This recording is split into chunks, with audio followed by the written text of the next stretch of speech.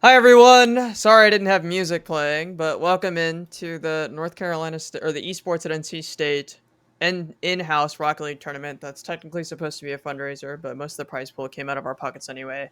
So thank you to our sponsors, Maple Mori, who is on the call with me right now, Esports at NC State, myself, who contributed a little bit to the prize pool, not to flex.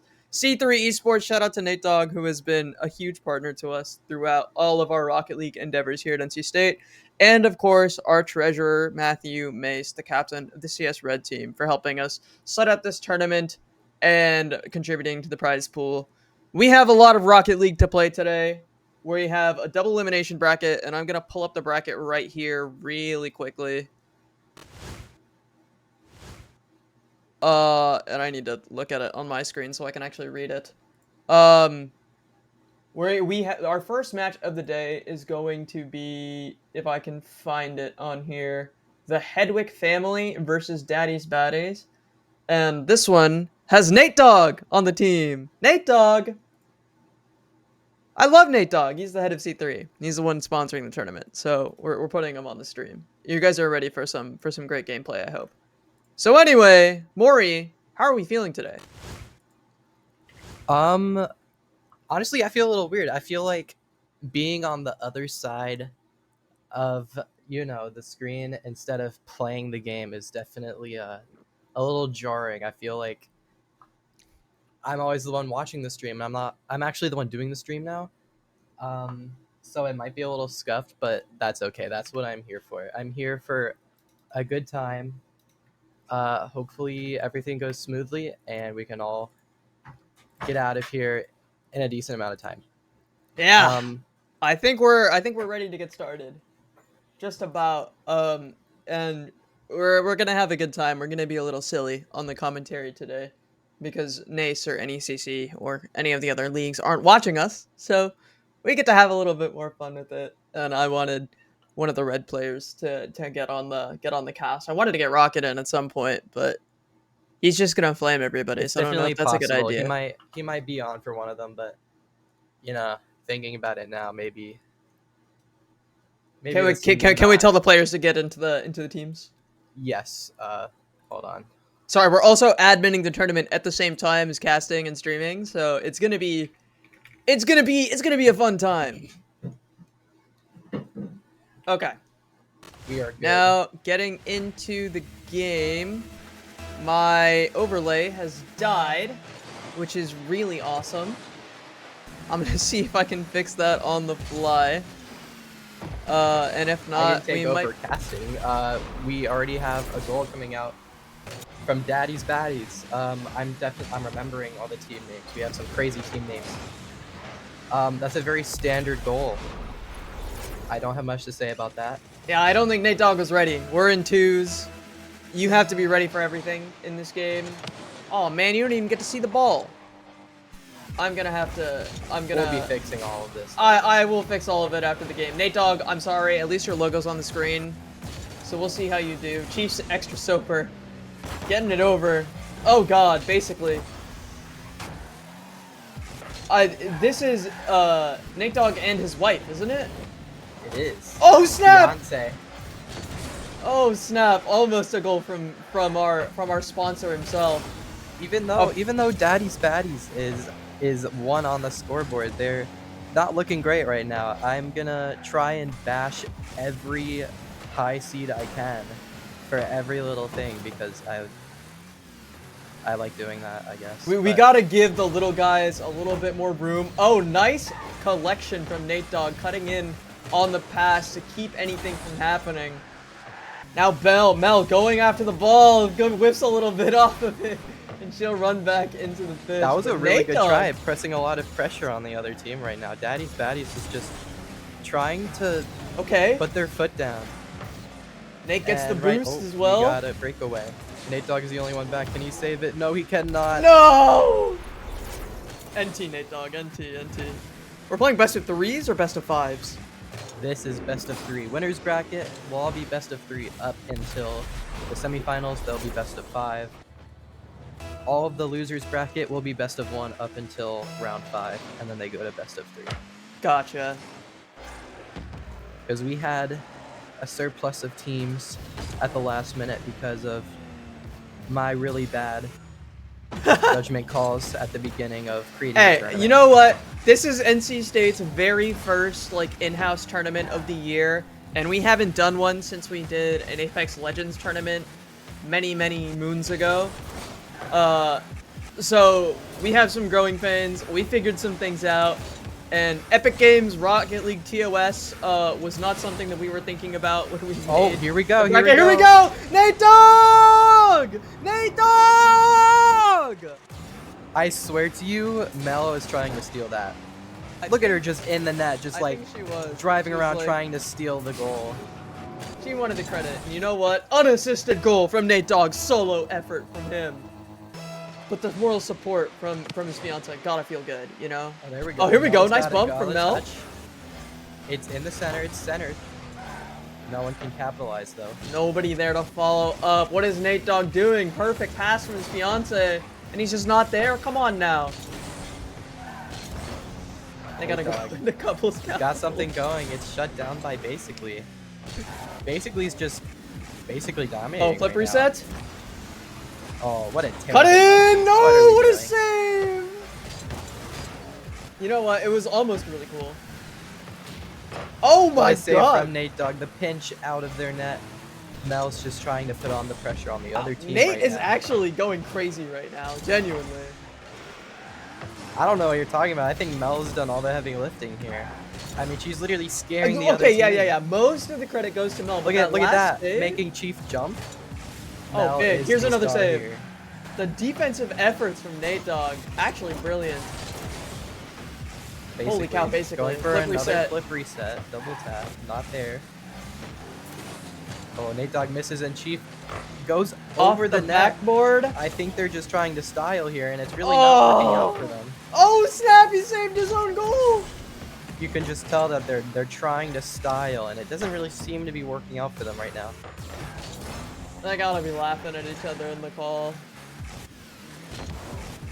Here comes Goes basically for again. another very Oh, standard cut in flip from Nate. reset. Wasn't there? Can they score? They are really bad shooters. They really want the clip. They really want the clip, and I respect wanting the clip more than anything in the world. They might just try to be masking their very poor shooting skills with wanting to make a clip. No, you can tell that they are intentionally trying to stop some of these goals from going in.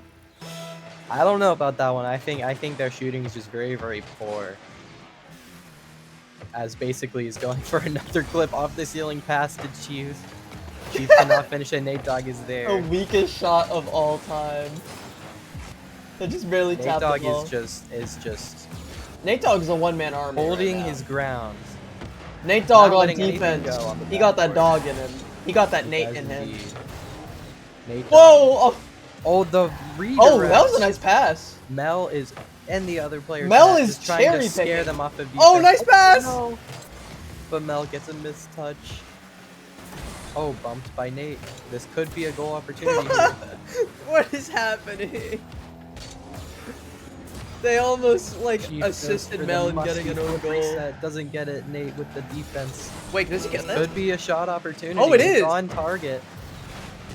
Mel's just not there to capitalize. Basically, with the stop. Oh, Mel almost defends their opposite net. Almost. Nate Dogg is just persistent, trying to get shot on. One for the road. As Chief. I will say though, Daddy's Baddies definitely looked way better at the start of the game, and then they just Oh, took come on, their Nate, foot put it in. off the gas. Just going for a clip. Look at these guys. They might be trying to own goal. The bump by Mel. And Oh. Nate might get one more, but No! it's too soft. Can you tell the players to wait for 1 second while I fix the overlay? Yes. We're gonna... Well, I'm not gonna ready up so that we wait an entire minute.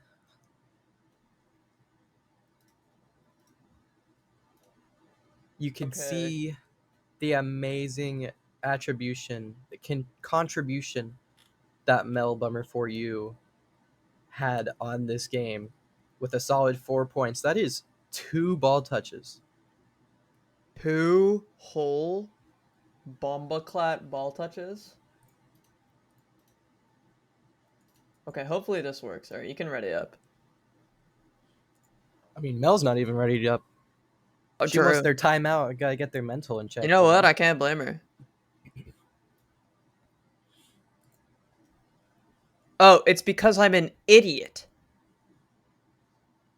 And I had the overlay underneath the game. Anyways, amateur stream director is an amateur, clearly. But now we have the C3 ball as well. So, shout out to Nate Dogg. Your ball is on the court. Congratulations. And now we have this beautiful overlay. Neither of the teams has a logo. Obviously, we are in like an in-house twos tournament, so we're just using the C3 logo and the Esports at NC State logo to represent both of them. Woohoo! First touch going to Nate.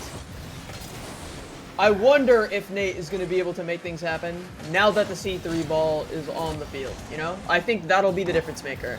Obviously, only we can see it. It's client side. Interesting strategy coming from Mel.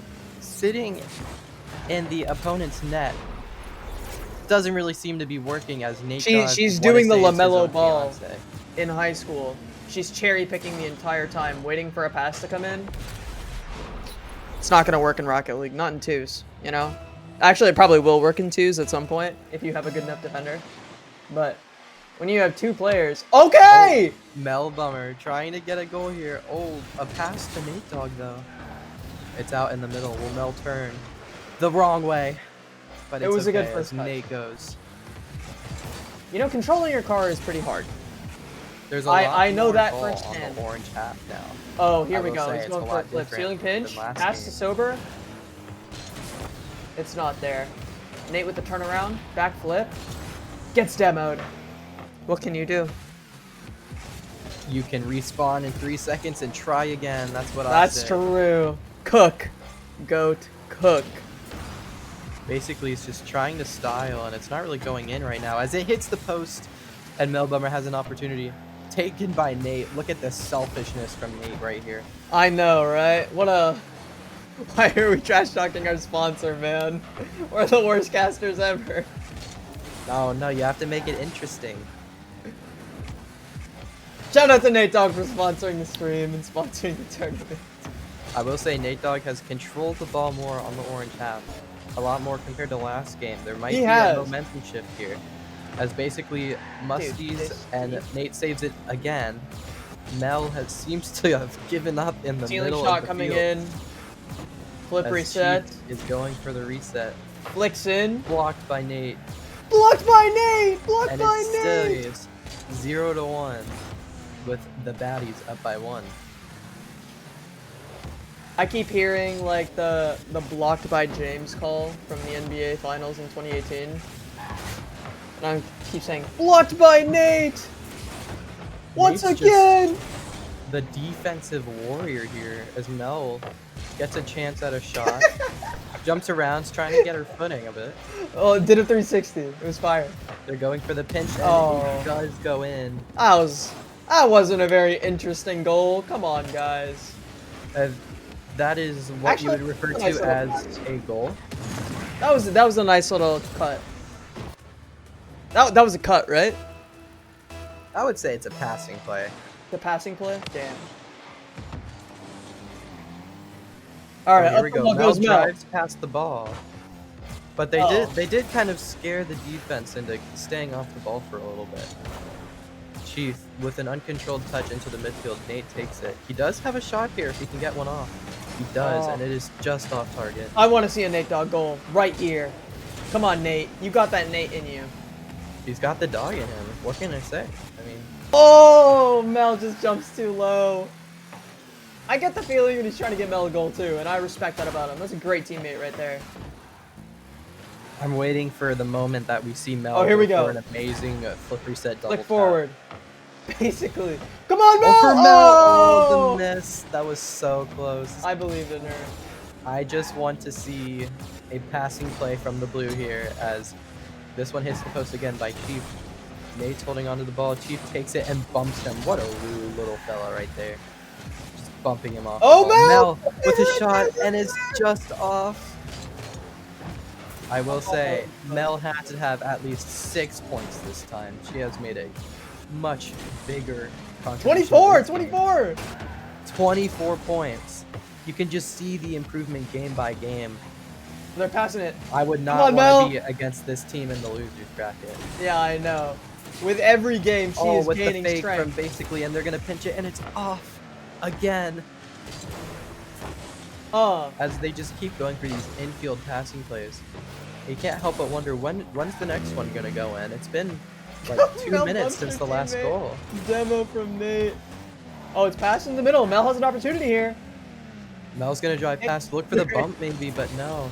As Nate Dogg does get a good 50. You know what's funny is that when Nate Dogg takes a shot, they're defending, and when Mel bumps her own teammate.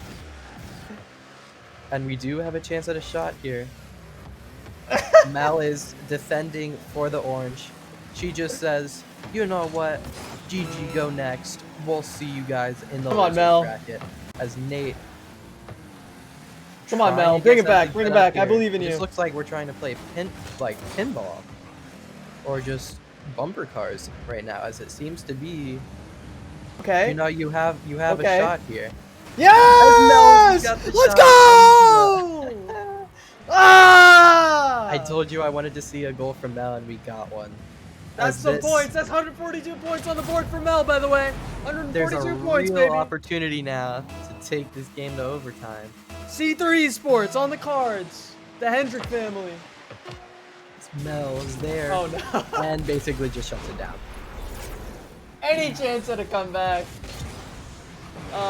was put into the grave by basically there. That guy is pretty good at the game. Sure, yeah, we could say that. What does Pretty RLCS Challenger mean? That means you get far enough in RLCS that you Like in the quals? get, yeah, like in the qualifiers and league play and stuff like that. It's kind of sick. Does Rocket have one of those?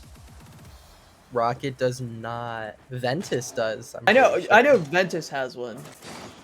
Rocket's gotta get there. Anyways, Daddy's Baddies gonna get the first win on the board of our tournament on stream.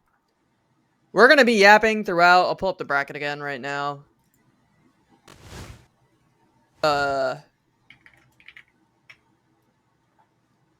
Daddy's Baddies. I don't know if you guys can see. Yeah, you guys can see my cursor right over here.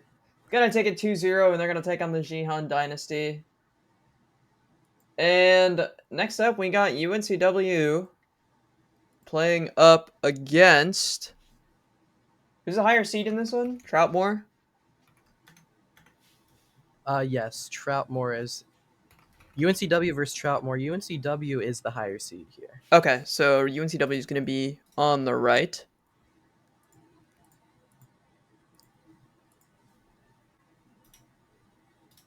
Do I need to leave this game, or are we good? You can leave. Okay. Cool, cool, cool, cool, cool. All right, all right, all right. We have a couple more casters to rotate in. Oh, snap. I have to change the overlay. Thank you, Yogurt, my better half, for telling me that. We're going to get a couple more casters at some point, but me and Maple will be holding it down for a little bit for now. James, Yogurt will be casting at some point. I think Nate Dogg will hop on the mic at some point as well. So get hype for Nate Dogg. That's gonna be some real peak. I think some very real casting will happen throughout the end of this tournament. Coulson will hop on the mic as well. But that'll be once we get over to later into the tournament. So we're just waiting on UNCW and Troutmore to join the lobby. Maple, how are we feeling about that game number one? Are we proud of Nate Dogg? I'm proud of Nate Dogg. I'm more proud of Mel. Yeah, Mel was the real winner there, I feel like. Mel was the real star of the Hendrick family. Yeah. Could not find designated game server. This is what running online tournaments is like, you You guys. can join me in the party. Like, click on my little icon and then join match. Oh, brilliant. I'm learning so much about Rocket League.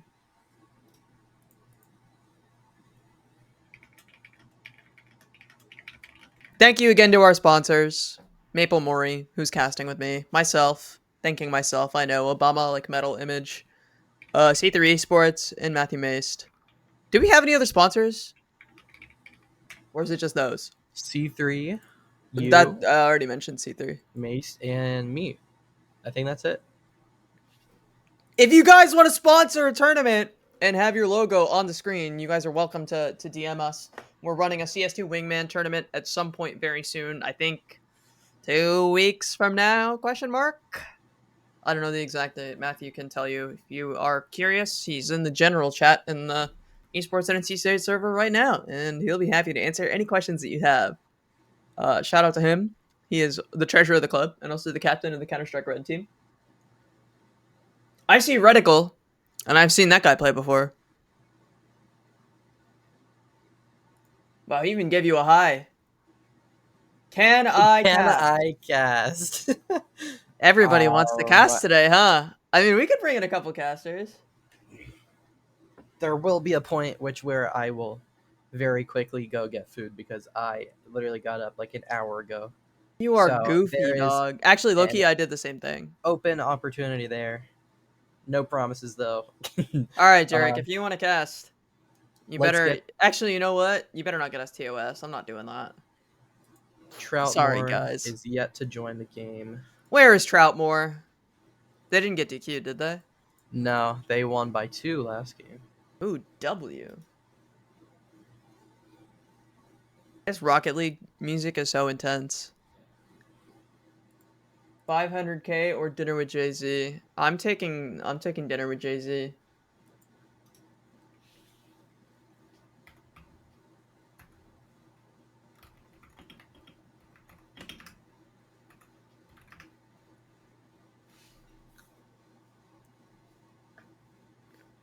I got a coffee here. If you guys have a, it is early in the game or early in the day, so a coffee was necessary for me.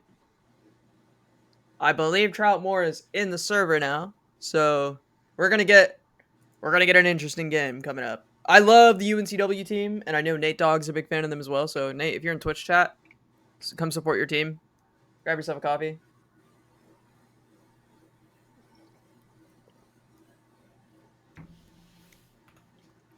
Uh, I told them to join and they did Troutmore, not join. blue, UNCW, orange.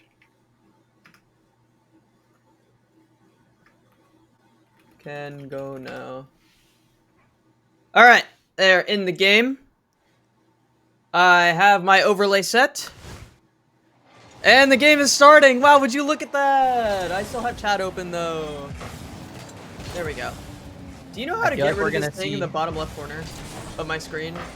the watching Yeah. portion. That cannot be removed. I don't think. Well, you can remove your HUD. On controller, I'm pretty sure that is the circle button or the B button. We're gonna Google it right now. I'll take over with my amazing casting. We have Trout with an early goal. Okay, Trout. Troutmore is up by 1 with 4.5 minutes left. Lots of game left. H. There we go. H, you said. It's H on my keyboard because I don't have a controller plugged in right now. Oh! There we go. Okay. We got a save from Reticle. Gilmore is passing infield to his teammate Trout, who can't be there. Reticle pass to Jericho on the side. Gets it up by 1. It's on Actually, the I need to backboard. Gilmore gets the clear. Reticle's trying to keep possession here. It seems to be a very back and forth game right now. Everyone's just testing the waters. Jericho keeping the ball near him. Trout just trying to get something set up on their back wall as All right. Reticle takes it out. I have a question for you. what's different about 2s and 3s? As you yourself have a lot more hours in 2s than you do in 3s. So A what lot kind is of an understatement. get highlighted here? I'll say twos is a lot more. I don't want to say ball chasey, but you always have to be ready. It's definitely a mode where if you are first, you're cutting so that your teammate can take it. As Trout gets another goal here. Um, I actually haven't really thought about what the major differences are. With 3s, there's a lot more rotation and you have an extra teammate, so there's a lot more to worry about in terms of where your teammates are on the field. With 2s, you should pretty much always have your eye or your camera, your teammate should always be on your screen somewhere. When it comes to 2s, I feel like. Yeah. As Oh, Reticle gets one Reticle. here. Bringing Making it a it closer back. game now with 3 minutes left. Troutmore's up by 1. This is anyone's game still right now.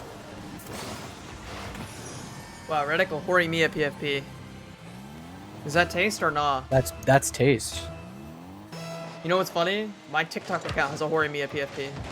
He and I, kindred spirits. A great show. Show's really good. Great profile picture for a not so great player. I'm just kidding. Hey, nah.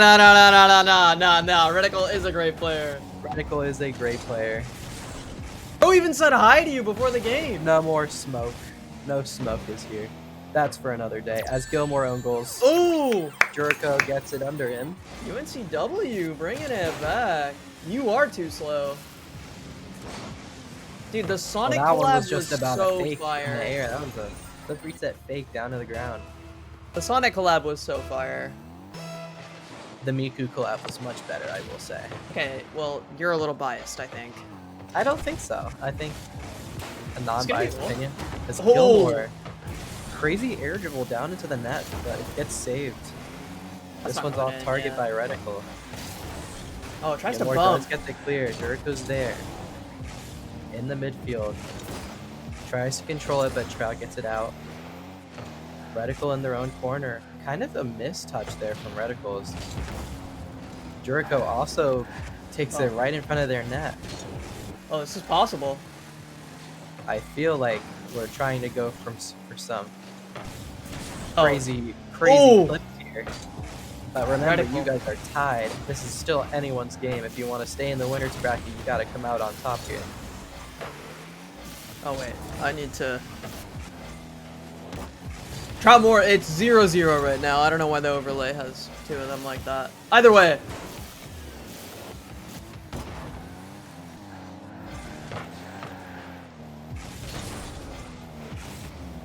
There we go. This is still very back and forth. Gilmore does get another touch, but Reticle gets the clear to their corner. Takes it up. Gets it past one. Can it get it past Gilmore? Pass out to Jericho. This could be a shot. Trout saves it on their backboard. Gilmore with a shot. Bumps Reticle. Almost in. It's off the post. What a save from Gilmore. Really important there. Oh, an opportunity here. Neither of the defense is back. Oh no! As a Reticle! booming shot from Reticle. Jericho. Trout gets it past. Jericho does get the clear into open space. Reticle's there. Gilmore's trying. Oh, we got a demo. Big demo. Oh, nice clear from Trout. Very back and forth. I think we're gonna get an OT, like, slobber knocker here. God damn. Trout gets it clear to their corner. It's uncontrolled. This is anyone's ball here. Reticle tries to get a shot, but it is blocked. Gilmore gets a fake, or it seems like they just missed as they try to get it in, but Reticle's there. No, that's Jericho. My bad. That was Jericho. Give me something good here. We could see a 0-second goal here from Troutmore as it does go down. And we have our first overtime of the day. Hopefully not the last. Hopefully not. No the way. last. I thought that was gonna be a kickoff goal. As No way. Is that Reticle- going in? It is Oh! indeed a kickoff goal. Or maybe not a kickoff goal. I think. Oh yeah, that was very much so a kickoff goal. as Jericho gets the redirect. Ooh, that was pretty Wait, did he clean, even touch I it? will say. He did touch it. At the end. Yep. First game, UNCW. In OT, I will say no that was less. a very entertaining game. I hope to see more of these types of games as we go on. Our first overtime I'm leads with a cheering for UNCW in this game because earlier in the match, they asked me, they asked everyone in the server 500k or dinner with Jay-Z, and I said dinner with Jay-Z, and they said, you get it. So I'm biased towards UNC Wilmington here. It just shows how easy it is to sway the cast of NC State. What can I say? I'm not immune to bias. I've never been immune to bias. If you want me to cast in your favor, I do take bribes. The minimum bribe is $20 for a mild amount of bias. I offer packages, actually. If you want, like, the full-on Krispy Kreme Oh, glaze, what a save from Trout. Gilmore it'll be seems 50 to be bucks. AFK right now. Not sure what's going on. Gil? Gil? Are you good, bro? He's kind of just chilling right now. Oh, there he is. is. He's back. He's back. He's back. He's back. He gets boost as well. You know what? Trout was playing 1v2 and actually made it to the other side of the pitch, so Gil came back right in time to save that goal. It didn't even matter. I will say, if someone did get a goal out of that, we might had to have paused No, the I don't game think and we done can. something there, but no goal. We are the equals tournament admins play after on. all. I'm not allowing a reset. Well, You gotta be at your I keyboard. did do my due diligence and making sure that is as fair as possible, unless you go AFK. In that Exactly. case, If you go AFK, you're out of luck. Oh, nice shot from Reticle. Almost Trout goes does in. get it cleared to their corner. See if they can get anything set up here, but as of right now, we have a clear coming up from Jericho. This could be a shot. Trout is back. Oh, nice. Gets the cut. Radical's up. Low Bang. boost to work with, but it may not matter as it goes down. Trout does get the save. Jericho gets the cut back on. Gilmore with a shot very high. It's going to be on their backboard. Jericho with the clear right to Radical, who gets it right back to the other side. Little pre-jump here. Jericho's just trying to get it centered. Radical scores. Take it back all the way to their corner. We do get a challenge by Gilmore. Trout not able to capitalize just yet.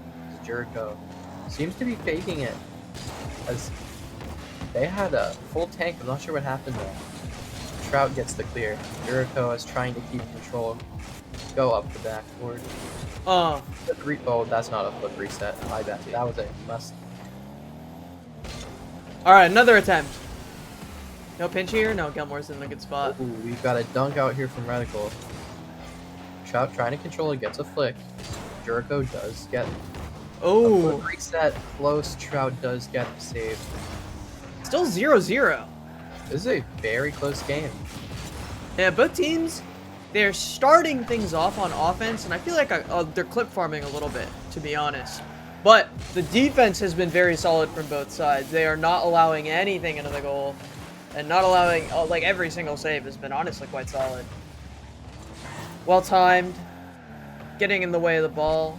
They're stopping plays earlier than they can develop as well. Cutting in, like, see there, Jericho wanted to get it off the backboard to try to set up Reticle, but Trout was there, and now this Demo. game's under from Jericho. Oh no, Jericho first goal of the game.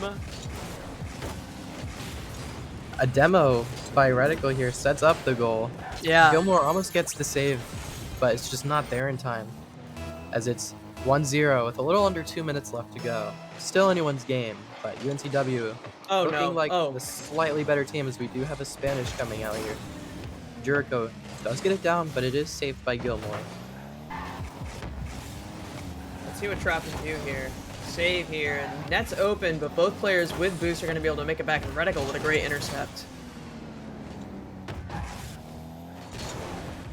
Trout, a lot of boost. Gilmore looking a little worse for wear in the department. Finally picks up a heavy boost. A What do you heavy call it? A boost. mega? Big boost. Big boost? Big boost. Big boost and little boost? We do have a shot Shot here from on Trout, and it does goal! go in with the equalizer goal with a little over a minute left. Nice, Still Trout. anyone's game. They're keeping it close, you know? They Both are. goals this game have been helped by a demo. We're seeing a little bit of a different strategy come out from both of these teams here. Oh, Reticle going for the flip reset. Off the backboard, Trout there to contest. Ball's in an awkward spot for Troutmore, but Oh, the fake and Gilmore. nicely done by them to bring it all the way back. I will say, the demo threat from Trout is what got this goal. Yeah. It enabled the fake. It wasn't a fake. I have a tendency of saying exactly what it is not. As Jericho does get a shot here. Reticle does get it down. What a save from Trout as Jericho gets another. And we're tied at 2. What a save by Trout here. Yeah. You can see it just going in. The black was surrounding it. Really nice. Wow, it didn't even matter that Trout was there for this save. Jericho, just so nice. Happy Troutmore. On the play now, Gilmore going for something off the top. Pinch, possible! Trout, there with the intercept. The save. We're gonna get another overtime? It's very possible. Behind. Oh, Gilmore over the top of Reticle. Jericho's there Jericho off the gets the crossbar. That was a crazy save, actually. Oh, Reticle with an opportunity here. Trout gonna be there to contest. It'll go over top. Trout whipping. This one's gonna Is that be going off in? target. No, it's not. Gilmore does get a shot Oh! on. Oh, but Jericho with the game-saving save as we go to the second overtime this series. Oh, banger match. As we do have another kickoff strat coming out here from UNCW. He went Reticle. straight for the boost, but now nobody has any boost. Jericho does get it slightly over Trout. The threat here is with UNCW as Reticle gets the shot, and they secure their win to move on in the winner's bracket. My game just like disconnected and crashed, so the stream didn't see the stream. They're just driving around. I don't know what happened. The ball isn't moving.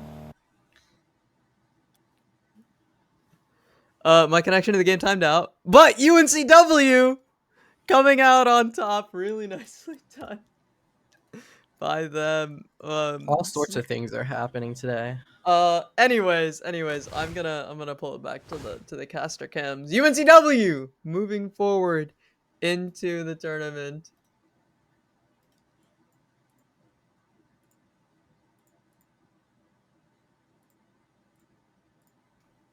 Alrighty. Who's next? Let me pull up the bracket again.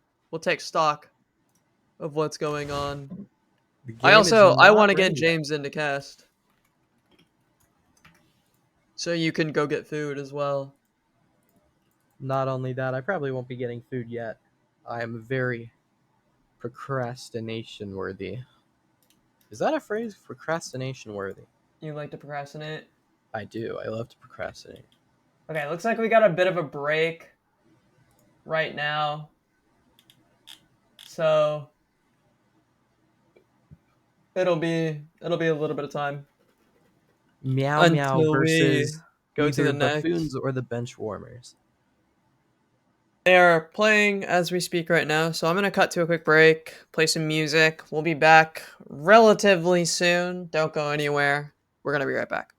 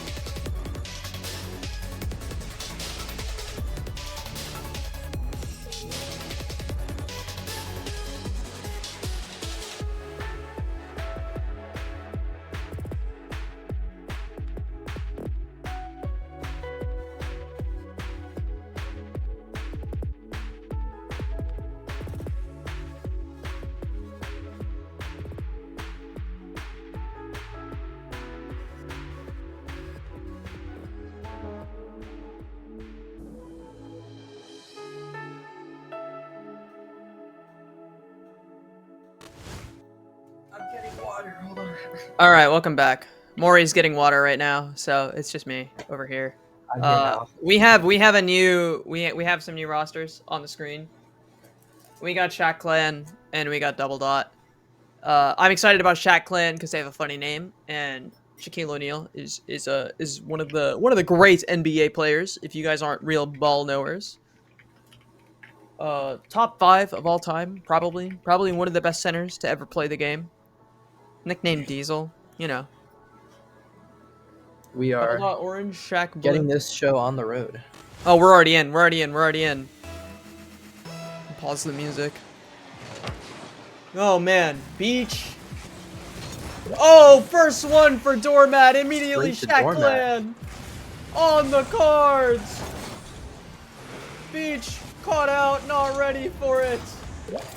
Stick off goal for Doormat. Get it? Like Doormat? That's such a cool name. I wish Uh, I had that That's creativity. Is that Mr. Myers I see? It Mr. is Myers. indeed. Mr. Myers is an alumnus of the Esports at NC State program, formerly the IGL for the CS2 Division 1 team, and unfortunately, his skill not quite transferring over to Rocket League so far. You know it is tied. Anything can happen. Hey, you know, Doormat actually, I believe, is I Got Hops, which is one of the CS2 Red players as well. So, the CS program showing out in the in-house tournaments. Shout out to Mr. Myers. Shout out to Doormat.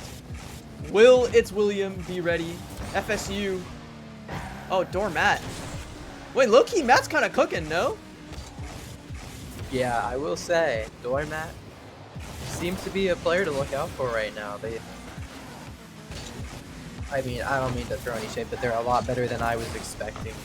I'm not sure what the difference in seeding was for this game, as it is losers bracket. Off the top, it looks like they've played Rocket League before. Oh yeah, for sure. Okay, if you're nice. If you're jumping like that, you've played Rocket League before, definitely. Off the side? Is Doormat there? No, he's not. Oh, not yet, not quite. Okay, cut in from Doormat. Open net, but Myers with the contest, really nice. Come on, Aiden, keep it going. Doormat flicks the ball into the net, but the net's not there to be found, and it's William with an opportunity off the cross. Myers there with the contest. Oh, another save! The CS2 Doormat gets the program clear. showing up. This could be a goal for Flip reset. Beach here. This No. Doormat gets. What? What? I'm kind of shocked right now. Oh, Beach. I mean, they're playing like really, really well. I'm not sure what Doormat's rank is, but I'm pretty sure this team, Double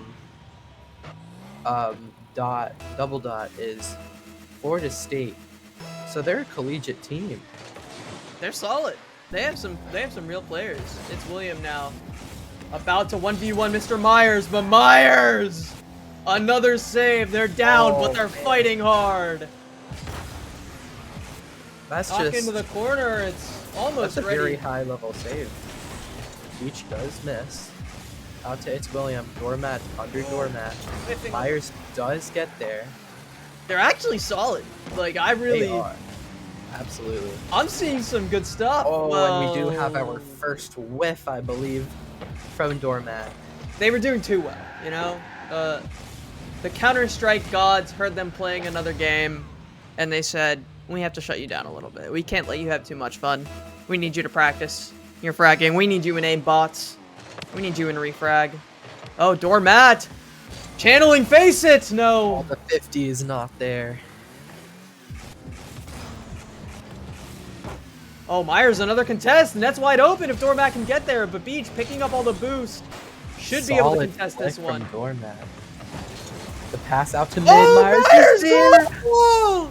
Go, go, go, go, go, go, go, go, go! Myers! What a play. The infield pass makes both of them miss. Oh! Vamos! Vamos, Counter-Strike.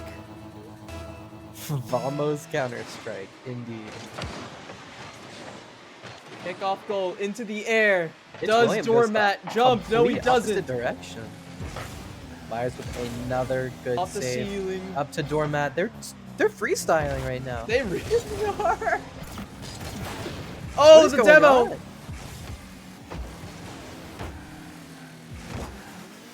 Come on, Good Beach. clear from Myers. Does get one up. Is Doormat able to capitalize? Does get bumped by Beach. It's Oh, William. it's William. Does have an Free open, net. and It's gonna go off. in. No. Missed the open. Hey, we've all been there. I've been there multiple times. That is not something you should do, but they miss anyway. Ooh, the shot accuracy just not there for double dot right now. It's William trying to get another goal opportunity here. Blocked Nice. by Doormat. It's William. A little awkward with no boost. Doormat gets one up. Oh, Beach, nice contest. Myers Mr. has an Myers. Is opportunity. Myers It'll go off the backboard. Is up Doormat on the there? backboard again. He's going for boost. It's William. Oh, nice save! Crazy save from Doormat. I'm really surprised right now. Oh, Myers, here we go. We get a goal here. It's a little too fast to catch up with. Doormat like this does car. try and contest. Some taste in the car skins from the Shack Pass to clan. Beach. Beach is demoed by Myers. That shot is off target. Mr. Myers does have a little breathing room here. Oh, Beach, Beach right does there cut with the it. contest. Right to Doormat. Doormat does get it to the other side. Oh, Shot opportunity. Oh, beautiful and it's from off. But William. Myers. Oh, the pressure is on. They need one more to tie Oh, this shot game. opportunity, Matt! Beach is there again. Lockdown defense coming out from Double Dot. You've got to put it into your highest gear right now if you want to get a goal. Come on, Shack clan. Myers with the 50. It is up on there. Oh, On pitch. the wall. Beach does get a clear. Oh, Oh, that's just mean. and that's the dagger. You didn't have to do that. You could have left it 2-3. Beautiful lay-in. Orange team coming out on top. That's Double Dot. Uno Mas. It is a best of 3. I don't know if these guys know that. Why did they leave the match? This is a best of 1. Oh, it's a best of 1. Yep, losers is best of 1 until round 5. I see. I didn't know that. Alrighty, NT to Shack Clan. They showed us some really, really good Rocket League gameplay. Surprisingly good. Like, shout out to Myers, and Matt. You guys were cooking. Much love from the casters. From all of our sponsors, including Maple Mori, myself, Maced, and C3 Esports, Nate Dogg, on the cards. Alrighty, who's up next? Who's up next? Who's up next? Who's up next? We do have a little bit of waiting still, I believe. Okay, we're gonna get Yogurt on the cast. He's gonna take my place. Your place. Do you want him to take your place? Go get food if you want to. I'll do one with Yogurt. Okay, and then I'll rejoin afterwards. Okay. I'll have them join the call.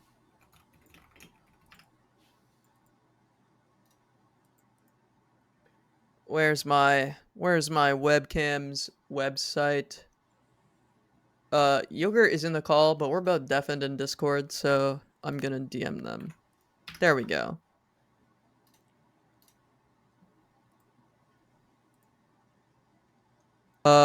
You guys aren't gonna be able to hear me in a second. Yogurt is gonna take my place. Caster 2 name is Yogurt.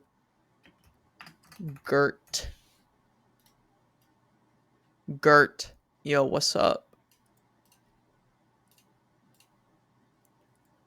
Whenever they join up. You can start setting up the game as well, Maury. Yeah, we do have them. It's going to be Seed 4 versus Seed 5. This should be a good one. This is gonna be hype.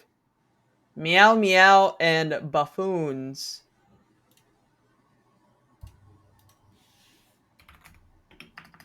Who's gonna be blue? Who's gonna be red? Red. Sorry, orange.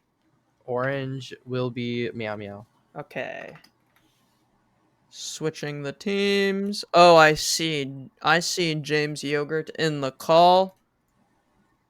You're not on the thing yet. Hang on.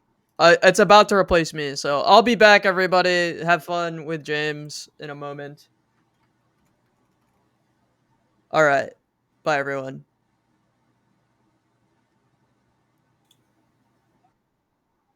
All right. Hello, everyone. I'm excited to be able to hop in here. Um, Maury, what is our next game that we got here? We've got Meow Meow versus Buffoons.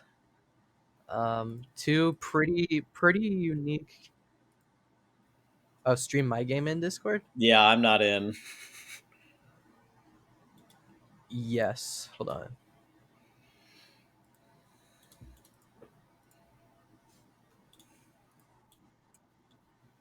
All right. All right. I got the stream. We're good. I will get the lobby set up. All right, yeah, so we've got Meow Meow versus Buffoons. This is Meow Meow starting as one of our higher seeds that got the bye out of round one. Same with Buffoons. Meow Meow 2-0 against something, and Buffoons 2-1 against the Benchwarmers. Do we know who is technically higher seeded in this matchup? It is Meow Meow by 1. It is Seed 4 versus Seed 5. Damn, okay.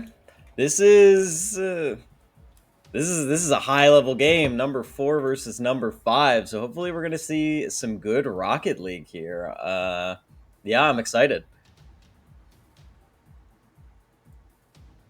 They have the match details now. We do have one in. All right, all right. And yeah, again, we're still in BO3s for this winners bracket. I believe the next games in the winners bracket are the semis. So do those go to BO5s yet? Semifinals are best of 5. Okay. The only best of 7 we will have is the grand final. That will be best of 7. Gotcha. All right, so this is our last BO3 that we're going to be showing then, I believe, of the upper bracket. And again, this should be a slugfest of this number 4 versus number 5 seed. And here we are. We're getting right into it right away. I'm not sure what to expect here. I know the rank of some of these players, but not the others. But with seeds so close together as 4 and 5, you can't help but expect a good game and possibly some overtimes. As Bren does keep control. I don't know if I should say Bren or Cat. Probably stick with Bren. Probably Bren, but we can go for either. But yeah, we've got Bren with the cat and Dorillix on the side of Buffoons, and then we've got iMellowly and Sen on the side of Meow Meow. And it looks like Sen is gonna kick it off with the first goal, not even a minute into the game, and this was a nice shot here. Coming off the side, Bren going for that boost, and Dorillix just not ready in goal. A bit of a pass across from Mellowy there, and it's gonna pick Meow Meow up. What is going on with Rocket League today? As I think Avi's game and my game so far have crashed. Oh no. Hold on, I will get that back up as soon as I'm back in.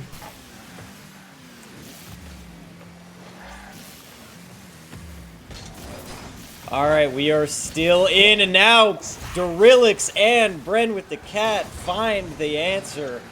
Not 20 seconds later. Nice pass from Dorillix into Bren, back to Dorillix. A nice 1-2-3. That's some peak 2's gameplay, and all of a sudden, it's a tie game. Oh, and a kickoff goal to follow it up. Buffoons take the 2-1 lead. Bren with the cat gets the assist, now gets his goal. I am back. Like, I'm not back. I keep crashing. I don't know what's going on. Oh no. I'm just gonna watch from Avi's perspective. All right. Well, here we go. It looks like Buffoon's keeping up this pressure. Dorillix, once again, with the second goal of the game. Bren with a nice 50 over there in the corner, and both players on the side of Meow Meow had full boost, but they just were not ready for the speed of this shot from Dorillix. This is still anyone's game. We've got a little over 3.5 minutes left. As my screen goes black again, as I can't see. There we go. Sen does get a clear out. Bren with the block. We do have some freestyling going on, as there is a shot off target by Dorillix. Mello does get the clear. The Meow Meow taking a bit of control here, and as I say that, Bren gets the aerial past Sen, and now it's just Mellowy on the back line. Great 50 to get that save off of Dorillix. Potential chance here for Meow Meow to get a look. Nice touch off the wall there from Bren. Can he get the clear past Sen? No, he cannot. It's going to be Dorillix up here in the corner. Is anyone going to challenge this? Looks like Bren gets the bump in the back line, but Mellowly just able to still get to it. A lot of back and forth here in the possession, but with that kickoff goal and the two nice goals from the side of Buffoons, they do have this 3-1 lead still halfway through this game, and couple of shots back and forth. Potential chance here from Meow Meow, but as the last man back, looks like Mellowly's not going to go for it. But here it is, a nice opportunity, and they can't get to the save, and Mellowly brings the game back within one. As I said earlier, with my expert opinion, this is still a game for anyone.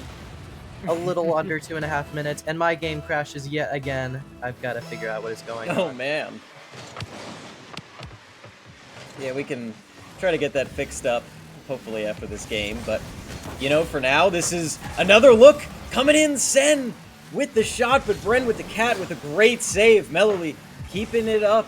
No boost on the side of Buffoons. Sen, I believe, takes that corner boost from them, but it looks like Buffoons are going to be able to get this clear out. Looked dangerous there. A potential kickoff goal again, but once again, one goal game, and here's another opportunity for Sen. Gets the hit off the wall, gets the double. Can it go in? No! Bren with the save at the last second.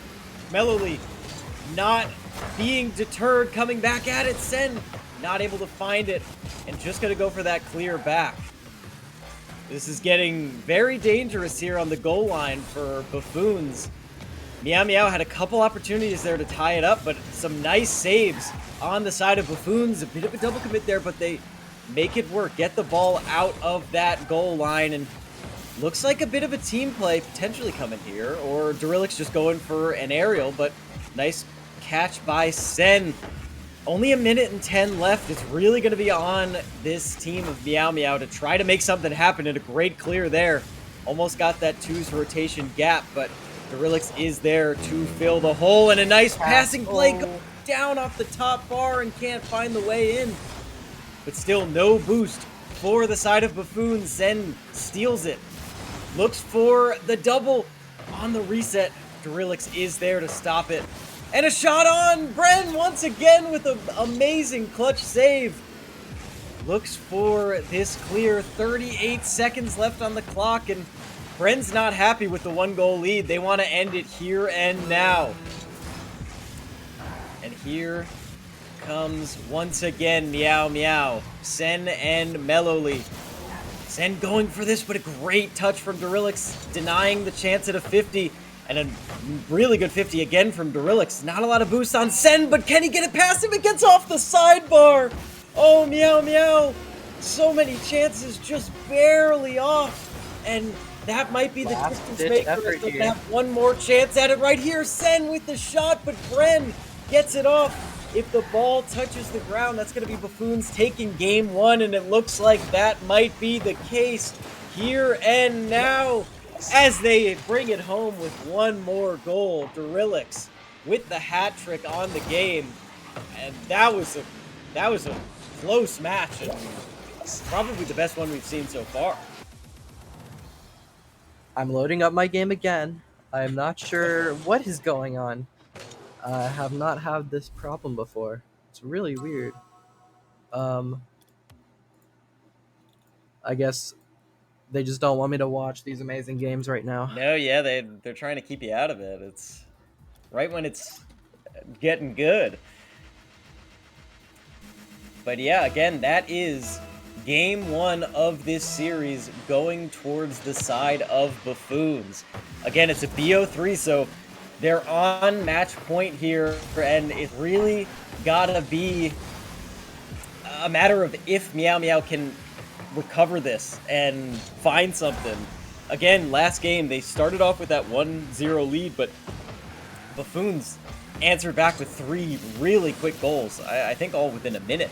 And Meow Meow just barely were not able to get it back. There were a lot of really nice shots, good looks, good opportunities, but some great defensive rotations and a little bit of unlucky shots coming off the bar really allowed for that Buffoons victory, where they eventually brought it up with that last-second goal as well to win by 2. There we go. I'm back in here. Let's see how this goes this time. As Hopefully, Brent yeah. with the possession right now, it gets a bump on Sen. Mellowly does have the control here. Dorillix gets the cut. Sen clears it out right back to Bren. A passing play is here. Dorillix to Bren again. It's blocked by Mellow. Crazy attempts here. Crazy shots and passing plays here. Bren with another opportunity. Trying to go for the flip reset, is a little too far away from him. Sen with a little bit of an uncontrolled touch. Mello does get the ball back, gets it over 1. Dorillix with the save. Ooh. Bren does get one to boom to their back wall. Dorillix with maybe an infield pass attempt.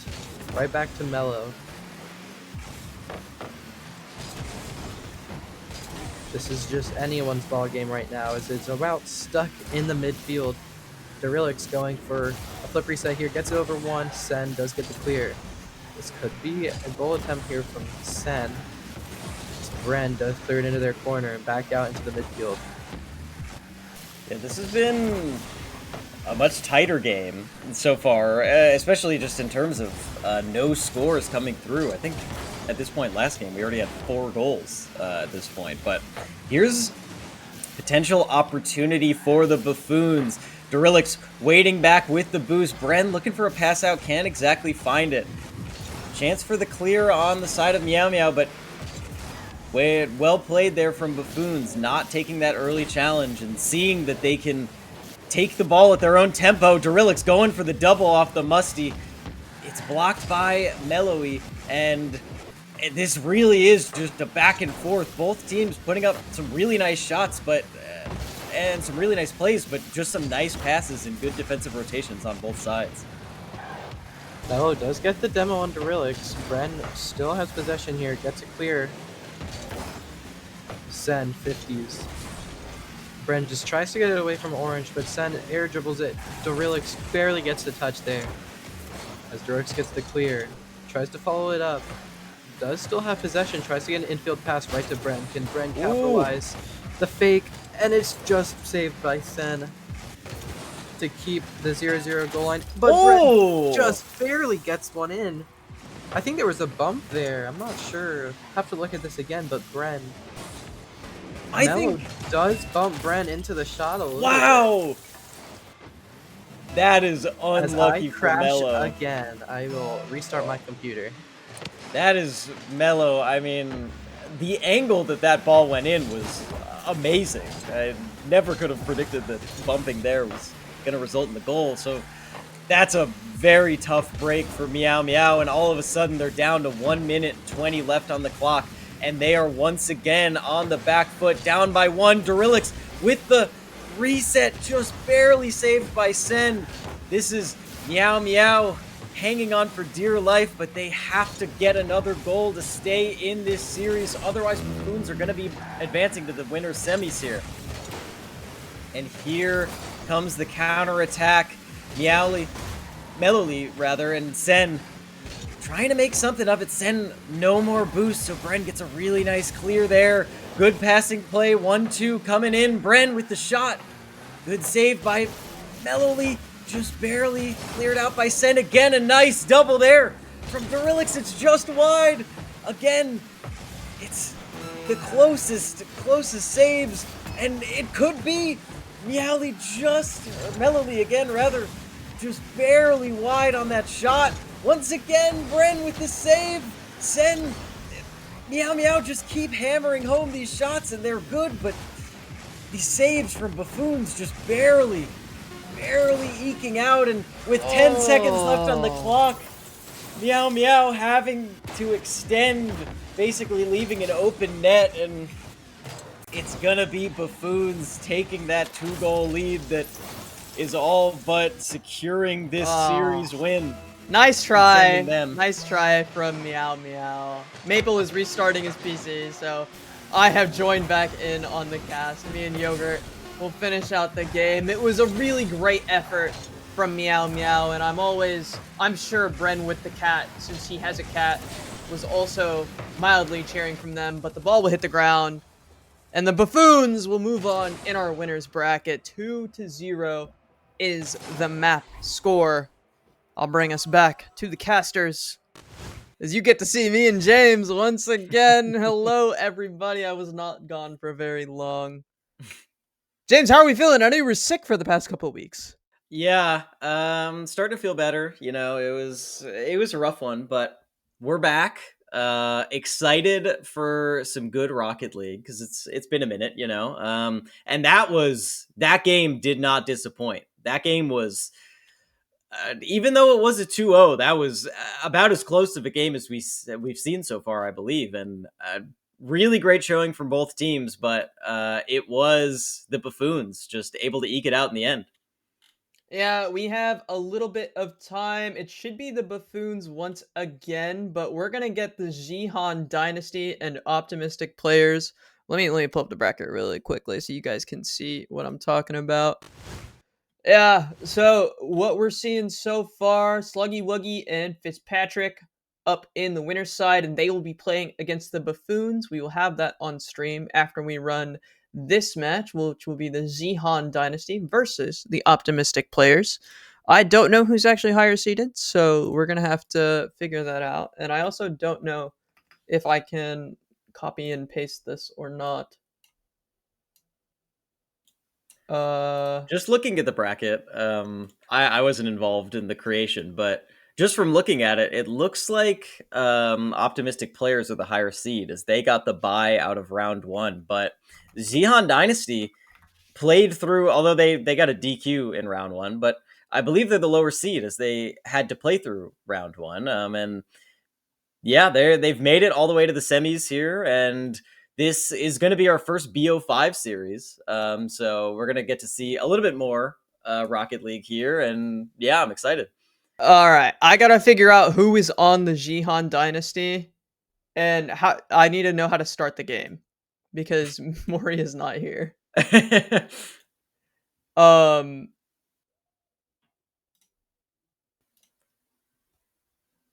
Is Mori back in the call? No, they're not. Okay. Does anyone know how to create a Rocket League party? Nate Dogg, are you here? Can you help me? Here, I can make the match. Yeah, here, let me make you party leader. Oh, wait. Maple Mori invited you to join their party. Okay. I will invite you as well. Invite to party. Okay, cool.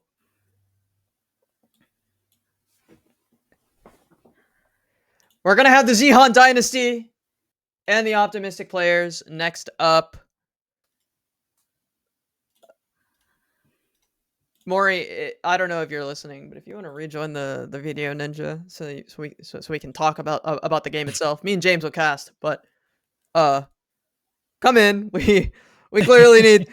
You know what? Maybe not. Maybe I shouldn't take any credit away from James, who probably knows what they're talking about. I have no idea what I'm doing.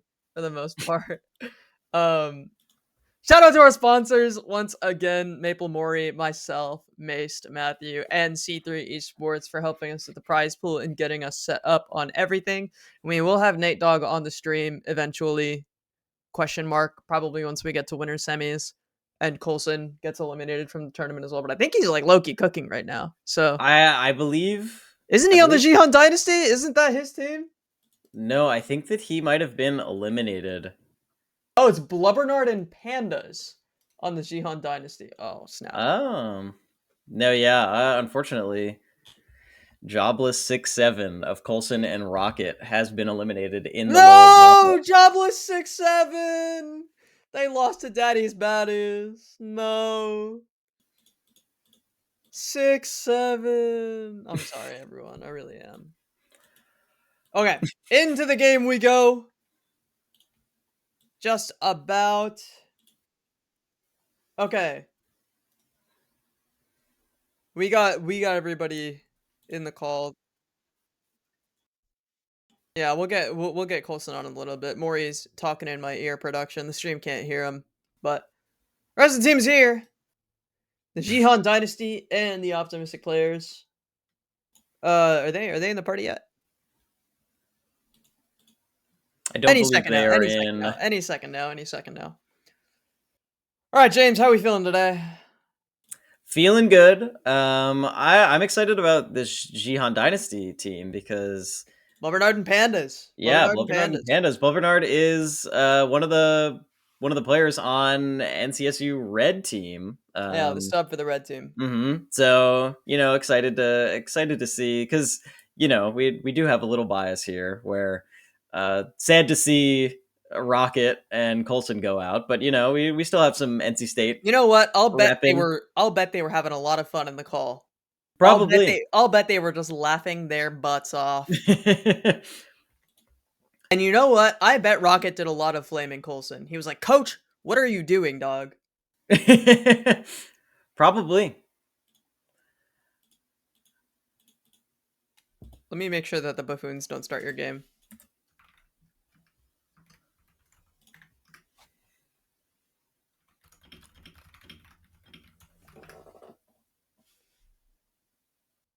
Stream is waiting.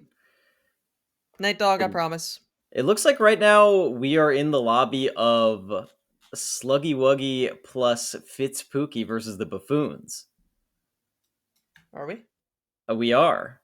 Okay, well, I'm switching up. Okay, well, I guess the Jihan Dynasty will have to wait, even though clearly they should be waiting for no one.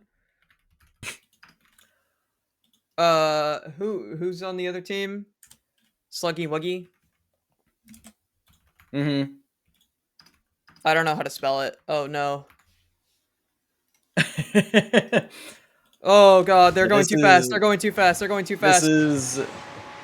I think I got it. Purple, who are two players that I believe this is just a pickup team from players from different colleges just joining forces together here, and they've made it all the way to the winter semis.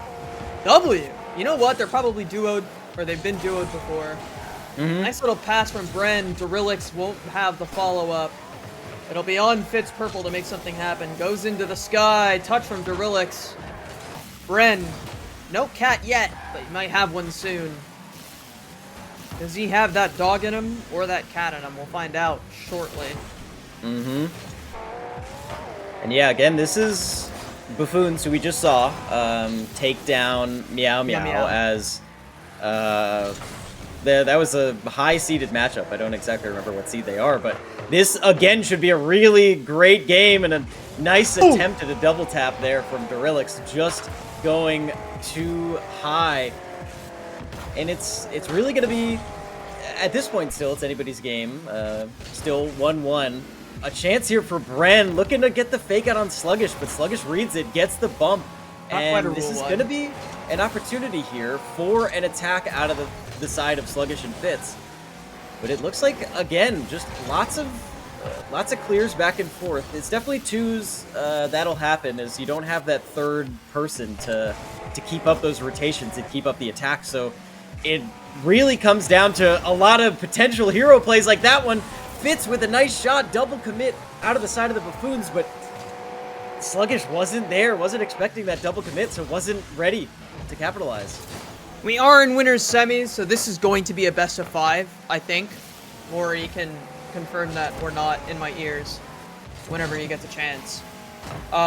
Okay, we're at a best of 5, so we get a little bit more Rocket League to watch out of these guys. Bren with the cat and Durillix, stars of the stream so far, but I'm excited to see if Sluggy Wuggy will be able to keep up. So far, no goals just yet to take stock of where we are. It's gonna take a little bit of time for these teams to ramp up. Yeah, this is still so far 2 minutes in, no goals. Lots of opportunities, lots of bumps going in. The bumps and demos are especially powerful in twos as, again, you only have 2 people. So if you can take one of them out of the play, there's a much higher chance that you can get a goal in. So a lot of the times you'll see twos are higher scoring because of that. But so far, both teams have been really good on these defensive rotations, finding the saves where they need to, keeping good coordination between the 2 teammates, and really nice play here from Bren with the cat, slowing it down, realizing that Sluggish wasn't going to challenge, and that was a nice attempt there as Durillix got the bump onto Sluggish, but I believe it was Fitz with the 50 clearing it out, and again, still just back and forth. Bren with a nice double tap and a double commit. Or, sorry, not double commit, flip reset, and a double commit coming through, but it's not going to matter there for Sluggish and Fitz. Still, again, 1 minute 30 left, it's anybody's game. It's close!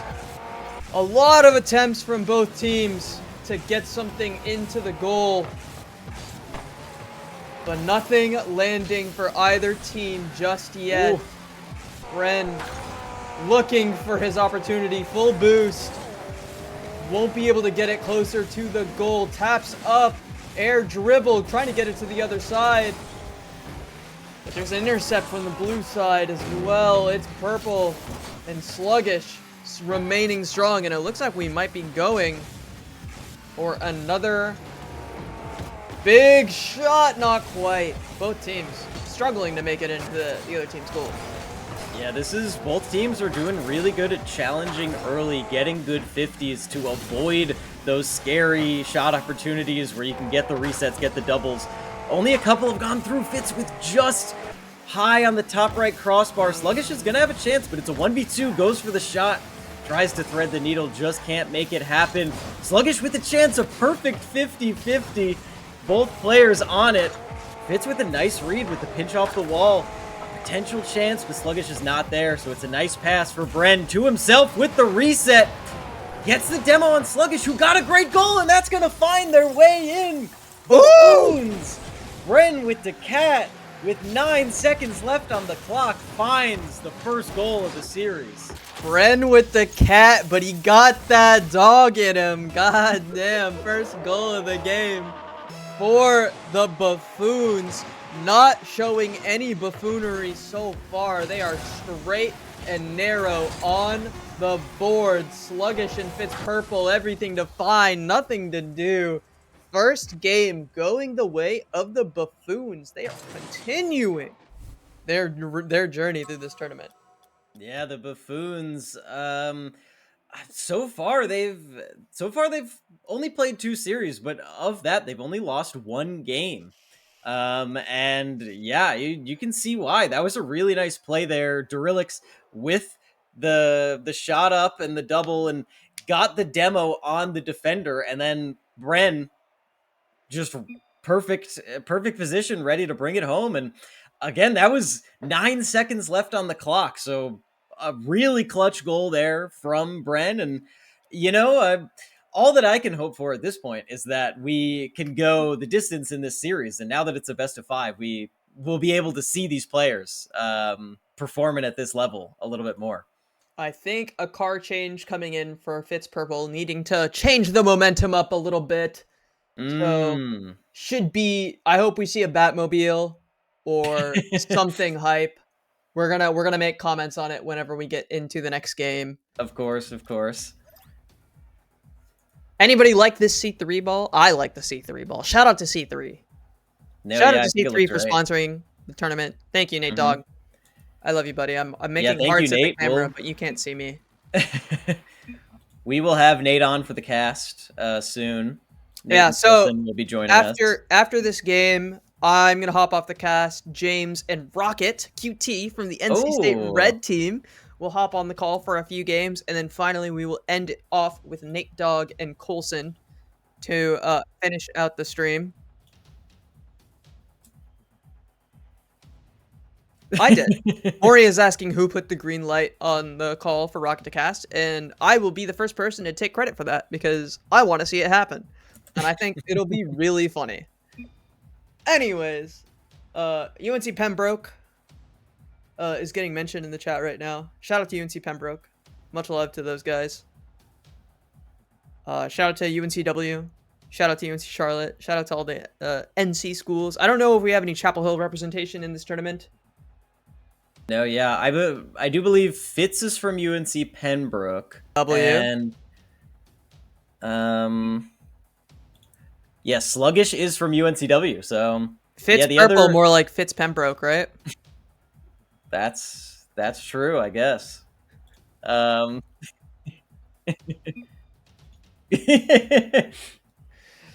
Guys, if you're in the chat, I will pull it up. If you have any, if chat has any questions for us, we can answer them right now. I'll put the cam back on me and James. Hi, James. Hi. But yeah, this is very exciting. This is fun. You know, I'm kind of glad we get to run a tournament like this. Who's no, having yeah, issues? It's Fitz Purple. this is really cool.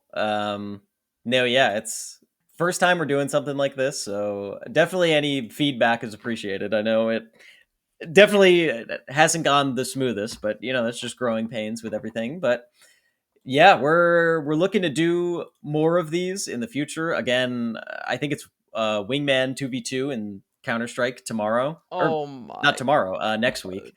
And then I know we do have plans for other games.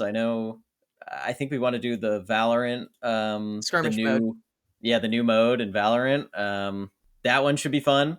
And yeah, any other games that people want to see, if you're interested, you know, let us know and Yeah. we'll try to get it going.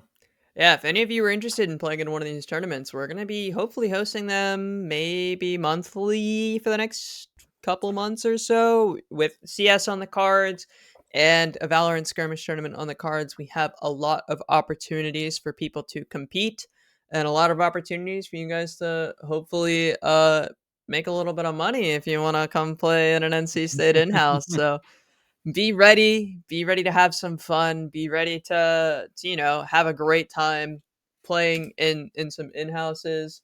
We are waiting on Fitz Purple to update and restart his game, so it's going to take a moment. uh we got some rematch fans in the chat right now. Shout out to rematch. It's like Rocket League with people. Hmm. That could be one that would be a You fun. know what? Rocket. I think rematch would be really fun. Yeah. But I don't know anything about the game, and I wonder. I want to know if there's an esports scene because I think like I'll judge the 2K league a little bit because I don't think it's very real. But rematch I think has a lot of potential as an esport. So I kind of hope that No, we yeah. that we see something interesting there. Nate Dogg, thanks for the follow. I do want to say, um, I feel like I saw stirrings of a C3 rematch league. I don't know if that was just Ooh. an idea or not, if Nate wants to correct me, but Nate Dogg, tell but us. I saw the idea of it thrown around at the beginning of the season. I don't know how much interest or how good rematch actually is for esports, but Rematch is a good time. Rematch is a fun no, game to yeah, play. it's a very fun game for sure. I'm really bad at it. It's hard. Ugh. What else can we talk about? You know what? We've had a lot of streams this week. Shout out to the Overwatch Red team who Yeah. has been absolutely cooking. I'm not gonna lie. I was so inspired watching them play that I started playing some solo queue in Overwatch. Oh. Mistake, but I'm not gonna lie, I'm having a little bit of fun, and the whole day I've been thinking about like low key. I wanna play some Overwatch today. Okay. So we'll see what happens. We'll see what happens. We have a I mean, rematch look, tournament yeah, tonight. our Overwatch team is really nice. And they've been on a roll recently. They have been on a roll recently. Shout out to Nelix. Shout out to Mhm. Bunkachunko, the goat. Shout out to Splice, who we flame every day. Shout out to Eli, who has casted almost every single one of those games. My goat. Mhm. Love you, Mega Ninja 44. Yeah. All right.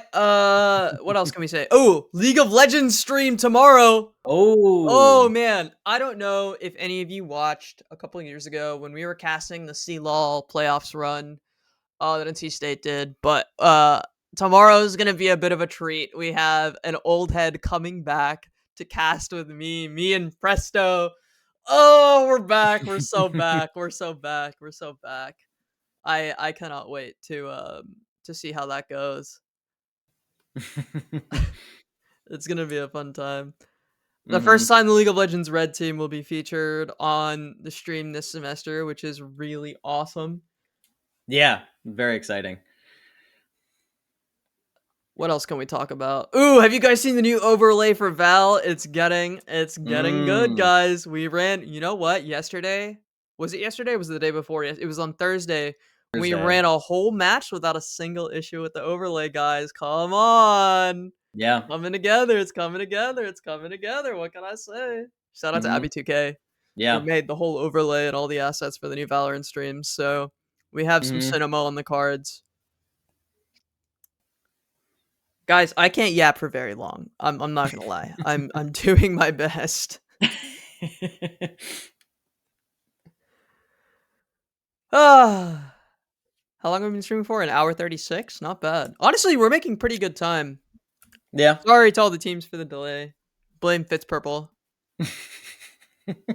Tetiv, I am streamed Well, every game. Don't call me not a streamer. All right, Bro with the Cat, Fitzpurple, Durillix, all in the game now. So I will transition back over. We are in. We are starting finally. First touch off the cards. Bren shot on goal. Sluggish with the save. Finally, we can talk about Rocket League and not about other random things. And yeah, again, first best of 5 that we're gonna see of the day. So this game, even though Buffoons have taken map 1, it is not match point. So still plenty of time for Sluggish and Fitz to get back into it. But here's a breakaway for Bren. Gets the touch, but Fitzpurple gets back in time. Not enough time to make anything happen there. No boost on Durillix, but finds that. Goes for the Musty. It might have enough speed. Yes, it does. Whoa, the defensive effort from from Sluggish just in the wrong spot. The Musty had a little bit too much speed, and Sluggish just not fast enough on the contest, and that's the first goal for the Buffoons, the fastest one we've seen in the series so far. And yeah, that was Sluggish dropping the nice shot in chat. Good sportsmanship. Probably just didn't think that Durillix had that kind of speed on that shot and just caught him off guard. Durillix going back for more. Striking while the iron's hot, and Bren dunks on Fitzpurple in the goal to bring Buffoons up 2-0, not even 1 minute into this game. Oh, Fitzpurple attempt at the defense, got a touch on it, but it doesn't end up saving. 2-0 lead, the Buffoons starting to gain a lot of momentum so far. No, yeah, again, this was last game. The first goal that we had was with 9 seconds left on the clock. Now, Buffoons back to a early strong start like they did in their previous series against Meow Meow that we were seeing, and they're trying to keep up this pressure, but Sluggish and Fitz trying to make something happen, but no boost on either of them. Sluggish finds the boost, going for the shot. Potential opportunity here if Sluggish can get a contest on Durillix. A little bit of a team bump. Maybe, yeah. Sluggish and Fitz with still a chance, and Bren with the cat accidentally putting it on target. Durillix having to save it there from his own teammate. Disaster avoided, and a shot here from Sluggish. Durillix just gets on it. Can he get the second touch? Yes, he can, and he's going to go for a third. Another must, he just missed. Fitz gets it over the one, but Bren brings it back with the second. Oh, a little bit of scramble in the midfield here. Durillix and Bren trying to keep it onto the Sluggy Wuggy and Fitz Pookie side of the map. Here's a tap away from the goal. Bren with the cat opportunity. Fitz Purple back on defense. Durillix is not there with the follow-up. Net wide open, but Durillix cuts in the middle to get the save. And now, off the backboard, Sluggish not allowing any sort of buffoonery to come into that goal. And he'll try to air dribble into the air. Durillix, perfect contest. A shot from Fitz Purple, but Bren there can't get a second save. That's Sluggy Wuggy and Fitz Pookie on the board in this game number 2. Great attack there from Sluggish and Fitz Purple. Just the aggression that you force enough shots, enough good touches, and then puts the defense on a back foot, and then they just weren't in a spot where they were able to save it. But all of a sudden, it almost tying it up off the kickoff goal, just off the post. It's all of a sudden, I mean, this game, even though there was a 2-goal lead for the side of the Buffoons, it still has been close. These teams are really good, and a shot on, potentially dropped down. Sluggish bounces it in for the tie game with 2 minutes left to play. We have a game on our hands, James. Monstrous work so far from both teams to keep it close. Beautiful, beautiful stuff from them. Yeah, that was a great shot, great opportunity. Sluggish bounced it under the defender. This could be Fitz and Sluggish kind of waking up. You know, this was the whole computer tech issues. Fitz Purple had to go through that, and now that they've really settled into this game, it looks like they're playing a lot better, taking better looks, and so far it's paid off in these 2 pretty rapid goals. Bren with a nice fake past one, tries to get the pass with Durillix, can't quite get the pinch there, so Sluggish takes it on the opposite side. Good 50 there from Durillix to stop this potential aggression, and a nice clear out. Still right now, just a bit of a back and forth in the midfield, neither team getting too great of looks, and still with just a minute 10 left to play, tie game, it is still anyone's game, and all of a sudden, Sluggish with the bump onto the defender of Durillix, and Fitz Purple is able to bring it in, giving their team the lead. Oh, beautiful teamwork. Selfless play from Sluggish to stop the defender from being able to do anything and allowing his teammate to put it right into the back of the net. Just what you need out of these guys, and that's going to be another one. Sluggy Wuggy and Fitz Pookie, even after that game 1 loss, not phased one bit. Restart your PC, restart your mental. We are on the board, 1-1, about to be the match scoreline unless the Buffoons can make something big happen in this game number 2. No, yeah. Still definitely doable for the Buffoons, but keeping up this pressure is Sluggy Wuggy and Fitz Pookie's team. And all of a sudden, here's Durillix with a nice angle, making us eat our words with 49 seconds left. It's back to a 1-goal game. Yeah, it was almost a great play from Sluggy Wuggy.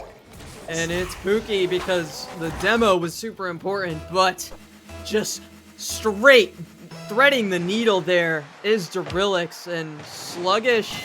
No way. Oh, and almost another goal. It's off the crossbar. No attempt. Almost another one. Fitz Purple will go for a 3rd shot on goal.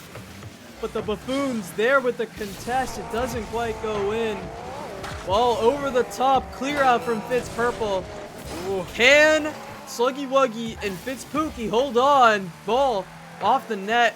Won't go in. James, we got a barn burner on our hands. Yeah, this is the Buffoons really.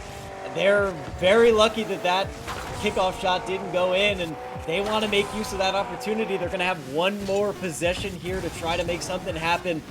5 seconds left on the clock. When the ball hits the ground after the clock strikes 0, the game will end, and it would be a win for Sluggy Wuggy and Fitz Pookie, and it looks like it will be. series goes to 1-1 in our best of 5 winter semis. Wow. It is BO5. I'm gonna type that in chat. Alrighty. I think we saw Bren going for a car change, perhaps. He did leave the lobby just a second ago. BO5 is on the cards. Sluggish and Fitz Purple. What a map from them so far. Dorillix tried his hardest, 945 points, in order to try to bring it back into the Buffoon's favor, but no dice, no cars. We're ready for map number 3. Map number 3. What am I saying? It's the same map every time. Yeah, We gotta get a 2v2 hoops tourney, I feel like, you know? Ooh, that's a good idea. See, the problem is we can't collect a prize pool. We can't charge an entry fee due to Epic Games TOS. So it ends up being that we're just doing this for viewers more than anything. But still, I think a hoops tourney would be very fun, and I would imagine people would enjoy being able to compete in it. But you know, we'll see. And for now, we are back to the standard sock car 2v2.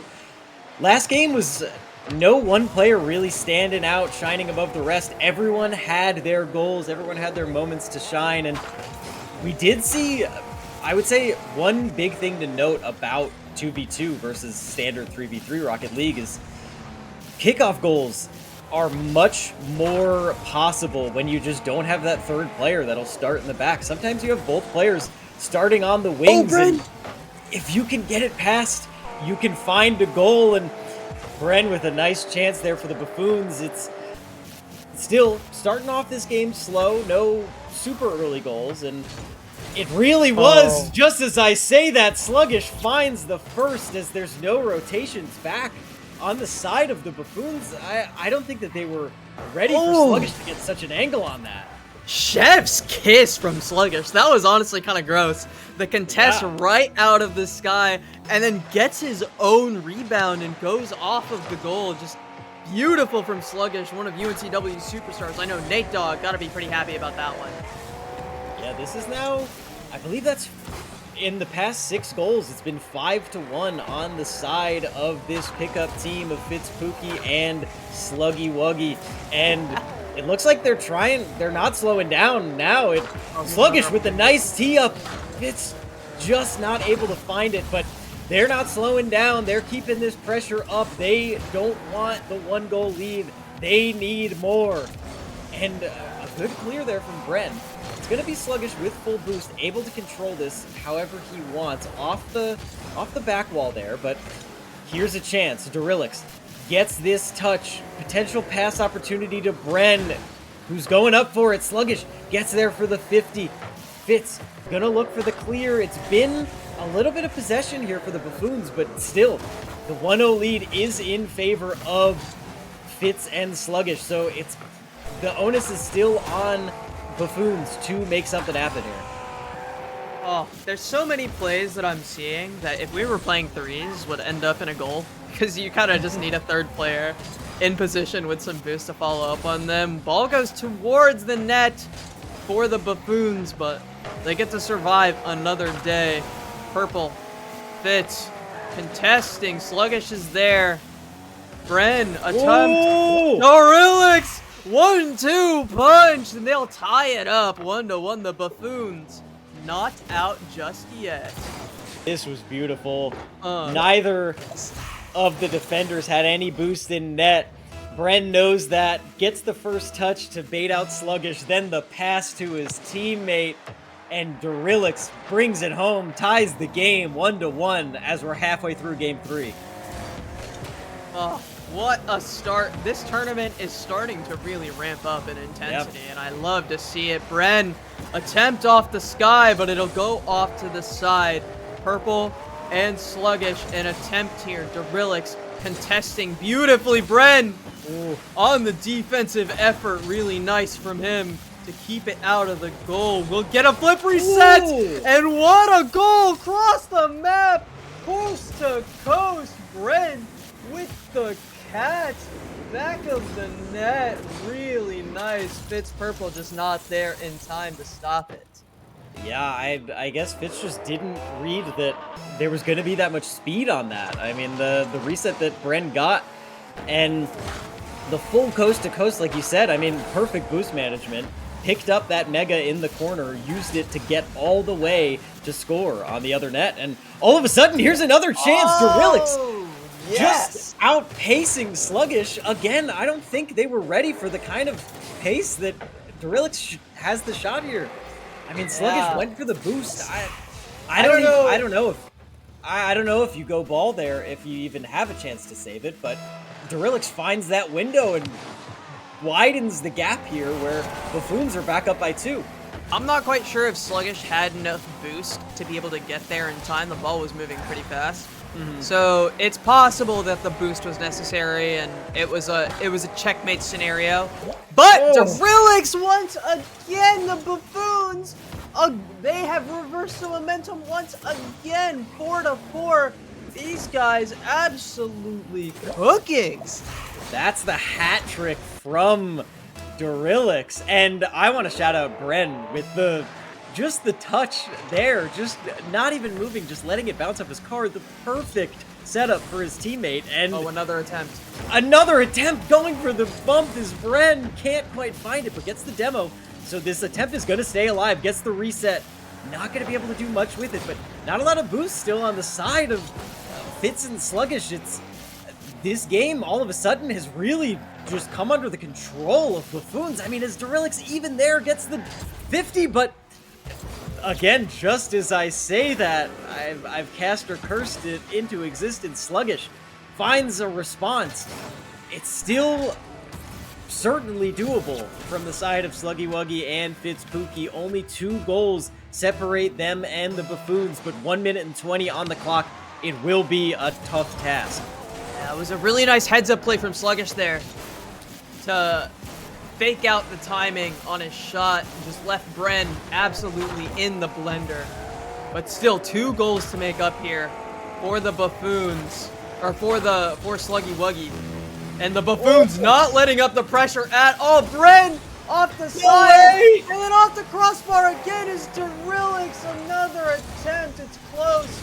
No cigar, but every single second wasted is a good second used by the Buffoons, and Dorillix will put another one flush into the back of the net. The pressure from the Buffoons starting to overwhelm. Looks like they're starting to peak a little bit, as the Rocket League players say. No, yeah, that was just as they have those tough misses. I mean, like pixels off, just hitting the posts. Just as that happens, they don't let it get to them, and they still score. They widen the gap. I mean, this game is all but over. 30 seconds in, or 30 seconds for 3 goals is certainly not impossible, but it is a tough ask, and the first one is going to be the hardest to patch through, and Dorillix says no. That is Dorillix's 5th goal of this game 3, and flip reset. Just gets the reset, and yeah, Sluggish is just looking GG go next at this point. :3 user as well, very valid. I love to see that. Fitz Purple will get a consolation prize at the very end. Still 3 goals to find. If you can find 3 kickoff goals here, I will be very impressed. It's not impossible. The kickoff goals are definitely possible in 2s, but I would imagine that Dorillix and Bren are just going to hunker down here for these kickoffs and just make sure that they don't get a quick goal scored on them. And yeah, that looks like it's going to be it for Game 3. Fitz and Sluggish will be dropping Game 3, so the Buffoons going up 2-1 in the series. Massive stuff from the Buffoons. Bren with the cat. We gotta say Bren with the dog at this point. But Dorillix, 5 goals, 4 assists for Bren as well. They're playing beautifully together. And that's just what you want to see. It's the kind of Rocket League we want to watch. Maple Mori, can you ready up so we can get into that next game? Nicely done. And wow, Oh yeah, man. that was a great game. That was a lot more goals that I would expect more out of twos, where if you can just get the speed and get the location on it, you can get a lot more goals than you'll see in an average threes game. And yeah, especially the Buffoons did not disappoint that Oh, game, but Sluggish. Sluggish finds the kickoff goal to set the tempo of this elimination game for them and Fitz. Well, it's not Although, quite elimination. It's not quite elimination. They'll be locked to the lower bracket, but this is game or series point for the Buffoons. If they can take this one, they will be going to the winners finals. And that is a spot that you would much rather be in than getting sent down to the lower bracket right now. Oh, defensive effort so good from the Buffoons. Derillix and Bren both managing pretty big saves there. And now an attempt. They'll be off the crossbar. Sluggish is there with a contest. Bren going to the skies. Can't find it just yet. There's a shot from Derillix, and it'll get right past Fitz Purple into the back of the net, and the Buffoons are on the board. Oh, Purple just a little bit too far ahead of it to try to contest, and Derillix drills it. That was, again, just a great shot from Derillix, just finding that angle where he was looking for a fake kickoff on the side of Fitz and Sluggish here, just barely wide. Oh. What a defensive effort from the man with a cat. Monstrous from Bren in goal. And he'll continue his defensive efforts. Flip reset here available. Derillix tries to take it off of him, but it won't get to the other side of the map. Oh, as soon as I say that! Monstrous, the Buffoons really starting to click here. That was... Sluggish just missed that one. Was hoping to get a touch off the wall, but Derillix is ready. Derillix has been the shooter of this Buffoons team with the majority of the goals that we've seen. And anytime you give this guy an open net, he'll put it on. And I've spoken it, and he's done it. Upper 90, top left corner, Derillix cannot be stopped. We've seen the caster curse. We've seen the caster blessing. That was a caster manifestation coming out from Yogurt. Beautiful shot. And the Buffoons, I am so impressed with their gameplay so far. They clearly have played quite a bit of twos together. And they are really, really starting to put it together. Bren with the cat, contesting into the sky. Sluggish will be there as well. Derillix thinking better of it. Oh, the weight! And then the slow shot to mix up the timing. The change-up thrown from Derillix, and it'll enter the back of the strike zone. Splash, three-pointer, Steph Curry. How many sports analogies can I put into one goal? I mean, this guy, we're watching his highlight reel right now in this game. Just every shot is just perfectly placed, and great passes again from Bren. I mean, that's 4 goals from Derillix and 4 assists from Bren with the cat, and all of a sudden, Sluggish with the chance gets it just wide, and Fitz Purple brings it home. And you know, this game, it feels like it's been so dominant from the Buffoons, but it's still only a 2-goal game with well over 3 minutes left to play. A lot of time for Sluggy Wuggy and Fitz Pookie to make it back into this game. Bren gets a shot off to Derillix with the assist. Bren gets his name on the board as well. I think that's his first goal.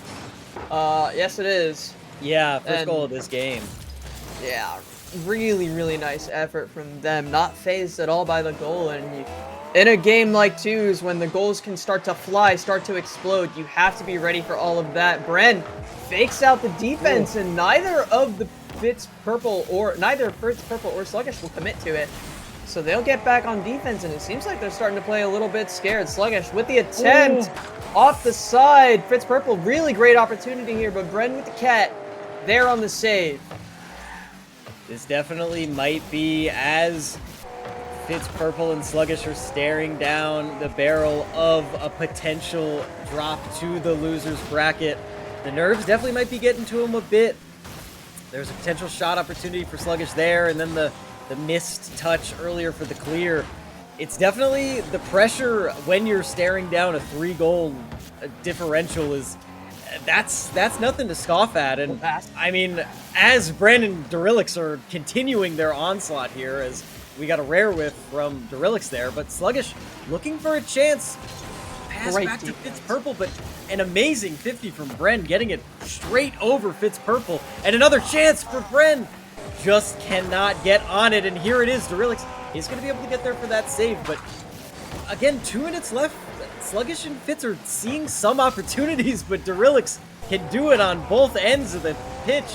Gets another great save, and still the clock winds down.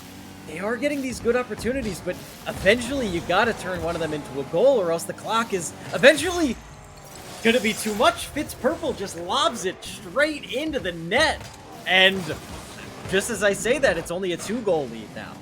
Yeah, 2-goal lead, definitely comebackable. It is well within reach for Fitzpookie and Sluggy Wuggy if they can manage to stop this defensive onslaught that the Buffoons have had. Durilix, despite the goal just now, has been untouchable on defense for a lot of this game. Untouchable on offense as well. They've gotten the 1-2s, and now a lot of pressure coming out from the Buffoons to try to keep Sluggy Wuggy and Fitzpookie from making it back into this game. Durilix attempt off the back won't go in. Sluggish will take to the skies. Great opportunity here to get it in. No one's going to be there in time. Sluggish coast to coast on the other side. And we're within 1 goal, James. Yeah, I think that was definitely a bit of an overcommit on the side of the Buffoons. They might have felt a little bit too comfortable. Might have just been looking for the clip farming on that double. But you know, Sluggish will take that and bring it home for his second goal of the game here. Both Sluggish and Fitz Purple both have 2. And here's another chance for Fitz Purple to get it. He gets past one, he gets past both. And we've got a tie game. Ooh, we were complimenting the Buffoons a lot, but holy resilience coming out from Fitzpookie and Sluggy Wuggy. The go next button after that game 2 looking very, very good. 5-5. Oh, barn burner so far. So many shots on goal. And Bren with the cat going for another attempt. Fitz Purple ready for it. Sluggish there on the contest as well. Will they be able to make anything happen? The defense racing back to their side of the pitch. He'll leave it for Sluggish. And a nice demo to make it happen. Durilix, great defensive effort, will force it into the corner. Oh my god, we're looking so close. Another attempt from Fitz Purple. Will Durilix be able to contest? No, he won't. Oh my god. But it'll go off the crossbar anyway. Bren with the cat clears it out, and we're finally back to neutral. This has been some insane looks from Fitz and Sluggish. They look like they are in the flow state right now. They brought back the 3-0 lead in just a minute and 30 of regulation. This is, I was talking about that their mental might be struggling facing elimination like this, but they've clearly proved me wrong as they have a chance to bring it home here before overtime can even begin. But it looks like the ball's going to drop, and we are bringing it to overtime, 5-5 in game 4. Ball drops. Happy New Year. Overtime. First shot on goal. Fitz Purple in the perfect spot to keep it from going in. Sluggish now taking to the skies off the crossbar. Double tap not available. Durilix will get the ball back, and now boost very low for Fitzpookie and Sluggy Wuggy, but it doesn't matter. They'll pick up the big boost, and Sluggish looking for an attempt. Ball goes into the net. Bren with the cat clutches up, and the Buffoons stave off Sluggy Wuggy and Fitzpookie and send them into the loser's bracket. Bren just once again taking that fast timing on the shot. Fitz Purple just was not ready for it, and again, the Buffoons. Just when you thought that the comeback was on, Sluggy Wuggy Fitzpookie take it from the 3-goal deficit to overtime. But Bren with the cat closes it out, and the performance from both players on Buffoons in that game was truly remarkable. I mean, I think it was 4 or 5 goals. I think it was 4 goals um, from one and then 2 goals from the other. I mean, this was definitely a very great showing from both teams for sure. But in the end, the Buffoons are the ones that are able to eke it out. We're gonna get Rocket QT on the call in a second to cast. I see him in the Discord now. Let me get him into our video call. There's the thingy. Oh, I'm having a good time. This has been really fun. My Yeah. voice is already quite tired. No, yeah, this has been fun. Especially that series was, I would say, the best that we've had so far. Even though it didn't go the full distance, we still got 4 games of really good Rocket League, some great comebacks, some great, just great back and forth goals and shots. I mean, that one was just a pleasure to watch. There's not much more that I could say. Oh, twos is fun, man. We don't get to see a Mhm. lot of twos, you know? I feel like we're always Yeah. spectating threes, so twos has a lot of stuff that we can do as you know, we're waiting on Rocket to hang on. All right, I'm gonna cut to a break really quickly while I help Rocket join the call. All right. We'll be right back. Don't go anywhere. We still got more Rocket League action coming your way. All right.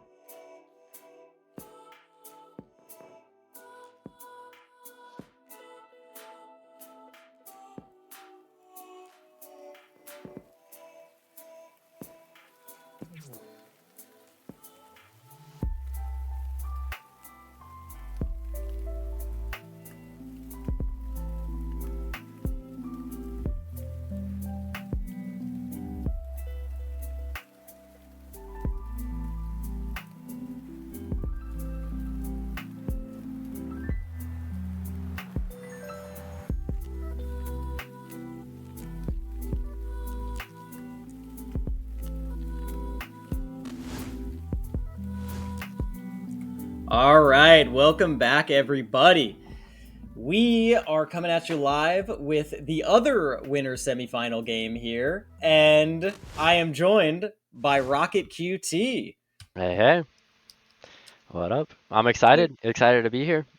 Nice, yeah. So Rocket, if you don't know, is on our NCSU Rocket League team, and you played in the tournament with Colson earlier. Mhm. And any thoughts on it? Anything you want to share about your experience?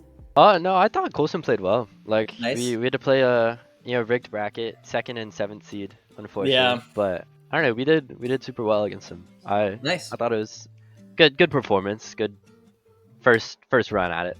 I had Hmm. fun. No, yeah, you definitely had some tough matchups for sure. Yeah, I was unlucky, Yeah, but but no, yeah, it is I'm what it is. excited to get into this one. And in this game, we've got on one of the teams, we've got one of your teammates, the sub for your team, Blubbernard. Yeah. Um, yeah, what are you expecting from him in this game? Um, I've only played maybe 2 series like with him, so I'm not Mhm. not entirely sure Yeah, what's gonna happen, but I mean, the dynasty has made it really far in this bracket. I know. It's very surprising. Took out one of the teams I thought was gonna do well. Mm, Sent them to our little lower bracket we had to play against. yeah. I'm excited for what's to come. I think they're All gonna be right, but amazing. yeah, here we go. We're starting in again. This is winners semis. Winner of this game will go to the winners finals. One game away from the grand finals, and the loser will drop down to the lower bracket. So it's still not over if that does happen. But again, best of 5. So hopefully we get to see a lot of good Rocket League on display here. And yeah, we've got the Jihan Dynasty, which is Blubbernard and Onset, versus the Optimistic Players, which is Kodumeister and Pablo.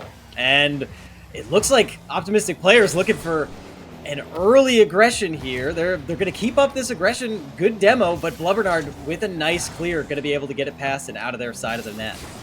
Yeah, I'm loving the offense from both teams. I mean, just hitting the ball back and forth.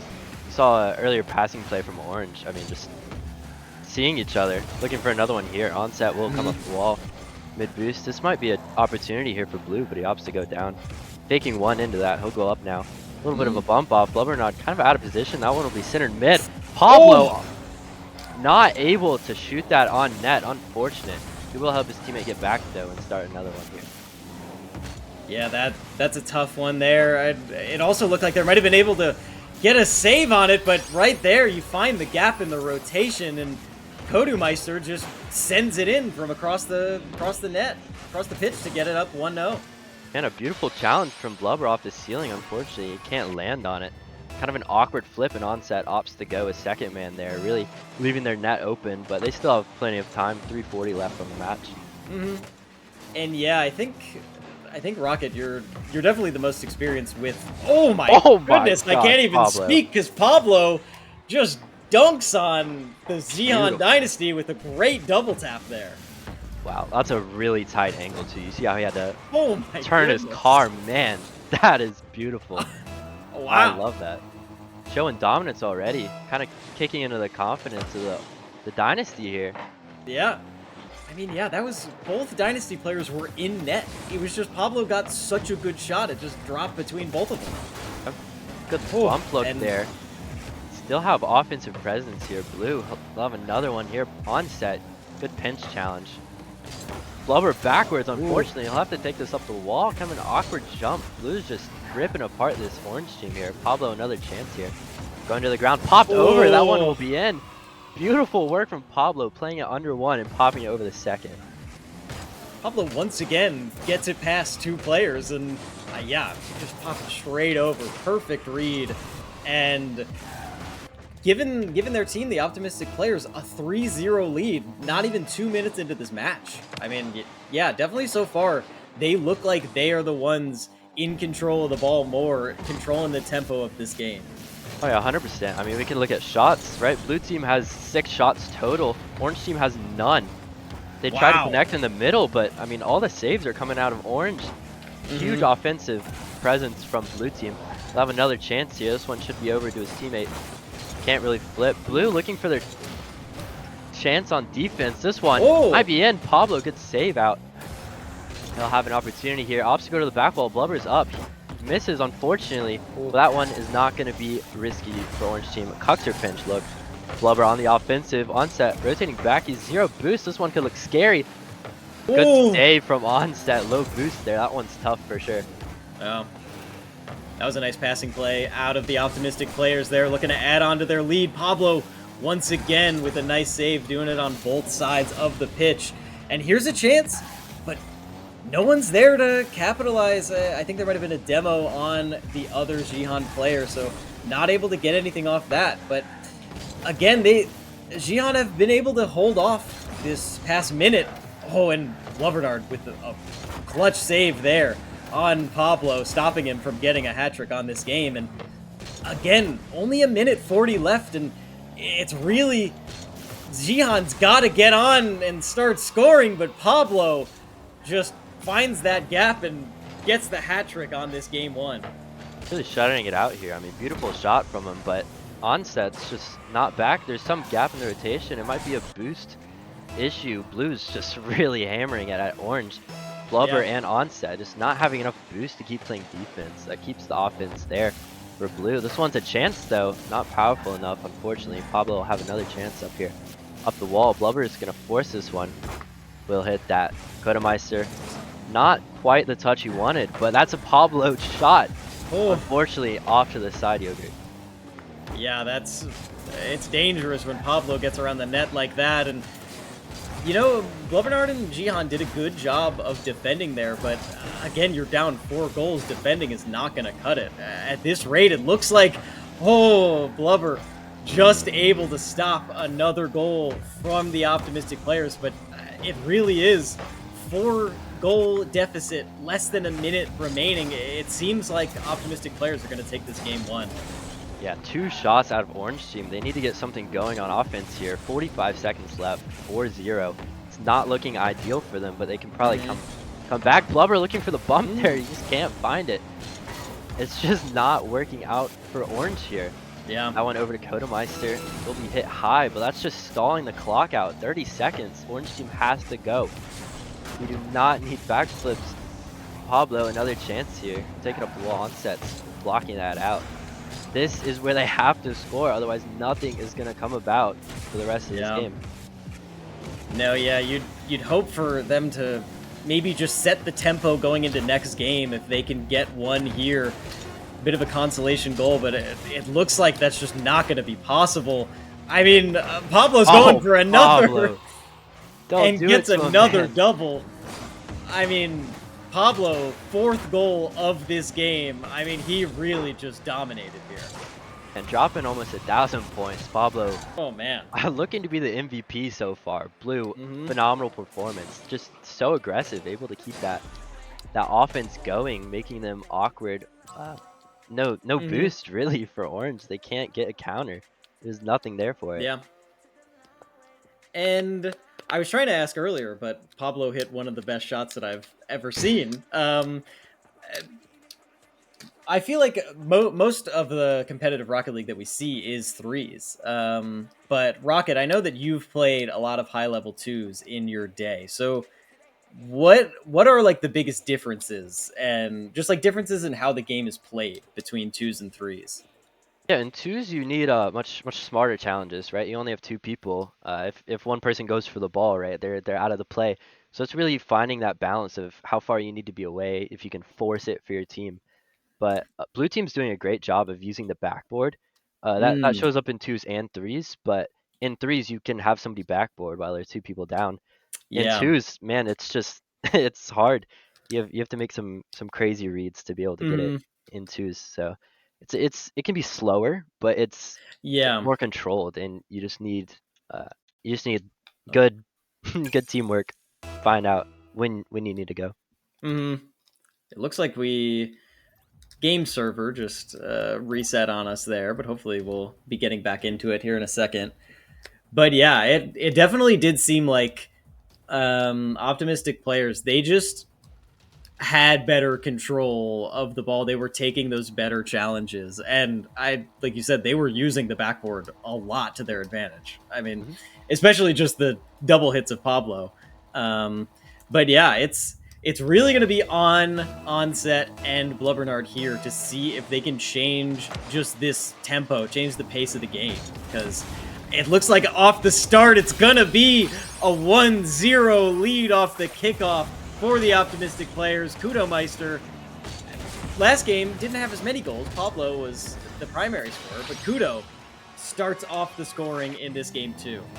This is a great way to start the game if you're blue. I mean, just killing their confidence, getting a quick Yeah. goal out the gate, showing what you can do from last game. Orange will have a chance here though. Blubber might take to the skies. Pablo a backflip. A little too far under the ball there. Unfortunately, Onset's going to be on his own. Should be fine here though. Pablo a chance. Maybe he'll pass it down to his team. Orange is looking a little bit better on defense so far, but it is the first 30 seconds. Oh Ooh, my goodness. Kodemeister. That is beautiful. what a That is shot. beautiful. Corner read, top left. Nothing Orange can do about that one. Wow. That is absurd. That was an amazing shot. I mean, these guys on optimistic players have been absolutely shooting. I mean, that's really in twos. It seems like you'll get more opportunities to get on net because there's less players to defend. So you really got to make those shots count. And I mean, like you said, like there's no way to defend that kind of shot unless you stop it before it could even happen. I mean, this is Kudomeister, again, wasn't the one scoring the majority of the goals last game, but now has started his team off to a 2-0 lead. Yeah, so much of the game taking place in the air. This is really where all of our goals are coming from. As we see Blubber try to pre-jump, this is going to put Onset in an awkward position. But so many of these goals are coming from the air, and Blue's just dominating it so far. Quite sad to see, you know, my teammate, I believe in him. He can get it back. But something has to change in order for this to work. No, yeah.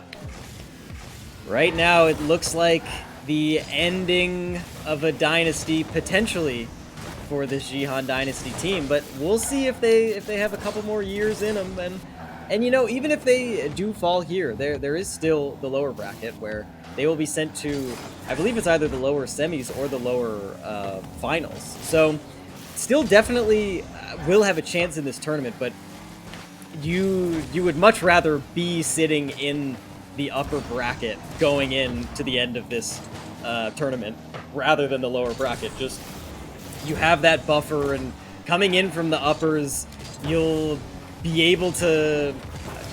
I guess it depends. You might be able to have a break between matches, which could ice some players, but it's just... It feels like a much better space that you want to be sitting in. And Blubbernard Let's go! finds the first goal, I believe, of the series for the Jihan Dynasty.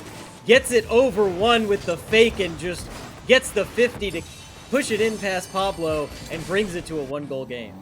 One shot, 1 goal for this Orange team. It's looking good for their offense. They've been able to slow this play down, really starting to get back that control. I hope they can keep doing it as we have 2 minutes 45 left.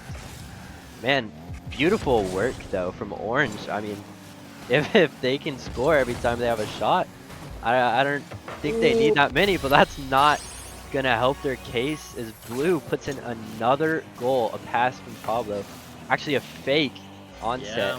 Not quite able to hit that ball. A little bit awkward expecting the touch from Pablo. Still got 235 though. Let's see it from Orange.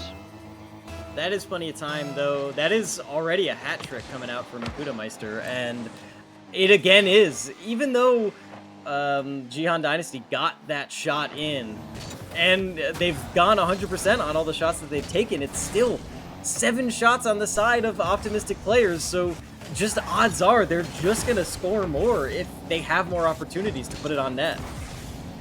Yeah, I mean, they're just not having enough boost to defend. We see it now. Good save, though. Hopefully he can clear this out. I mean, the past 30 seconds, we've just been 0 boost defending. It's so awkward for them. Yeah. Blue with the demo, that's still not going to help their defense. Might get a bump on the wall. Good counterattack here from Orange, though. They might be able to get one back here. Looking for a bump, maybe. Not quite. Man, this is so unfortunate for Orange. They're just... Yeah. Oh, come on! Oh! It's almost there, not able to make it. Now he's kind of awkward in a 2v1 situation. Orange is just not finding the breakthrough that they wanted. Yeah. Yeah, even there where they had that breakaway, they still didn't get any shots on. Even when they had that possession, it looked like the optimistic players just had better control. But here's a chance. Blubbernard gets it.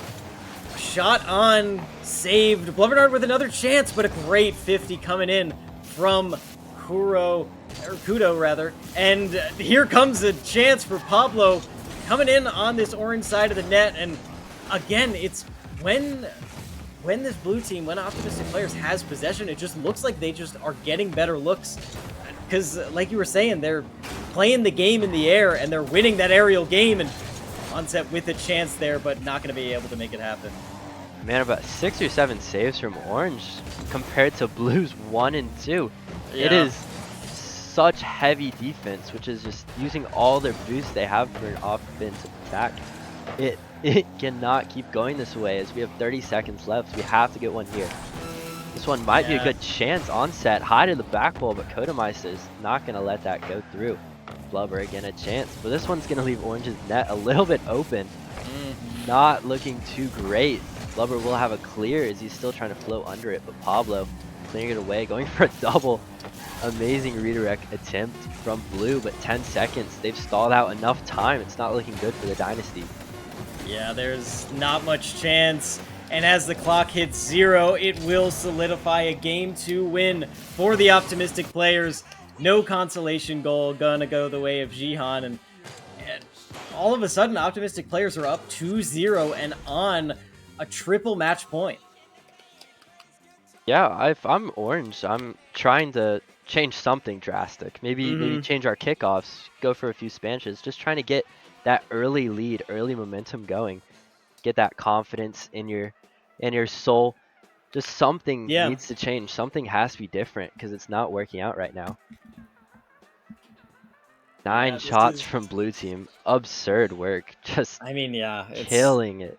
9 shots to 2. I mean, like on paper, pretty much every time you would imagine the team with 9 shots is going to win. So, and it is definitely shown in the control over the pace of the game that optimistic players really has been the main thing that I think is contributing to their success, where, like you've been saying, it's Jihan has been on the back foot, starved for boost, just making save after save, where eventually you just can't save them all. And we've got some real shooters on the side of optimistic players, and they've been able to find those gaps every time. So it really has to be a change in strategy here from Jihan if they're going to be able to find this Game 3. Yeah, I'd like to see more connections out of Orange. No assists. Their only goal was a breakaway where they got past both defenders. Very unfortunate for Blue there, but I want to see more passes because right now we're just playing 2 1v1s. It's not working out for them. Hopefully they can get a quick kickoff, start their confidence going, but they really need to connect right now. They're playing on low boost, forcing for each other, but when you're low boost, you're always panicked, and it's super hard to play. Yeah, it definitely was. It was also unfortunate last game for Jihan that optimistic players got that kickoff goal to set the tempo right away, and it was almost like they were on a back foot ever since. So here's a chance off the kickoff. It's going to be Jihan with this possession. Blubbernard has boost. Gonna be able to potentially make something happen here. Not a lot of boost on Kudomeister, but Blubbernard's gonna play the shadow defense, gonna get this challenge. And here is a chance. Orange getting these shots on, getting a little bit of pressure, but a great stop there from Kudo. A little bit of back and forth so far at the start of this game, but so far it looks like this Jihan side has made some adjustments, and they're definitely more in this game. Oh yeah, I like what I see. I see immediately Onset's just trying to play faster, right? He's going for these huge things. As Blubber might have a chance here. Pablo, good save. But they're just playing faster. They're trying to go for it, catch Blue out of rotation, out of what they expect to happen, and it's working so far. I mean, a minute scoreless. I believe in them. Blubber will take this up to the wall. Coda pre-jump. He'll get it over though. Ooh. Man, they're just laying it on blue. It's working out for them so far. A good shot from Pablo though. Yeah. Coda Meister might be able to place this on net. It will not be a goal though. Pablo now. Blue continuing Ooh. back and forth one after another. These shots. This is what we've seen in the past 2 games. Is Blubber might have a breakaway. Gonna pass it on yes. set.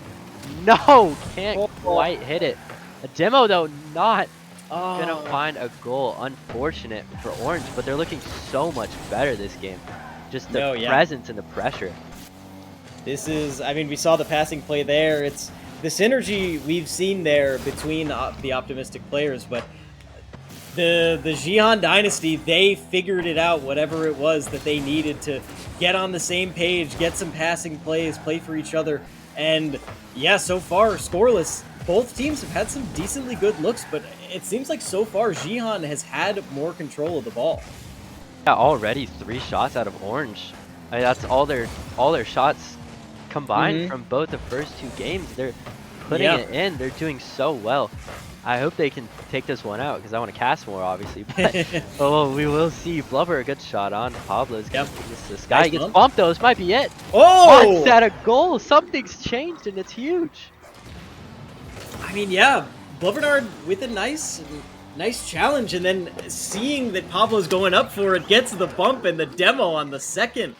I mean, all of a sudden, we're seeing a new Jihan Dynasty with a new lease on life out of them.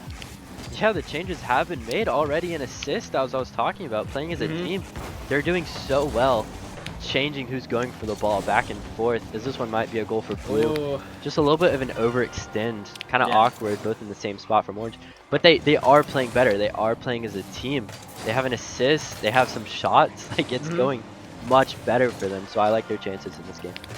No, yeah, that was a good breakaway, and realizing that over rotation, Pablo able to capitalize. But it's really going to be on if Jihan let that get to them, or if they can keep going. A really nice 50 there from that pre-jump onset, kind of causing some pressure on that blue backline. But all of a sudden, Pablo goes one side of the pitch to the other, and brings it home to give his team back the lead. And that is a good read from Pablo, an amazing air dribble. He sees low boost from the defender onset on the back wall. He's going to wait to bait him in for the challenge, and he gets one tiny touch over him into the top shelf to secure that goal. Beautiful play, so smart. Yeah, Pablo has been the threat from the skies from these optimistic players, but here comes Kudo as well. Nice stop there from Blovernard, but not a lot of boost. Onset getting that mid boost, gonna allow for the optimistic players to keep possession here. Going for the bump, just not able to find it. Now here's a chance for Jihan Dynasty. A great pass, and it's gonna be good. Blovernard. What a goal from Blubber. With I mean, that is his first of the game and second of the series, and yeah. a beautiful placement. Just catches Kodemeister out all the way backwards. He can't save that one. Beautiful shot. That is the connection we want to see from this dynasty, as we can hopefully keep their hopes alive. No, yeah. We would definitely, although obviously there's some bias as Rocket, your teammates with one of the players, but you know, we would rather see more games than not see some better Rocket League. And so far, this game number 3 has been delivering. Back to a dead even heat, 2-2. A chance here for Blovernard, gets it past the one. Onset was on that further back rotation, so not going to be able to find much from it, but still, it's been such a back and forth game, both teams having good looks. Jihan, I would probably give the edge, where they have 6 shots to only the 3 shots of optimistic players, but the scoreline is what matters at the end of the day, and so far it's still tied up 2-2. Yeah, Blue almost another goal there, but I feel like Orange is taking control of the game. Oh. As that one is going to hit off the post. Kodemeister follow-up, that one's going to be in because Pablo's bumped. But the bumps coming out of the dynasty, I mean, it's been working. These are great changes they've made. Unfortunately, not working for them well as Pablo gets a bump on the onset. But 30 seconds, they can still do it if they keep connecting. Yeah. 100%. I mean, there's always the possibility of a quick kickoff goal, but certainly even then, like you said, they've had a lot of pressure and a lot of good looks. This game is certainly not over, though. Pablo with full boost has a look, gets it past both, and puts potentially the nail in the coffin of this series to end it in 3. Man, that one has gotta hurt. Down Yeah. 1 with 20 seconds left. A beautiful flick. There's no chance we're saving that. Blubber a little too far away on the wall, but he's just gone for kickoff. There's Yeah. so little hope for saving that. It was a great flick. Let's see what yeah, Orange can do. 20 seconds left. 2 goals. We have to score here. Hopefully he can go full field. Pablo pre-jump from the ceiling. No respect he for gets this to it. Orange side. And it looks like that this is gonna be it. Optimistic players taking the 3-0 sweep in this upper semis. And there it is. Jihan Dynasty gonna be dropped back down to the lower bracket. But honestly, I would not be surprised if we see them again in the upper bracket, because on that last game, they looked much better. And if they can keep playing at that level, then they certainly might be able to make a run still in this tournament. Oh yeah, I mean Pablo popped off that whole series. It Mhm. was beautiful. It's like the doubles he had right in the first game, that was immaculate. So I Oh, think yeah. that's definitely a top contender to take this. I was really impressed with that. No, yeah. Pablo, if they can make a run, definitely has a case for MVP of the tournament with some amazing shots. I mean, again, there were so many that his team had where there was just no chance to save it. Just perfect placement and just really good Rocket League from them. So I am very excited to see what they're going to do in the winners finals coming up.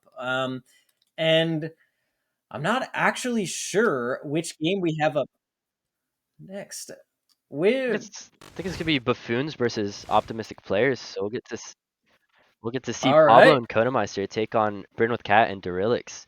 That's gonna be an exciting one. Yeah. I mean, Buffoons have gone 3-0 on the day, taking out Sluggy Wuggy. Hmm. Unfortunate. I'm sure Nate's not too happy about that one, but it is what it is. Avi mentioning how much of a dog Bryn with Cat is. We will Hmm. love the matchup. That's gonna be super fun. Oh yeah. For sure. Shout out mostly to C3 as our biggest sponsor, and definitely really appreciated. But also shout out to Maury, Avi, and Matthew Maced, all putting up money for the prize pool to make this tournament happen. So big shout outs to everyone there. And yeah, I definitely. You mentioned the UNCW matchup that Nate was looking at. In the lower quarterfinals, there was actually Sluggish played against his teammates on UNCW, and the UNCW team took the win there. So they are in the loser semis now. Lower bracket run. They might have to face off against the Dynasty down in the lowers, or they Yeah. might face against Meow Meow. Not really sure, but Mm-hmm. UNCW, they still have a fighting chance in this. I'm Yeah. sure Nate will be absolutely enthralled. Pretty Mm-hmm. optimistic about that one. But but man, these are some great matchups. Yeah. I'm glad we got this tournament settled. Shout out to Maury, all of our Mm-hmm. sponsors. So No. Yeah. appreciative. All right. Well, we are very quickly going to cut to break, but we will be back with more games. Coming up next is our winners final, the Buffoons versus Optimistic Players. So you're not going to want to miss it. So don't go anywhere.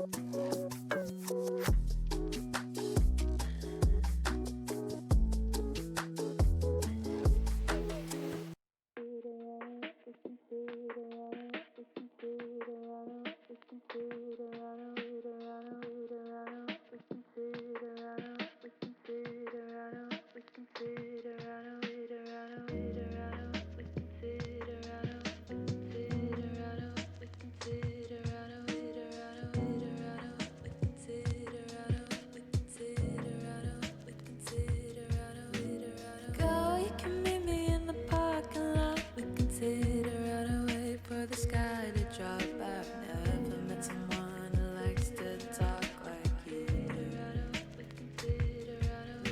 Oh, I confess that when we're half asleep, I felt you wipe the kiss away across my cheek, and then I'll deny that you ever gave me fears. Cigarette ash that I hated you for.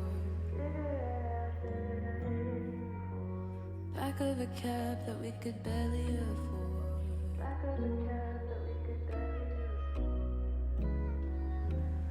I call it quits and then I'll call you in the morning. You call me baby cause my actual name is boring. I think your boyfriend might be onto what she's calling.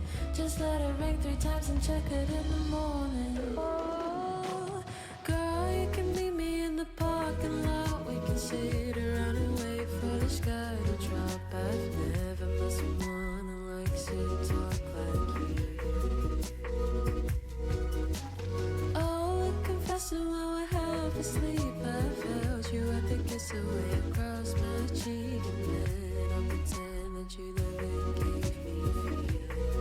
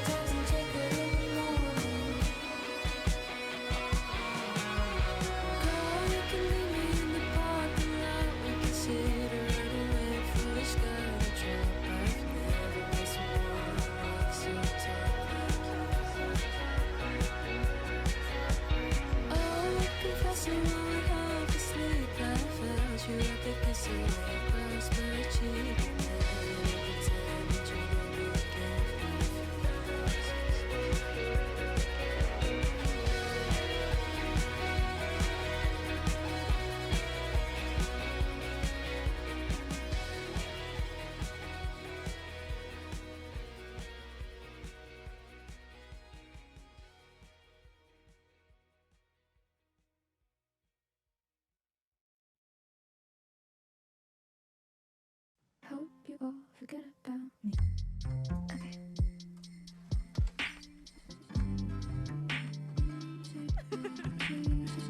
Life knows me all the same.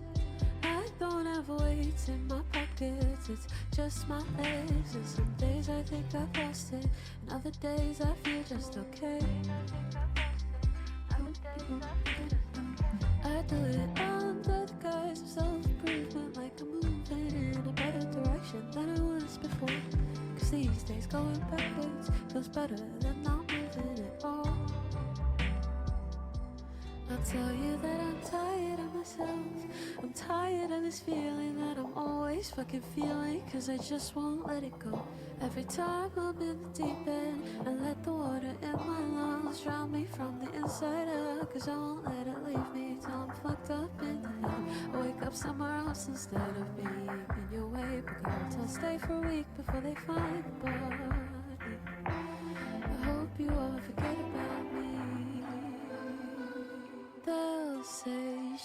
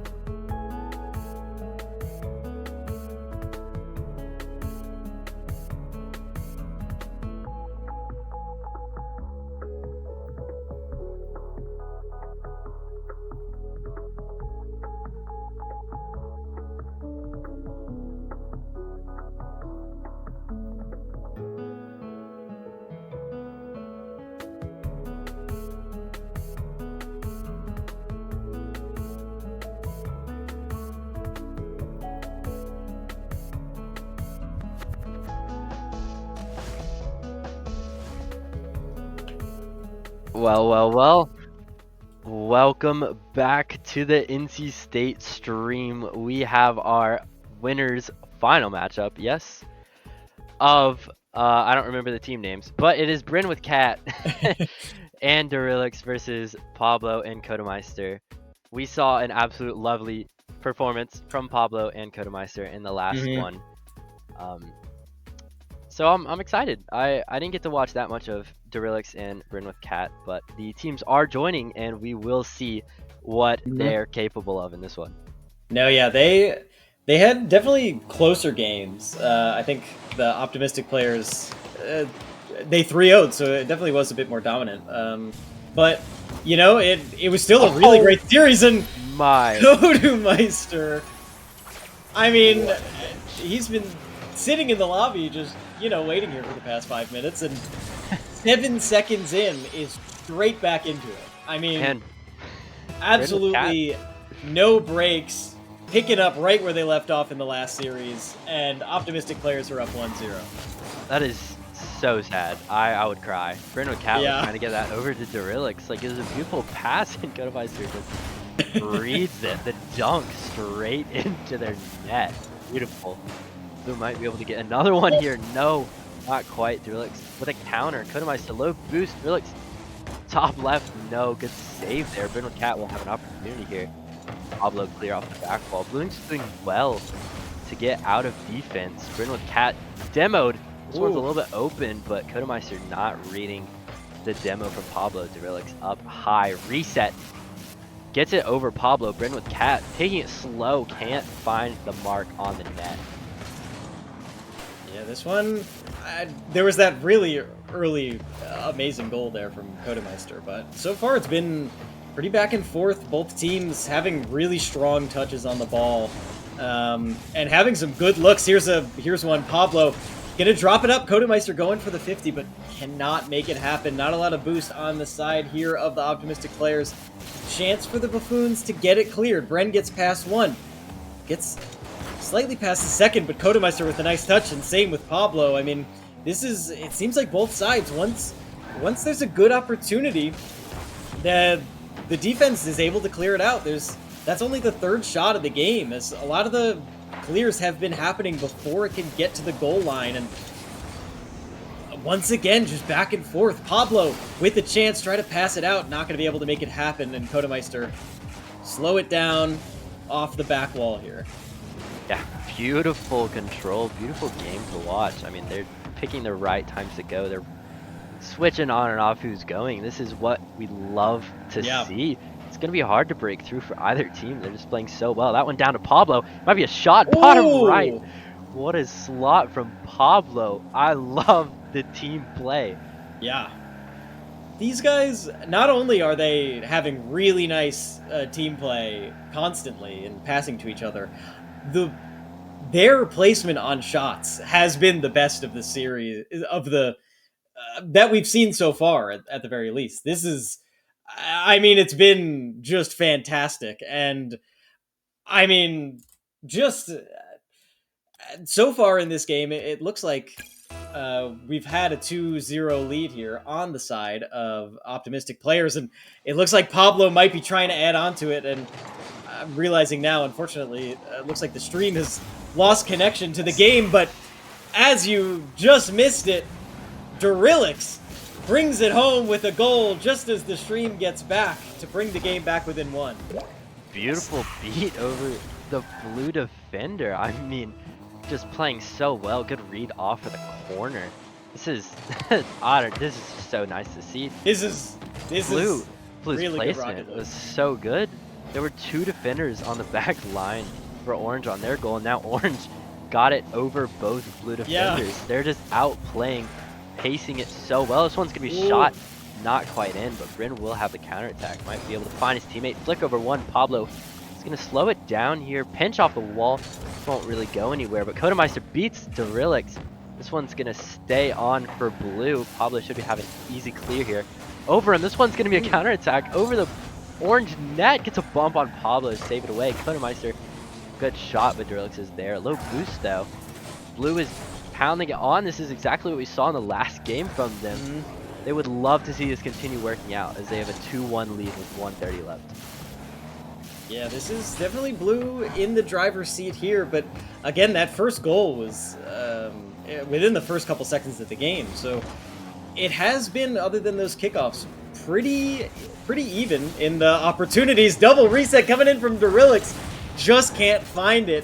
Get the demo, so they might have another chance here for the Buffoons, but a great clear from Kudameister to slow down that attack so Pablo can get some boost. And yeah, here it is, 1 minute 10. Bren with the cat gets it past one, gets a 50 on the second. Here's a chance. Derillix chooses not to go for it, actually. And again, there's 1 minute left on the clock, and optimistic players are up by one, so the Buffoons are really going to have to start trying to make something happen here. No boost from Kodameister, but a great touch from Pablo. Gets the second hit off the wall. I mean, these guys, just the control that they've had of the ball, especially in the air, has been magnificent, and it's been no different in this game as the clock is about to wind down to 30 seconds with the optimistic players having possession. Buffoons really have to get something going here. Yeah, it's been back and forth throughout the whole game, but Blue's just coming on top on this one. There's 30 seconds left, now 20. You need to start thinking about how you're getting that goal if you're on the orange team. Derillix a good 50. Bryn might have a chance here. It's in round one. Kudameister, this will be a free chance from Derillix. Pablo on the back wall, reset. Save from Kudameister. That puts him out of danger for a little bit, but down into Bryn. Bryn, come on, over the top. Derillix with 2 seconds left. That is beautiful. Pablo does not get a touch of once. Bryn fakes the double. Derillix, amazing shot over Kudameister on no boost. That is exactly how you want to play that, coming down to the last seconds. I mean, yeah, that was perfect. They keep the pressure up, force out all that boost from the defending blue team optimistic players, and they're able to get it home with 2 seconds left on the clock to bring it to overtime. I mean, we've seen one last second overtime so far in this tournament, and that game ended fairly quickly. We'll see if this one will be the same. Pablo almost ends it right there, 10 seconds in. Kodameister with the pre-jump on that read. Pablo with another amazing 50. I mean, so far in this overtime, it has been optimistic players. They're looking to keep this one on this side of the field and end it quick. And nervy for sure, going to OT game one winners final. I would be shaking too. They are putting on a masterclass. This is beautiful work from both teams. Who is going to be able to make it work for them? Derillix might get bumped here. Has to go a little bit faster. Hits that over. This might be a shot opportunity. This is in Orange's favor, down to Derillix. Ooh. Can't quite put that on target. Pablo will have a clear. Still looking good for Orange team though. Unless Blue gets a clear, he's gonna let him have it. I don't know about that one, but Pablo staying in front. Kodameister challenging Derillix, just hits that to the back wall, down out to the right side. A minute into this overtime, good touch from Derillix. Pablo, good challenge. This one's gonna bounce down in front of Blue net. Not quite able to get there. A little bit too far to the left to bounce out. Pinch, Kodameister's awkward. This one is swinging in the favor of Orange team as they can't release the pressure. That clear, but it's coming back to the blue half. Yogurt, this might be a 3-minute overtime. I know, this has been just as the Buffoons are getting that pressure and draining the boost of optimistic players, they get that clear that they need at the last second and able to re-up the boost. Now Pablo with a chance, has a full tank, gonna try to get it past Bren, but Bren with a great 50 to get it past him. Kodameister though with a chance, off the ceiling with one, not able to find much. I mean, you said it, this is gonna be back and forth, and I think it might just be finding a timing like that. Pablo, Bren with low boost, not thinking that Pablo's gonna get that speed on the net, I don't think, and he's able to end game one. Man, Bren sitting on the boost pad for ages, and it just spawns as he leaves to go get the ball out of the net. He just has none. Pablo doing well just to put that high out of reach for him. 7 and 2 shots for Orange team and 6 for Blue. This is beautiful. I mean, they're just both being so aggressive. Almost every goal has been a pass. they're just trading off so well, and this is exactly what we want to see.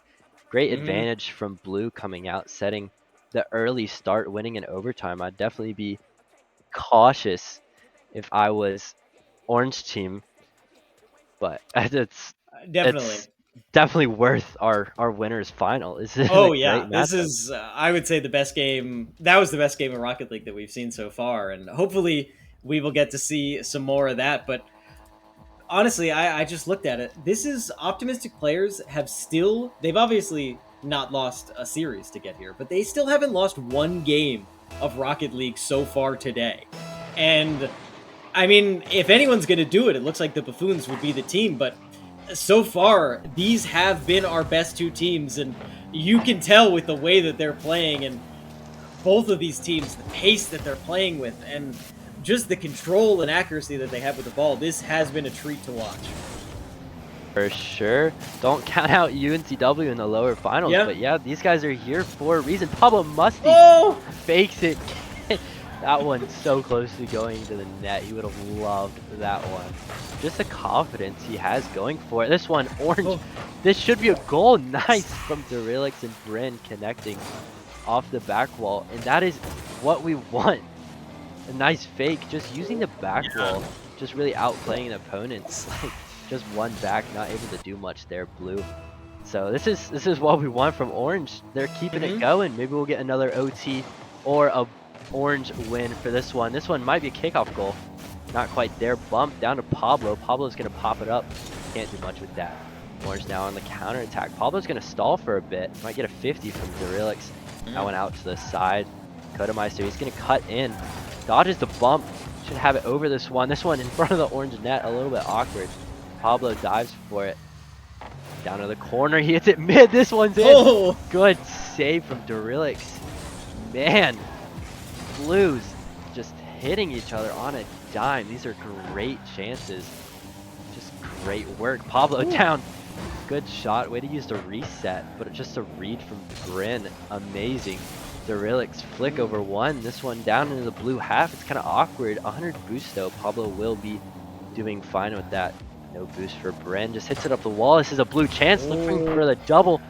Good save from Derelix Yogurt.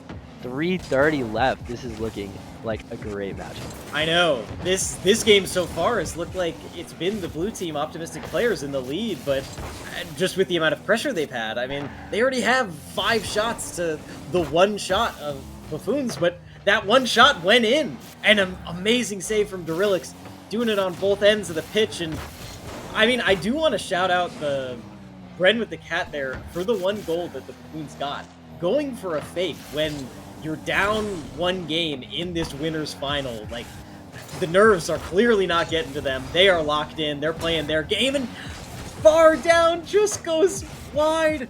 This has been almost robbed the optimistic players of some of these goals, and they're still holding on halfway through this game. It's still that 1-0 lead of the Buffoons, and Bren with a chance to add on, but not much boost to add to it. Can't get that corner big pot in time, and it really is just the same back and forth. Once one team gets the aggression, the other team gets on the back foot, and just again as it happens, and pushed to the other side. It's a seesaw, tug of war, neither team fully taking control, and it's been an amazing series because of it.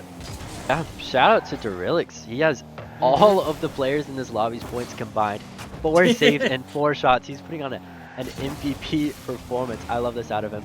Kodemeister a little bit awkward. This might be a shot on and a goal, possibly off the crossbar. Bryn for the follow, and it's there. Slots under the crossbar. That is what a pass, man. Yeah. Makes both of the blue players dive and top shelf, so Pablo can't get to it. Blue is shaking in their boots as orange gets 2 goals in this game. I mean, that was an insane save there from Pablo, but just the pressure coming in and force out that double commit, and then it's just an easy net to bring it home there for Bren. And I mean, this is the story of this game has been the Buffoons, even though it's been kind of close. I mean, look at Bren just styling on him, driving around the defenders as he baits him out. I mean, that realistically, it's all they have to do. They just have to stall out for 1:20 seconds, but that is a dangerous proposition against a team as good as the Optimistic players, as they had an opportunity there, but it looks like Bren going for the bump there to try to secure that, but here it is. Nice team play from the Optimistic players, but again, they only have 1 minute left to pass into Pablo. Can't make it happen, and the demo from Dorillix. Less than 1 minute remaining on the clock, and the Buffoons have possession. This one is looking like game 2 might tie up this series.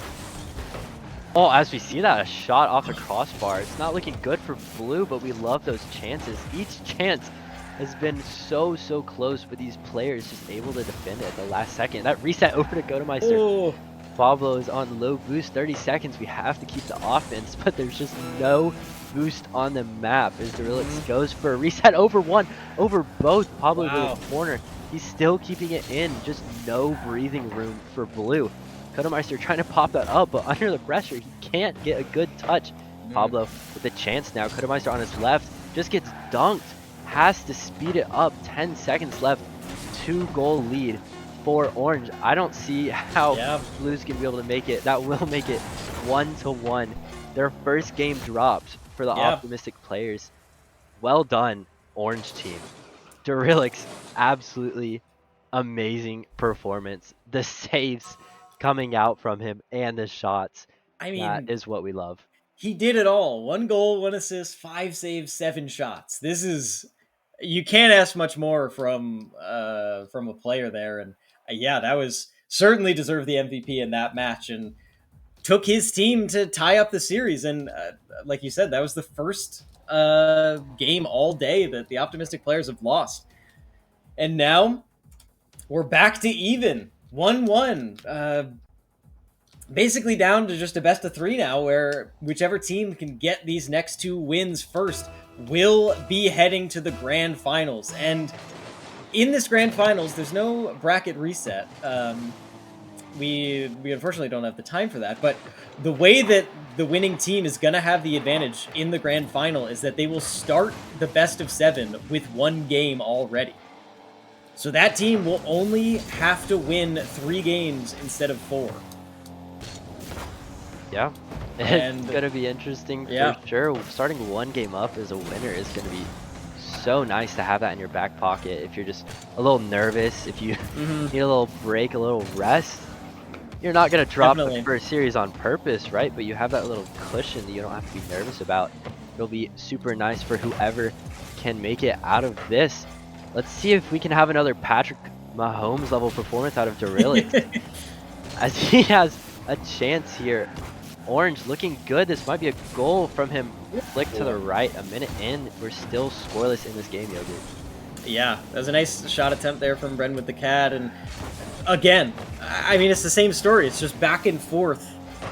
Both teams taking shots and making great saves. And it's just as one team is boost starving the other and making them try to force them for double commits is when they finally get that clear that they're looking for. And barely any of these shots have been finding their way in, which has honestly, for the quality of these shots, is a testament to the defensive rotations of some of these players. And again, it's back and forth slugfest, and it's still anybody's game in this series as it's tied. And I mean, that's what I love to see, is just good Rocket League and close games as Pablo gets it over the defender to bring his team back in the lead in this game 3.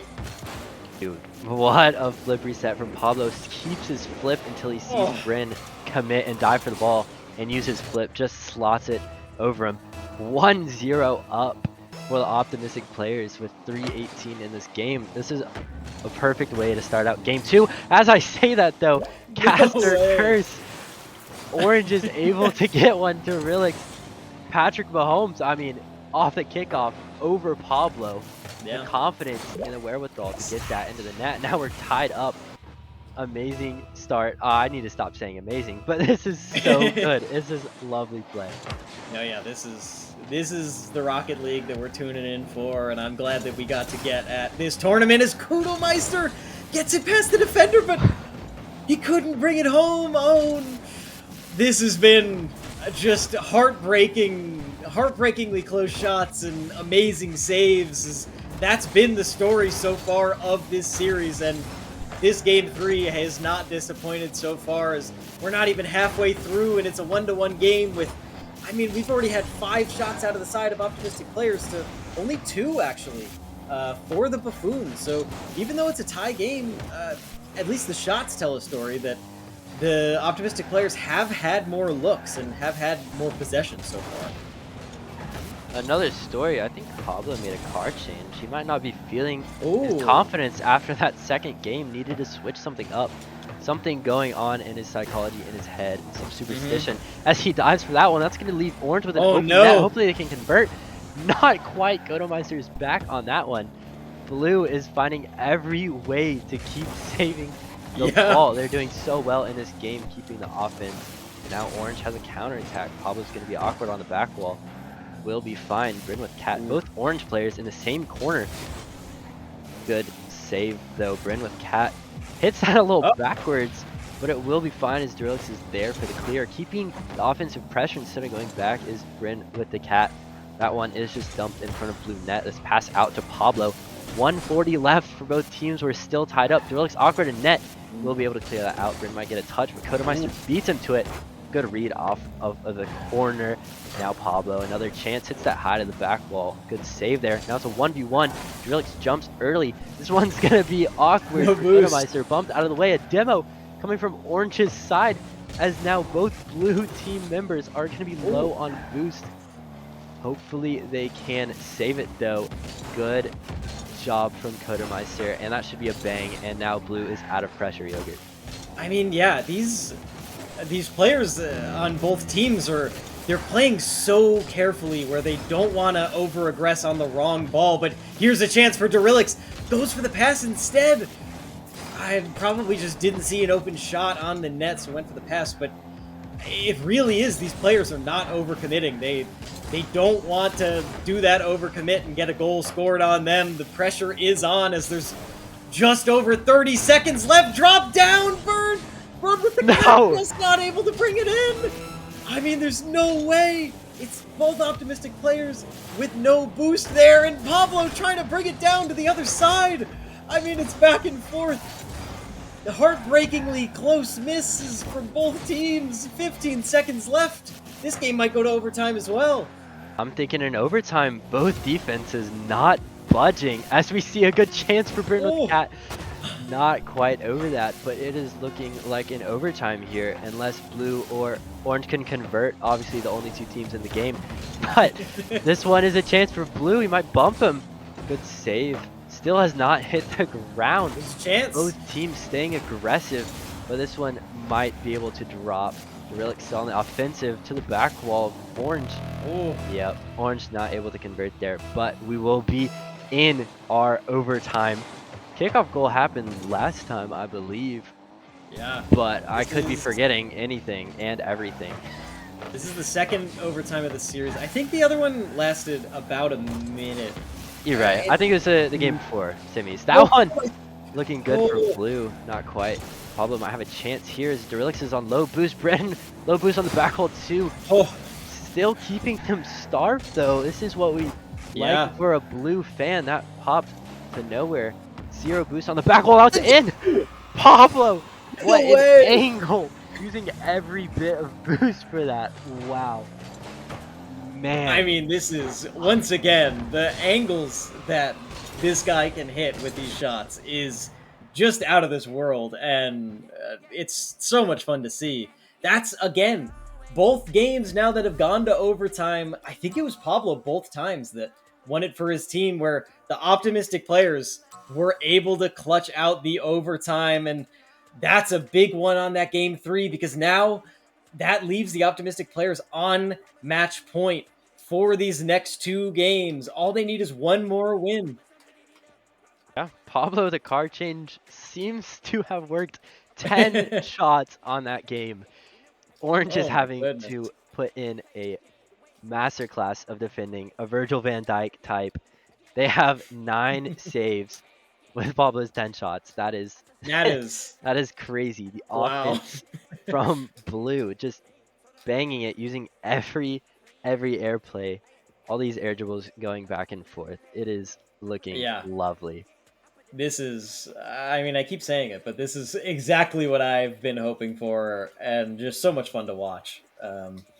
Just, I mean, uh, right now it looks like optimistic players, obviously they won that game, but they had more shot attempts. They had more opportunities to win that game, it felt like. And so it really is going to be on the Buffoons whether they can hold off this 3-1 victory of the optimistic players and force a game 5, as fortunately it looks like we have a bit of a false start and we're going to have to remake the lobby here. We can use match admin for it, but yeah, no. Mm, I mean, each team has earned their win. It hasn't been yeah. given to anybody. They've put in these amazing, phenomenal goals, and we'll hope to see another one from Bryn here. Reset, Yeah. stall, another reset. This might Oh, be an no own way! goal. Kodomeister hits it backward. Derelix is there for the save. Pablo and Kodomeister just so awkward. The double reset hits that one backward, and the bump And the came bump! out from Bryn. That is teamwork at its finest. Just the pass and the bump clearing the way for Derelix. Way to work as a team, Orange team. Hopefully they can get this one in the bag. 15 seconds in. Another chance for Orange. Yeah. This one's awkward for Pablo. He's going to miss. Oh. Bryn with a chance here. It's going to go really, really high. But that will allow time for Blue to calm down and get boost. So we will see what happens here. Kodomeister is slowing the play down. A little bit of a change up from the last games that they've played. They have been just diving and forcing every aggressive touch previously, but that one going a little bit slower. Not quite finding the net for Blue team here. Bryn might get a dunk. No, not quite. A minute in, it still looks like Orange is going to have an uncontested goal. A good chance here. Double. Ooh. Not there. Pablo is going to look to punish Orange for that, Yogurt. Yeah, it's still been back and forth, and obviously that first goal is huge. Set the tempo in the game. Make sure that your mental's not in a bad state as you are on this match point here and potentially being dropped down to the lowers. This is, again, I mean, once again, it's anybody's game, and even though there's a 1-0 lead here for the Buffoons, Pablo might change it up right here, but a great save off the back wall there from Derelix. Again, it truly is back and forth, both teams having great looks. It's really just going to come down to who finds the gaps, and Derelix smashes one in between both defenders for his second goal of the game and giving his team a 2-0 lead in game 2. Kodomeister awkward again, still trying to slow it down and play. This is not what they need to be doing. It worked so well for them in games 1 and 3 where they're just outpacing. They're going as quick as they can, but he's slowing it down, which can be smart, but it's just not working for them as he's on the back wall. Man, 2 goals already might make it a third. Good chance for Orange there. They'll still have a chance on it. Man, it is looking like a dominance so far. Correct me if I'm wrong. The team that scored first in every game has been able to close it out. Especially the last time Blue had 2 goals. Or, sorry, Orange had 2 goals. They closed it out. That was their game 2. So it is looking good for the Orange side. Yeah, I think... yeah? I think especially with how close this is, when you can find those goals, especially early, it really helps because the majority of the game is going to be this back and forth, and as long as you can give yourself a bit of a buffer. So, I mean, you got to imagine that optimistic players are going to score in this game because they've just been so consistent and scoring. So, having this 2-goal lead is really huge. It's more of a lead than we've seen at most points in this game. And here we are with a 3-0 lead. Bren wants to add on. Hate that from Pablo. He just overextends and then he isn't able to pick up that corner boost. He's not back in time. And that's just leaving an open net for Orange. He's seeing the scoreline. He's seeing 2-0 down. We have to get something. But we cannot just be going willy-nilly for the ball. Hopefully they'll be able to get something back with 2 minutes. Now they have a chance. But it is a 3-goal lead. A giant cushion for Orange team as They're Oh, and looking it might for be another. another one here. Open net off the post. No! Man, looking to make it 4, but it is a-okay. They still have 3 goals over, but make that 2 as Oh, Pablo puts in another one. Super awkward for Orange team. Good fake from Kodemeister, and Drillix does yeah. not read it. Wow, masterclass. There's definitely a chance that Orange, the Buffoons, are really going to be regretting that missed open net. But we will see if the optimistic players can make something out of it. But you were saying it did seem like the rotations were just a little bit slower and out of the optimistic players, and just a little bit overextended there too, trying to catch back up when they were down by 2 goals. But so far, it seems like the rotations have gotten better there with that goal from Pablo. But as I say that, it is possession on the side of Buffoons, and a rare whiff coming out equalizes for the whiff earlier to give the Buffoons their 4th goal. Yeah, there's just uncharacteristic things we haven't seen in the past games. Kodemeister, a little bit nervous, I guess. I'm not too sure, but Yeah, it might be. just not able to hit that one. Orange is absolutely rejoicing for that. Still have their 3 goals with a minute left. Pablo needs to make something work. Might get a double here, but man, it's not looking good for Blue as we have a double from Bryn solidifying. Really, that is perfection. From the wall, double, straight in, just bounces, but wow, that has got to be killer for Blue's confidence. They need to get something back with a minute left. This is again where I'm trying some kickoff strats. Something has to work. You have 4 goals, you need something quick. Now, a pinch double off the ceiling. So close. I would have loved to see that. But now it is Blue's time to shine with 40 seconds, trying to get something back. Yeah, this is... I mean, we have seen some of the best performances out of the Buffoons here. Drillix and Bren with the Cat just showing off why they deserve to be up here in this winner's bracket finals. And, I mean, it looks like we're going to get a goal here from Kudemeister, but still, it's 3-goal deficit with only 20 seconds of regulation left. This seems like an insurmountable lead, and we might be going to a Game 5. I wouldn't be too sure about it. 20 seconds for 3 goals is going to be tough. In ones, for sure possible. Twos, it's going to be rough. Not a kickoff strat again, but they will have possession. Blue will. Looking for a bump. Pablo's going to have to go quick. Just 10 seconds left. They might get another here, but yeah. 3 goals, not surmountable by this Blue side as they keep putting pressure on. I wonder if we will see another card change. It worked last time. Get the superstition going for Blue. Something to change. They have been on defense much more than these previous series. 16 shots from this orange side. Bryn and Delix each with 8. Having to play prime defense is the Blue team. Man, not too many shots from them, but man, Orange took it to him that game. No, yeah, that was definitely... It seemed like Blue was a little bit more shaky that game, these optimistic players, and it's just...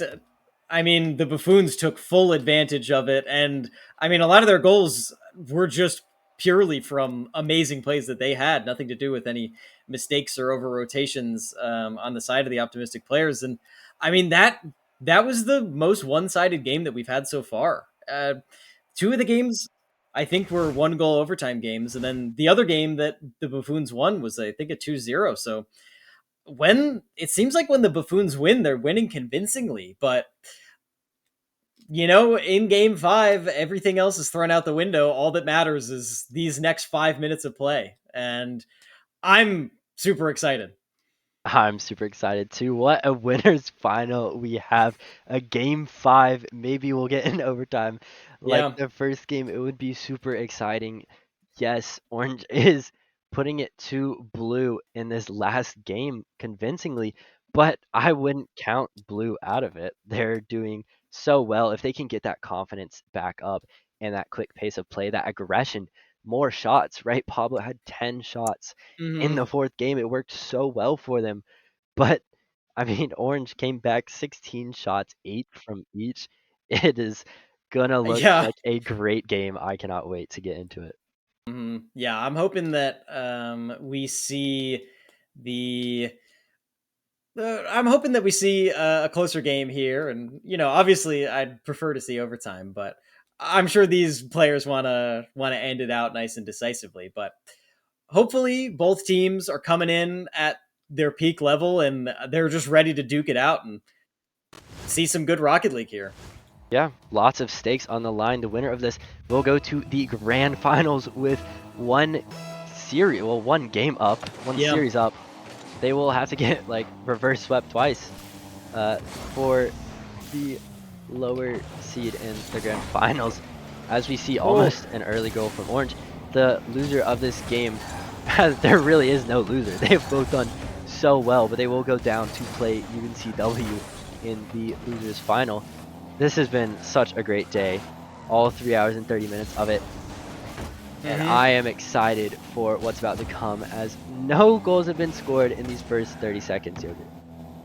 Yeah, this is the last couple games we've had an early goal be scored, but this one it's a little bit more back and forth, and a chance there for Brandon, a potential shot on, and it's gonna go in. Pablo gives the optimistic players their first lead that they've had since game 3. Really unfortunate for Bren. I mean, he just flips around the ball. Not much you can do about that. Sometimes Rocket League is just a little goofy. I would not take that to heart if I was him. I'd still have my confidence trying to get one back. But both teams have been able to stop each other from scoring for so long in these games. I think game 3 or game 4 was 4 minutes before we saw a second goal from either team. So the defenses are looking stellar, as Blue might have a chance here. Drillix, good save. That one is looking scary. Another shot. That one's going to go wide. We did see another car change out of Kodemeister. Maybe wasn't feeling himself that last game, but will a superstition work again? Pablo's back into his other car that he used for the first 3 games. So they are trying anything and everything. They are going to see if it will work. A good clang from Pablo. 3:30 left. Blue still 1-0 up. Yeah, so far 2 shots on both sides, but it feels like the optimistic players on the blue side have had more possession, more potential looks, but other than that, it's really just been a back and forth, clearing both ways, just really nice touches from both teams. A great reset from Durilix, getting over the 1. Can't get past Pablo, though. Gets the 50, drops it out to Durilix with a chance at a shot. It's going in, but Pablo is there from nowhere out of our camera for that goal, or for that save, rather. And again, it feels like it's such an even game, but it is a 1-0 lead for the optimistic players, so the onus is on Durilix and the Buffoons, and he takes the initiative to tie this game up. Game 5, 2 minutes 39 left to play. We're tied 1-1. Placement king from Durilix. A pinch from the wall. He's in the perfect spot on that boost pad. He's so smart. He's so smart, Yogurt. What a placement. He's having a great performance. That flick, almost another one for Orange there. Man, Blue is looking a little shakier this first half of the game, but that one might be over Pablo. Wow. Man, what a pinch out from Durilix. This one over. 2-2-2 on the time left. That clear. It's going to be floating for a bit. He might pop this up down to the right, but his teammate's not going to be there. I feel like both of these teams have played with each other a good bit. The chemistry is so there. They are challenging for each other, doing so well as a team. No, yeah, the passing plays and just knowing where your teammates are on the rotation. I mean, we've really seen maybe only a couple in the entire 5 games, only a couple gaps in the rotations that have led to goals. It's really, really solid work. Kodemeister with a chance, gets a good 50 off of Durillix, but Bren is there, ready to stop it. Back to this back and forth tug of war. It's still anyone's game, tied up, minute 30. At this rate, we will be sending ourselves to a third overtime unless one of these teams can find a shot, find an opening. Durillix looking for one, but Pablo gets it past him, and a potential shot here for Kodemeister, but it's going to be just too high. Durillix on the breakaway from it, finds the gap and puts his team up with only a minute and 9 seconds left. What a play from Durillix. I mean, what a clang from behind his half. Finds that goal with a minute left. That puts him 1-0 up. He's doing so well. I mentioned before, shouted him out. He has 8 shots again this game. The pressure is there. Pablo has 5 saves. He's having to do so well on defense to stop it. And Durillix with his offensive pressure is just breaking through. I mean, before in earlier games he would have 6 or 7 saves. Now he's on to the shots department. Is that one might be one for blue. Looking good. Ran with a counterattack. All of these players are just doing everything in their power to do their best. As that one's just in front of net, but Durillix, as I'm glazing him, hits into the crossbar. He would have loved to have that one back. They do have a 1-goal cushion though.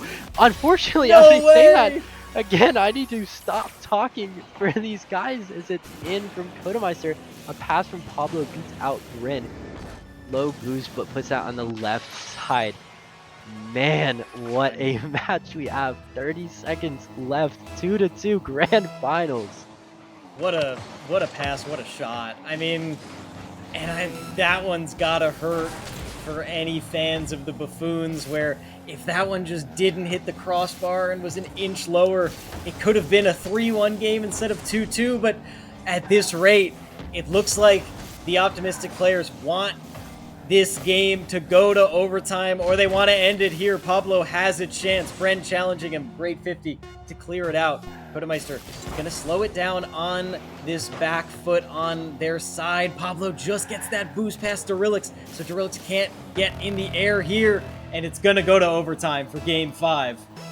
And this is scary for both teams, but they still have the confidence to go for whatever. We saw a psycho attempt. Yeah. One of these Buffoon players, they are still confident in their ability to win. They want to win. Everything's on the line. The $100 prize for the winner. They want this bad. As Pablo looks for the back wall, will he score? Oh! No way! My He's done Pablo. it again! Pablo, what a double. It impresses every time. These are beautiful. And we have an immediate lead from Kodemeister. A GG's in the chat. Man. I mean, so I close. think that's every overtime with Pablo ending it with a double tap. I mean, he's shown up when it mattered most. They got that goal to equalize with just a minute left on the clock, and then Pablo bringing it home in overtime. That is going to be your first grand finalist team. The optimistic players still remain undefeated in this tournament, and they will go into the grand finals with a 1-game lead in that best of 7. Optimistic And players are so good. I mean, yeah. So good. We had 10 shots from Durillix and it still wasn't enough to clear Yeah. their defense. What is going on? That is going to be a phenomenal, splendid, even grand finals we're going to watch as we continue into this series. Again, second place does win a prize as well. Mhm. First place with $100 and the $50 raffle. Thank you guys so much to our sponsors, C3, Avi, oh, we love him, Maple Mori, Nate Dogg, Goats, all Yep. so nice. Nate Dogg, I'm sure, is going to love watching his UNCW Esports as they're taking on Meow Meow in the losers semi final. Yeah. Man, I'm sure he's excited for that because he gets to Mhm. cast it too. Let's go. He's wearing his shirt as well. I love it No, yeah, so much. that should be a great game, and it's like we said, Nate and Colson will be taking over the cast for that one. And yeah, it's Meow Meow versus UNCW Esports, and the winner of that game is going to play the Buffoons, who we know is going to be a very tough opponent for whoever runs into them. So we got some. This was some great Rocket League, but we got some even better Rocket League coming up. So I'm not sure if we're gonna cut to. Okay, we're gonna cut to a break for now, so don't go anywhere. But we will be back with Meow Meow versus UNCW in the losers semifinals. So don't go anywhere.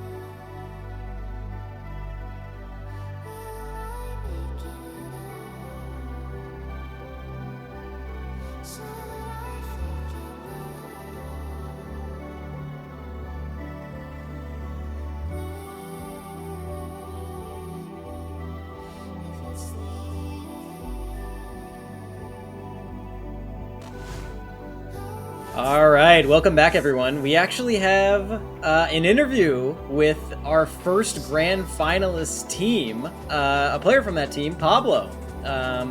Well, welcome to the stream and congrats on the win. Thank you. Thank you. Thank you. Yeah, so I want to say that that last series was really incredible to watch. And you had the clutch double taps to win. I think it was every overtime. How how were you guys feeling in it? Because I mean, again, all the games that you won were in overtime, so it was a very close series. Were you guys? How is the mental? Well, I don't think like the mental's an issue. I think as soon as we started playing the first game, we were feeling pretty bad. We try to play ranked or anything just to get warmed up, and we haven't been able to play like how we usually play. But we were able to squeeze the game in there. Yeah. Yeah, I loved watching too as well. I did notice you had a few card changes in between two games. Is that a little bit of a confidence booster, a switch of play style? Because some games you had like 8 saves, other games you had 10 shots one game. What was that like for you? Like, is I there something think in your mind with that? Yeah, I think it's just the placebo effect of like if you lose one game, you switch to a different car. Yeah. Or if you feel bad in one car, you switch to a different car. So it did not work though. So we Yeah, I mean still did not you won feel the two there. games Yeah, after you switched that's car. true. I'd say it did work. Yeah. I'd say you got it. So I wanted to ask about you and your duo. How long Mhm. have you two been playing together? Um, I think a little bit more than a year. Oh, We nice. play for college for Indiana Oh, cool. University, and actually our third teammate was the one who told us about this tournament, and we were both Oh, free, nice. so we were like, sure, we'll play. And What a so nice man. yeah, Hmm. it's good. What a king. What a king. Well, What's yeah. I your mean, but let me say first, it definitely shows that you guys have some synergy, and the team play was pretty cool to watch.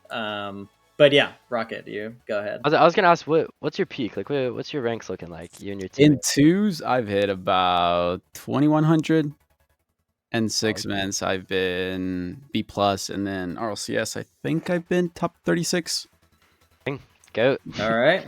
Props to you, props to you. Thank you, thank you.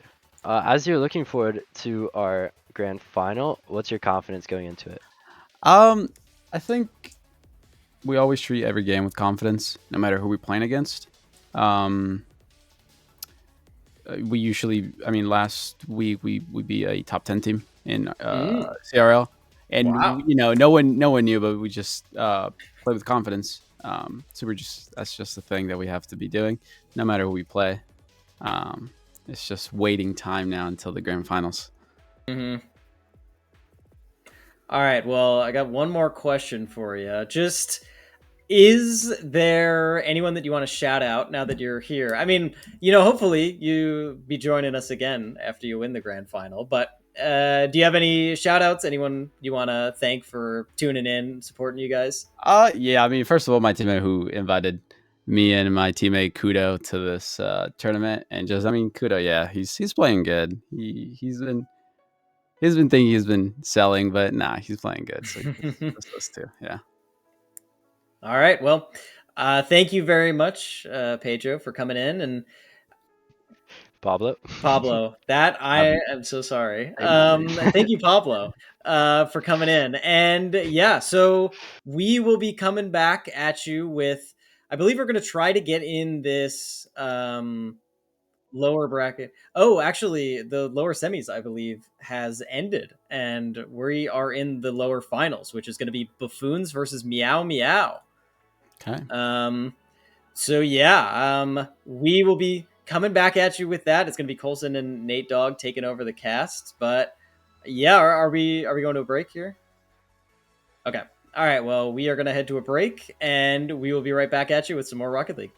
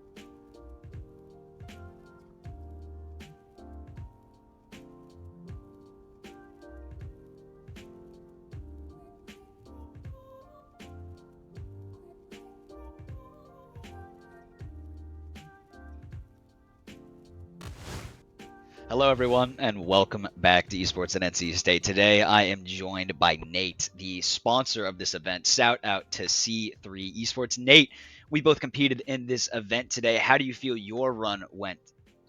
My run, it went about as expected. All I care about is that my wife got a goal. That's all that really mattered in my book. Whether it was gifted by the East Carolina players or not, we'll take it. That's a stat sheet. This is her first tournament, scored, and only had about 30 minutes of game time. So she's already a tournament competitor. I think she's got a lot of opportunity and could be a prodigy at this esport if she continues that route. I don't think she will.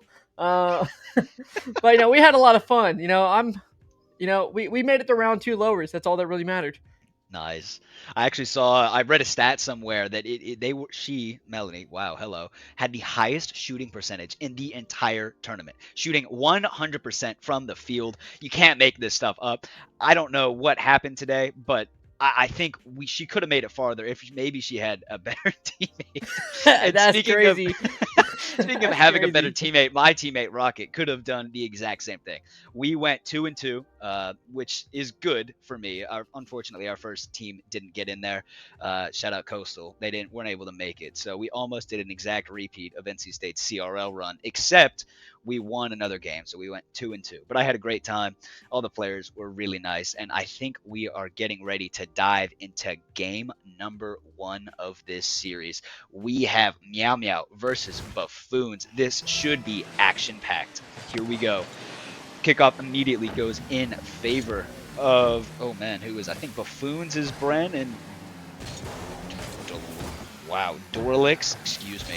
And then on the side of Meow Meow, we have Mellowly and Sen. So this should be a good matchup. I think Dorlix might have an advantage, I'm not going to lie. I think he and his teammate Bren should be a little bit warmer. Currently, Meow Meow has been on ice for a little bit. I mean, they were playing in lowers against UNCW, but as we know, UNCW isn't really that good of a team. Isn't that right, Nate? Okay, all right. I mean, if we aren't that good, that means you're even worse considering you Chill. lost in that matchup. But I mean, it should be a great matchup. I did a little back look into these teams. Both of them come out around 1900 average based off of their peaks the last couple seasons, 1900 to 2K. So I have a lot of high expectations for this match. And I'm hoping to see some very mechanical play as Sin tries to get a shot on net and it's blocked out. But Mellowly, 100 boost, tries to get one blocked out by, I think it's Bryn, right? Bryn with a cat. Is that what it is? Yep. All right, well, there we go. I don't know. This is my first time casting a start tournament with all these wonky names, so we'll have to figure it out as we go. But yeah, no, these teams, I think they're definitely looking for a rematch. I think looking at the bracket here, I think it was Meow Meow actually got 2-0'd by Buffoons, so I'm curious to see how they can turn it around. But right now it's looking like Buffoons are kind of controlling the entire pace of the match. One of the things you said about UNCW is they had a great lower bracket run, almost completing that Cinderella story, is that they started warming up later in the tournament. I think they weren't taking it as seriously at first. No, definitely not. That competitive spirit ended up taking over as we see a double commit and a whiff, but Bren recovers well on that one. Dorlix gets a demo, further slowing down that pace of play. But I imagine the same happened for Meow Meow. I mean, right now it looks like the Buffoons have a lot of the pressure. As we see a whiffy 50 coming out from both of the players. But Mellowly gets plan B'd on and pogoed on by Dorlix. Clearly, he is feeling it. But a lot of this game one, like so many game ones in this tournament, are going to be a lot of poking and prodding, trying to figure out what the other team is capable of. Maybe a little less so, as you so stated, that they have already played one another. But now that both teams are warm, I imagine it's going to be poking and prodding as Bren puts one on target, but it goes off post. Mellowly able to save it away, but it's not over. Dorlix with a touch over the backward. Bren is up, but sends it wide. Maybe a little bit of fatigue comes in as these players have been playing for nearly 3.5 hours already. Currently Meow Meow on the counter attack. Mellowly goes for it. No one is there to follow up. Sen with a shot, and it is wide. Bren takes it over to the corner, and the attack for Buffoons should begin. I don't know. Meow Meow has been looking pretty strong on that defensive half in that transition into offense, and they've kind of controlled a good chunk of the pitch. Now, as this game has progressed, as now trying to get a pass to the midfield, but it looks like his teammate says, "Not today. I don't want that ball." and he goes back for that back post rotation. Now, as every good Rocket proplayer should understand, is the back post is going to be your best friend. And right now, they're looking pretty even. I know you mentioned earlier about a potential poking and prodding, and that's something I was actually thinking of as you said it. And I definitely feel like we're getting that type of vibe. We're getting a lot of mechanical play. We're getting a lot of just boom ball where the ball's being banged back and forth. And I feel like they're kind of just testing the water and seeing what they can get away with. So I think in this last minute, last 30 seconds range, we're going to start really seeing the team start popping off. Then going from there, that honestly, I think whoever wins this takes it in the sweep. As this shot goes out as a missed opportunity from Meow Meow as it goes off that right side post. And they are just trying to get something rolling for them. And right now, Buffoon's looking pretty strong on that defensive as Meow Meow goes for the air dribble bump, blocked out by Bryn with the cat. And Buffoons are just staying like an iron wall on their defensive half. And what do you think are the key that Meow Meow could be missing here, Colson? I don't think it's a key or anything. I think a lot of it goes for the poking and prodding. Maybe the key is shot accuracy. I mean, we've seen a couple of misses. Maybe it's the nerves being in the lower final. But I don't hate what I see from them. I think it just comes down to shot accuracy. So far, I've seen Bren. I think he was my biggest question mark for the Buffoons coming into this because Dorlick has been, no offense, hard carrying. I've seen multiple games where they've dropped 1,000 points or more. And Bren is starting to wake up. They have been rotating calm and clearly for one another. And I think that calm has led to great defense. Unfortunately, Meow Meow is also doing great. They have midfield possession, which is why we see Dorlix without any boost. This could be it. Bren with 1 second left on the clock. A whiff from Meow Meow defender Mellowly. And that will probably end game one, barring an absolute miracle off of this kickoff. You know, based off of the chat we saw at the start of the game, I'm sure Mellowly is getting honestly chewed out by their teammate here. As you know, last I heard is that they were not very much on good terms. Lots of arguing going back and forth, and some insults being thrown. So I know someone's getting flamed in that voice call right now. And it's exactly what I said what would happen. It came down to towards the end of the game, someone's gonna buckle, and unfortunately, it had to be Meow Meow as Buffoons goes up 1-0 in this game and in this series. I mean, right there, it was a great game, but honestly, it felt like it was a lot slower than what I would expect from a high-level 2's lobby. Would you agree with that one? I would agree. I think it was a lot of back and forth. We didn't see a lot of mid presence or early challenges from either of the teams, and it just wasn't as fast as the last series. But I think poking and prodding, they were able to both recover well, both on offense and defense. Both teams were. And at the end of the day, it came down to one miss. But in lobbies like this, one miss is all it takes for the game to be over. And heartbreak for Meow Meow as they lose game number one. But they have a chance to recover here as we dive into game number two. I know Mellowly definitely has a chip on their shoulder. Sen definitely does as well. They might be yelling at one another, but I'm sure that's just a way to get one another hype for the game. I wouldn't think too much of it as those mistakes happen sometimes, especially after playing for hours. But we do see a little miscommunication. Nothing big, though, as Sen still able to hold full boost. This ball should be to Dorlix and is challenging off the ceiling. We're already seeing a little bit more mid presence coming out from Meow Meow. They're playing a little bit faster than before as Mellowly puts one on target. But Bren is just playing solid. They're not going for anything too ridiculous very often. Sometimes they're feeling it and go for it, but they're just playing solid defense and solid offense. They're not doing anything crazy flashy. They're just getting one touch like this off the backboard and into the midfield. A great, strong clear, buying his teammates some time, but nothing that can't be saved. I say that, and I immediately caster curse the Buffoon, so I am so deeply sorry to Bren. I think he's been playing very well in this matchup so far, but Sen puts one on target. Dorlix just barely not able to get back to that ball, and Meow Meow goes up 1-0 in game number 2. I mean, right now, the teams are still looking relatively even. I think that was just a slight rotational error on Dorlix there as a shot comes out and he puts in the equalizer. Just as I said, a slight mistake there, but Dorlix is easily the best one on the field, in my honest opinion. From what I've seen from him so far rotationally and just mechanically, I mean, he is easily the best one on the pitch. I know right now Meow Meow is going to have to really find a way to shut him down and not get not really give him space to do anything with the ball. All right, so far throughout the series, we have seen Brent really set up Dorlix as he brings in another one literally 2 seconds later to take the 1-goal lead. Honestly, I mean, what do I tell you? Dorlix is just built different right now. He is on fire. He knows exactly what he needs to do, and Brent's just kind of there to set him up for success. As this one kicks off, and Meow Meow is going to be looking for an equalizer and a kickoff goal for the Buffoons. What a stupid way to score a goal, but I guess it falls right into their name, and things are just working out for them right now. This is unreal. I think we've seen 3 goals in like maybe 10 seconds of game time. It has been goal after goal after goal, and the Buffoons are not only winning, but crushing in his game number 2. I know comms must be heated right now. One of the things I learned from playing with Rocket is he doesn't really like going for super hard cheats, ever.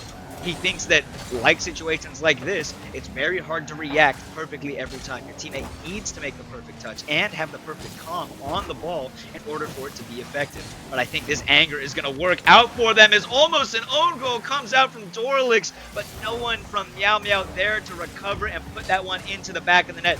They would love to have that one back, but the offense is not over.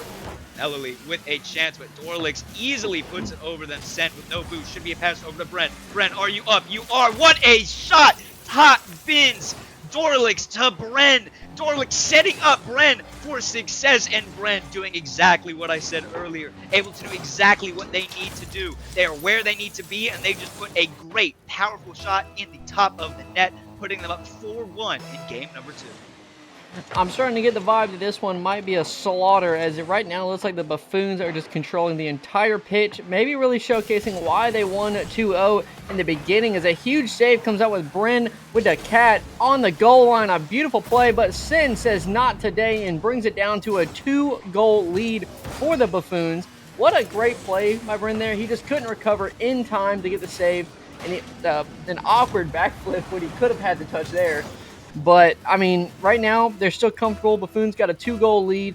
I think it's going to be all about either extending that or just trying to play it safe and play more conservative. But knowing for how the Buffoons have been playing, I don't imagine they're going to play that way. They're going to try and do something flashy. They're going to try and go for a possible musty, as we've seen them try and do like 4 times already this series. I'm very confused about what I'm witnessing here. A fake out on Doralix's part. Melowy tries to get a dribble, gets it over Brent. Not today. Drops down, but right for Sin is a 50. Goes out to the side wall. And now Brent gets a fake out, looking for the pass back, but not today. Sin is there to shut it down. And the Buffoons are trying to get some momentum back onto the Meow Meow half. Yeah, I think that Meow Meow has started to play a little better. Obviously, they've had a couple of big errors, but they're playing quicker, and I think that could benefit them in the long run. One of the scariest things that I fear for Meow Meow is overcommitting. They're clearly emotional, right? We heard that they're yelling at one another in chat. They care about the game, but one of the things you have to worry about when you get super emotional in game is overheating. We've seen it time and time again, storied histories, even with pros. Sometimes it goes to your advantage, but sometimes it doesn't. I've seen a lot of missed touches coming out from Melowy, just playing as fast as they possibly can. That's not what wins you games at this level. We know you can hit the crazy shot. We know you can hit the crazy play, but the percentage that you can do that at is probably pretty low. We've seen you whiff on easy balls. Dorlix cutting you inside and out as he passes over to Bren again, but Melowy able to swat that one away. Bren maybe with an own goal, but this one should clear away by Dorlix and is. Dorlix with a clear out. Should be a strong clear by Melowy. Sen probably should have left that boost for their teammate, but does not. Sen has to save this one and misses. Just again playing a little bit too fast. The nerves, the emotions are really getting to these guys. It's unfortunate for them because I think they are so talented. If they just maybe took a breath and said, hey, we've got this. We're beating them to so many touches, but they won't. And I think that is going to be the biggest difference maker in this series. Bren and Dorlix just playing beautifully with one another. Dorlix with a great touch, with some control, could go down, flip, reset, miss, send. Melowy low boost. Brent should pop this over to Dorlix and does. Dorlix popping it off the wall, back for Brent and does. Could be a double and bar down and out. Unfortunately for Brent. There's the question of the shooting accuracy. This is what could get Meow Meow into this series once again, but they have to score and they have to do it now. Now Melody needs to pop this one out and pops it straight up. Dorlix is going to be waiting for his opportunity to strike. 30 seconds left in this game number 2, and it seems it's all but over. I mean, absolutely. With that clock dwindling down, Meow Meow's got to figure out something right now, and it looks like the Buffoons are just not allowing it. As Dorley gets a 50 to the midfield, pinched off the wall, looking like it might go in their net, but Sin is there to block it out. 5 seconds left. I think it's safe to say Buffoons are going to walk away with the W in Game 2 to go up 2-0 in the series, and they're not able to secure that final one to go on the road. I believe this is a best of 5, right? Best of 5. I think so. So I mean, going into match point, I think right now Meow Meow just needs to really stay out of their head. Even on the pitch right now, anytime the Buffoons have put any type of pressure, they're just banging it away. They're just giving it right back to them. They're not really creating space or taking advantage of space that the Buffoons are giving them. And you'll even notice that the Buffoons, whenever Meow Meow gets the ball around the back half or towards their midfield, the Buffoons are just playing in the deep end. They're just waiting for a bang. And so if they can clean that up, they can very easily take control of it. Start looking for some domination in the midfield. Don't give Drillix or Dorlix, I don't know why I said Drillix, any type of space on the field, and they can have a great chance as a kickoff goal comes out for Melowy, and they are starting things off strong. How do you think they're going to respond?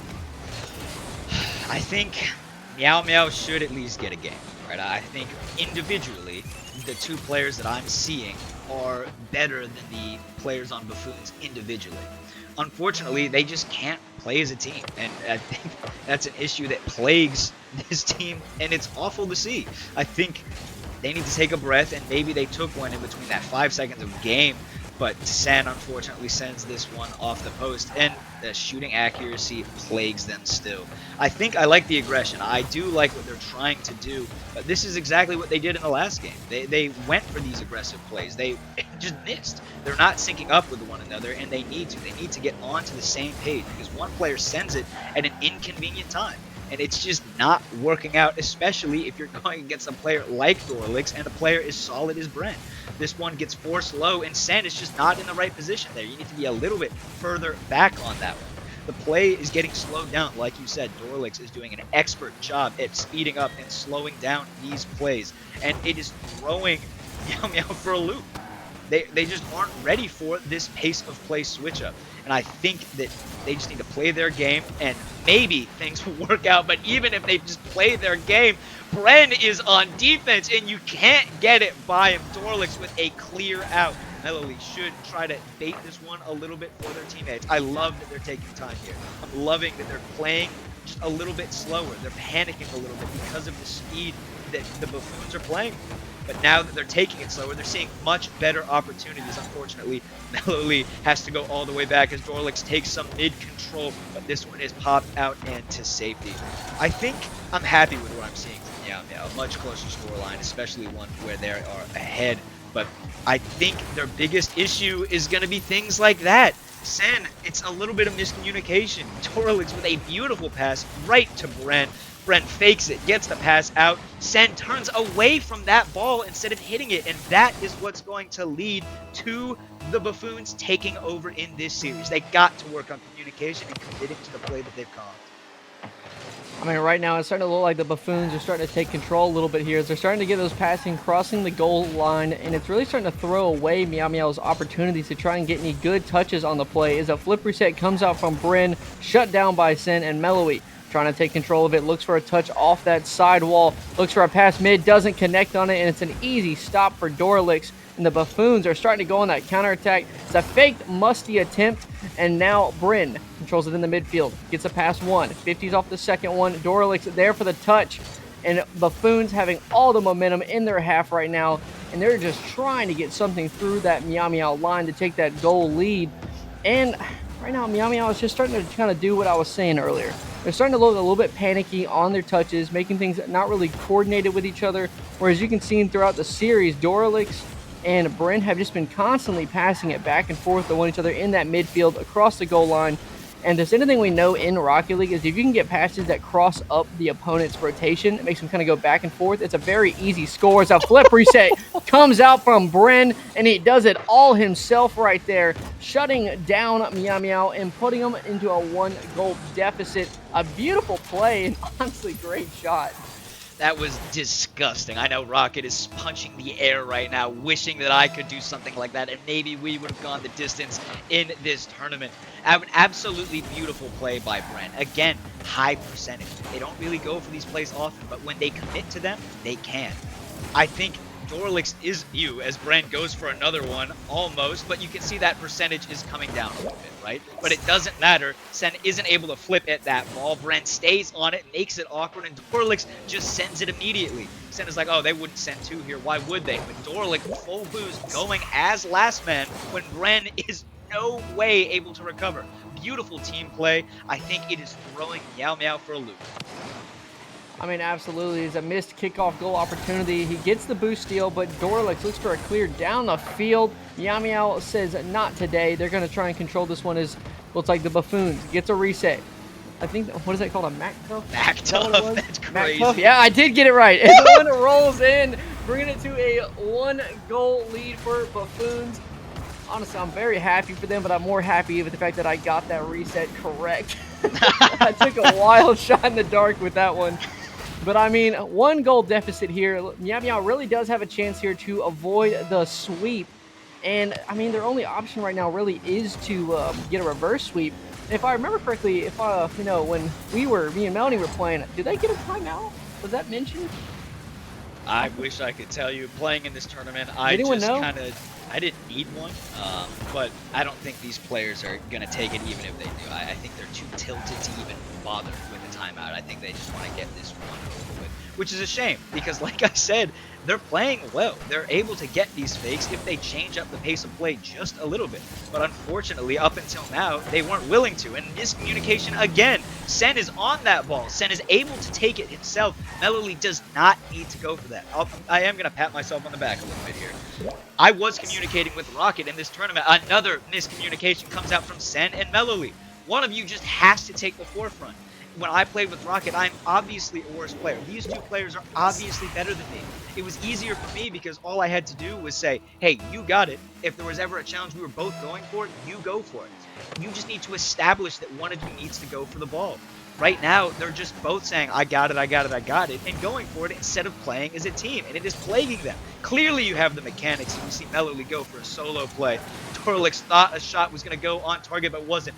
Stand up in the air with boost, but unfortunately doesn't get the reset. That is okay. Mellowly should be able to take this ball, and Sen should leave it for him, and does. All the time in the air, just passes it forward, and Brent is able to pre-jump that one. Brent fakes it out for Dorlix. Where is he? Being patient. I like that patience. That swap and the pace of play has led the Buffoons to be successful, but you gotta be able to turn that speed back up if you want to stay in this series. Meow Meow with an amazing goal, keeping the pressure on the gas. Brent not ready for it, drifting a little bit too far forward. Mellowly able to slot it right behind them and bring it to 3-4 in game number 2. I mean, 17 seconds left on the clock, 1-goal deficit. It's definitely very doable as Sen gets the reset, looks for a touch, gets 50'd out off the ceiling. Now Meow Meow on the quick offensive, no boost in the tank. 5 seconds left. They're going to have to make something happen as a 50 goes out to that left side wall, and a pinch downfield is Mellowly there. He able to catch it, gets the flick up, shut down by Brin with a cat. Trying to get one more, and Sen not able to get there as it bounces right over Mellowly, and they fall into a 3-0 sweep. Buffoons will be moving back to the grand finals to go get their second chance against optimistic players. That should be a relatively good game, in my opinion. And honestly, I'm curious to see if they're going to turn it around or not. I know that one, these are the two best teams in the tournament. There's going to be a lot of honestly mechanical plays happening. We've already seen a little bit from Buffoons, some with optimistic players. I mean, both these teams are going to be really showcasing everything for that $100 prize. And thanks to you again for that $100 prize, Nate and C3 Esports League sponsoring as well. What is this? Huh? Huh? What did My you say? name on there is the Nate Scammer. That's crazy! That's W production. W production. Let's What is go. that? Shout out Maury. Shout out to NC State. Shout out Avi. Shout out That's C3. Shout out crazy. Matthew as well for sponsoring this event. The Nate Scammer joining us. We really appreciate you being here with us today. My name is Sun Cole, by the way. Prod with a little bit of misspelling on that one, but that is what it is. We have seen a beautiful Rocket League so far, and I am thrilled for this next series. Optimistic players may have cooled off just a little bit because they have been waiting. So hopefully they were in free play, keeping their hands warm, keeping their mechs hot.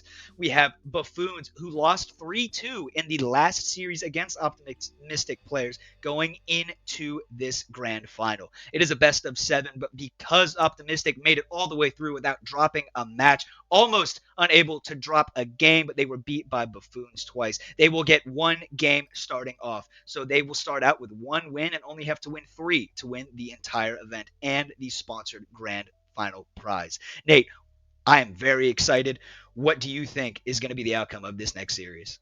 I think optimistic players are gonna win it out. I think they're gonna go strong and clean out the thing, but also, yeah, I mean they're gonna rob me of my $100. On a side note, I know production just said it wants to go to Be Right Back like 5 minutes ago, but Colson just kept on yapping. So be sure to check out C3 Esports League. Give me a sub so I can pay for LAN. That'd be great, and we will catch you at grand finals.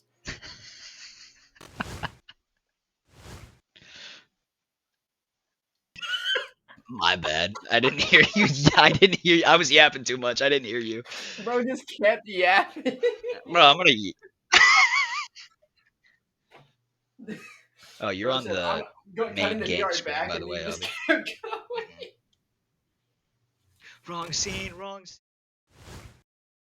Reading off a script from your palm. You thought I wouldn't notice, but I think I see it all. I'll try again later. Guess I'll try again later.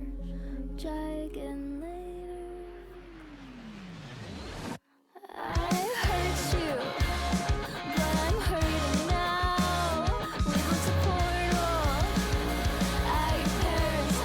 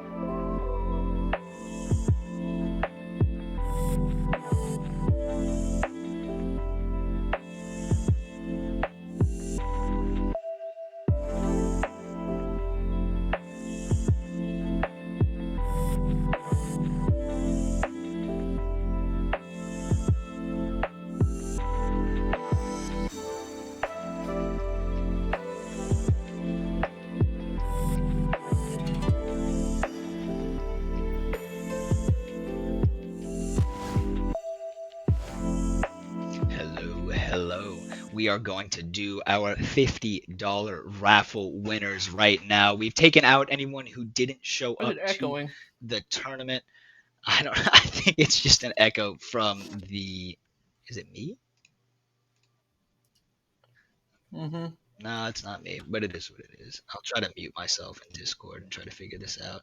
If I was any better at production, like our production is, this would not have happened. So apologies to everyone out watching the stream, and thank you to production yet again for a quick solution for me. But like I was saying before, I was rudely interrupted by myself echoing. We have taken anyone who didn't show up to today's tournament out so that they cannot win. Anyone in the grand finals who is winning money is not in this either. So I think production, if we want to get a countdown, Nate, are you ready to join me? We're going to start from 3 and go to 1. 3, 2, 1. Spin that Go ahead, wheel Drake and family. away Come we on, let go. me cast and win something. Oh my goodness, oh my goodness, oh my goodness, oh my goodness. No, Oh my dude, could have been goodness. my boys. Something. Something is the winner of the $50 raffle. So hopefully you are still watching today. I think we're going to try to get in contact with you, but the pop off, I know if you are watching, is crazy. $25 to each of you. Congratulations. You can now say you won money in a esports tournament. You are technically a professional Rocket League duo. Well, that was awesome. I think, Could've been unless Melanie. we are jumping in. Nate saying it should be his wife, and I would have to agree. Something you took that away from someone with 30 minutes in the game. I think you'll have to live with that. Maybe wipe your tears with all of the money you've won today. I don't know how much longer we're going to be here in between games. I imagine we're going to cut yet again to a quick break and then hop into the grand finals as soon as all of the players are ready. But again, I want to say thank you to everyone who came out and was waiting to win something in this raffle. It was a blast today. As a player and a caster, it has been a wonderful tournament. Thank you to everyone who set this up. Thank you to everyone for participating. But most importantly, thank you to our sponsors. We have C3, we have Maury, we have Avi, we have NC State Esports, and we have Matthew. You guys are the ones that made this happen, and I really appreciate it. Maybe next time I'll be the one to win some money so I can clickbait a YouTube video. We can rig it. Well, I'll talk to you guys about that later. But They just we'll sponsor and you can talk about yourself the whole time. I do that anyway, Nate. I don't need money to do that. um, but we're going to cut to break real quick, and we will see you guys for the grand final.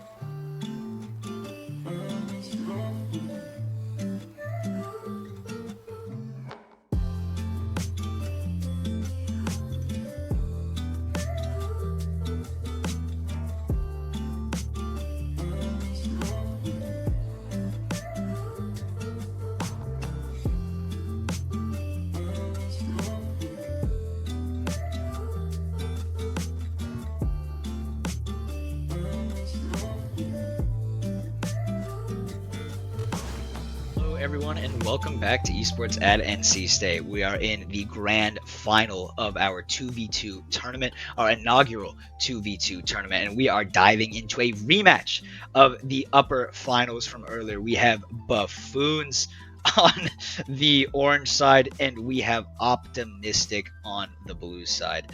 This is a rematch, highly anticipated rematch. It went 3-2 win.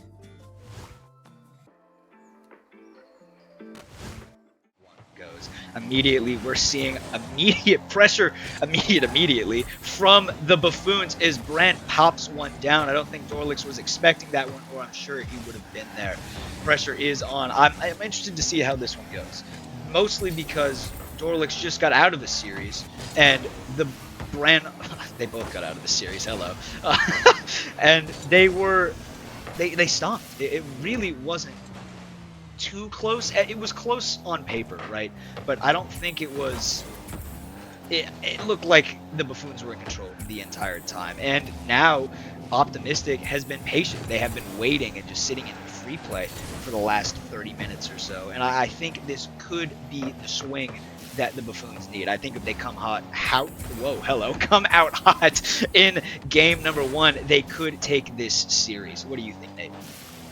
I mean, Optimistic, I feel like they just might genuinely be a better team cohesively from what I've seen so far. I mean, we've seen Buffoons play. We saw them rip apart. As soon as I say something, you know, ripping apart on their defense on the passing play, a great opportunity from Buffoons as they go up 1-0 in game 1. But I still think the Optimistic players, you know, got to stay optimistic. I don't know why I said that. But, you know, it's one goal. You know, you can't get your head stuck on one goal.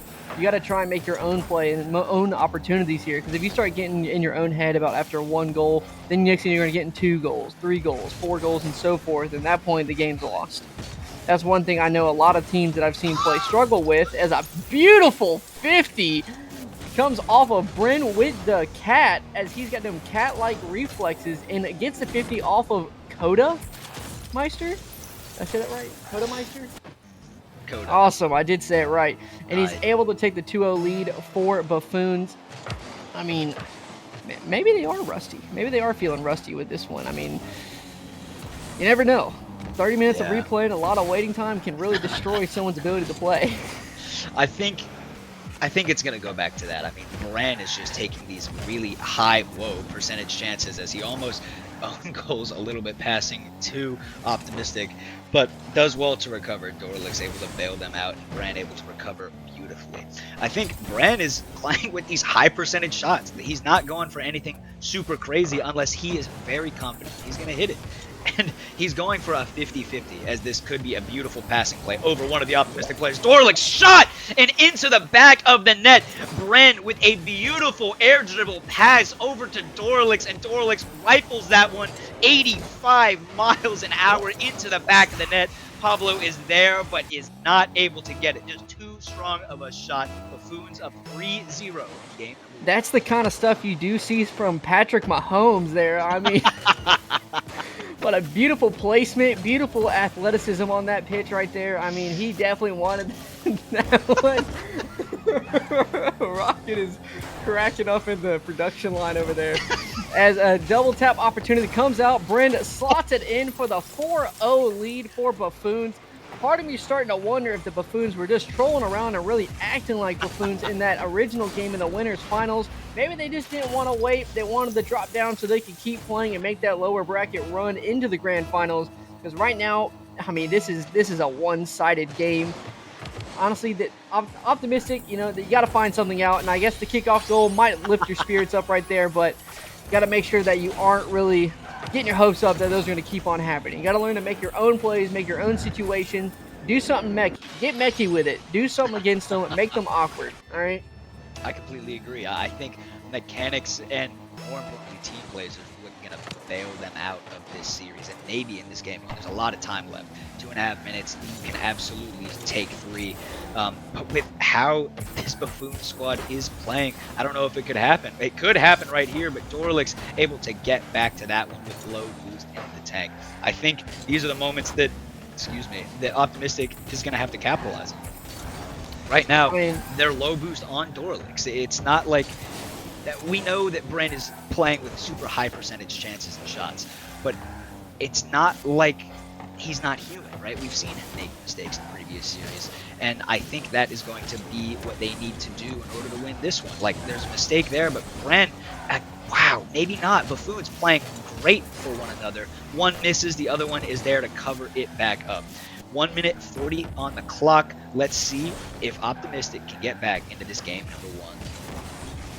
I mean, right now it looks like Optimistic is trying to go for those passing lanes, but Buffoons are just all over it, shutting them down, and every opportunity they get as a flick comes out over Dorlix, but Bryn there to clean up the line, and the 1-2 passing play in the middle of the field, and not able to do much with it, but Coda does get it out just in the nick of time for the Optimistic players to try and get a quick counterattack, but a flick down the field sends it right back to Buffoons, and an opportunity off the backboard, no cigar. And right now, Optimistic players are starting to gain a little momentum, but with a minute left on the clock, they gotta get some goals on the board.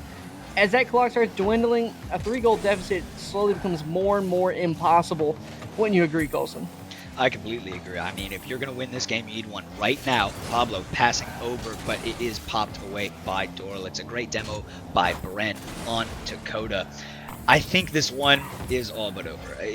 You would have needed a shot and a goal there, and then you would need a quick kickoff, and then you would have maybe 20 seconds to score. But right now, Brent taking control, slowing the play down, and it leads to a goal for the Buffoons. Beautiful play. Brent taking his time, forcing a defender to fight. Pablo doesn't go. Coda, last back, goes for the ball. Pablo's not able to recover, and Dorlix puts one beautifully into the top left corner. Game 1 is a stomping. I think they have a little chip on their shoulder from the previous series, and they are showing it in game number 1. I mean, as we saw in the winners finals, we did have, 5 overtimes happen, correct? So maybe this is just a warm-up game for the Optimistic players. You know, coming out of free play, coming to this one might be a rude awakening. Help speed up the controller a little bit and help speed up your thought process, because I mean that's something that's definitely happened for a lot of teams. Once you take a break, you're going to slow down mentally, you kind of get out of the zone, then you come into a game, and when you get absolutely smacked, you kind of have to wake up and try and find that adjustment that you need. But I mean, it's definitely going to be a mental deficit they're going to have to crawl back from. I mean, 5 goals, 6-1, that's just a brutal smacking, if you ask me. I agree, but don't forget, Optimistic has technically a game win already. This is their reset game. They were able to get the the upper final win, which gave them an automatic win in this best of 7. So right now, the series is tied 1-1. That was their warm-up game. That was the price that they have to pay for not playing in the lower final. And now they're going to have to get back. This was the warm-up. They got crushed. They got stomped. There were 6, maybe 7 goals in that game, and it was just a stomping. Wake up. It's time to play. Bren and Dorlix are here. Bren with 3 goals and 3 assists. 100% goal participation from them. An absolute stomping from the Buffoons. Let's see how Optimistic responds in this game number 2. I mean, just looking at the scoreboard here, I mean, look, you can see Buffoons, they have 11 shots, 6 goals, shooting well over 50%. I mean, you just got to find a way to get the ball off your half.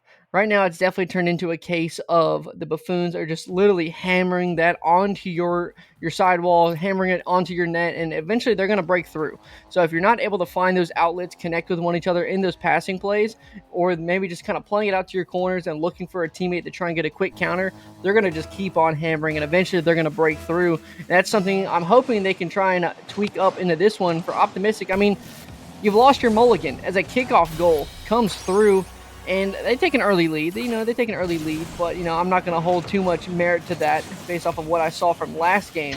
And after losing their mulligan, that's something you definitely don't want to lose this early on into the series. That's something you want to save to where if you're at match point or you're up by 2 or something like that, and you lose a game, and you're like, all right, cool, we're still ahead. But right now you're tied, and now it's kind of all or nothing. I agree.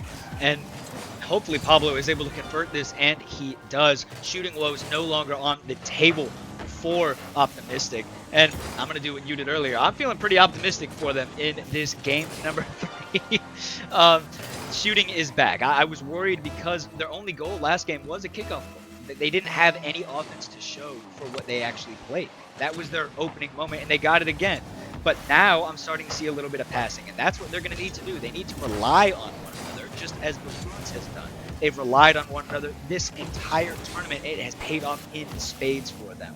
Right now, I think if you're optimistic, you're going to have to look for one another. Be a little bit more patient.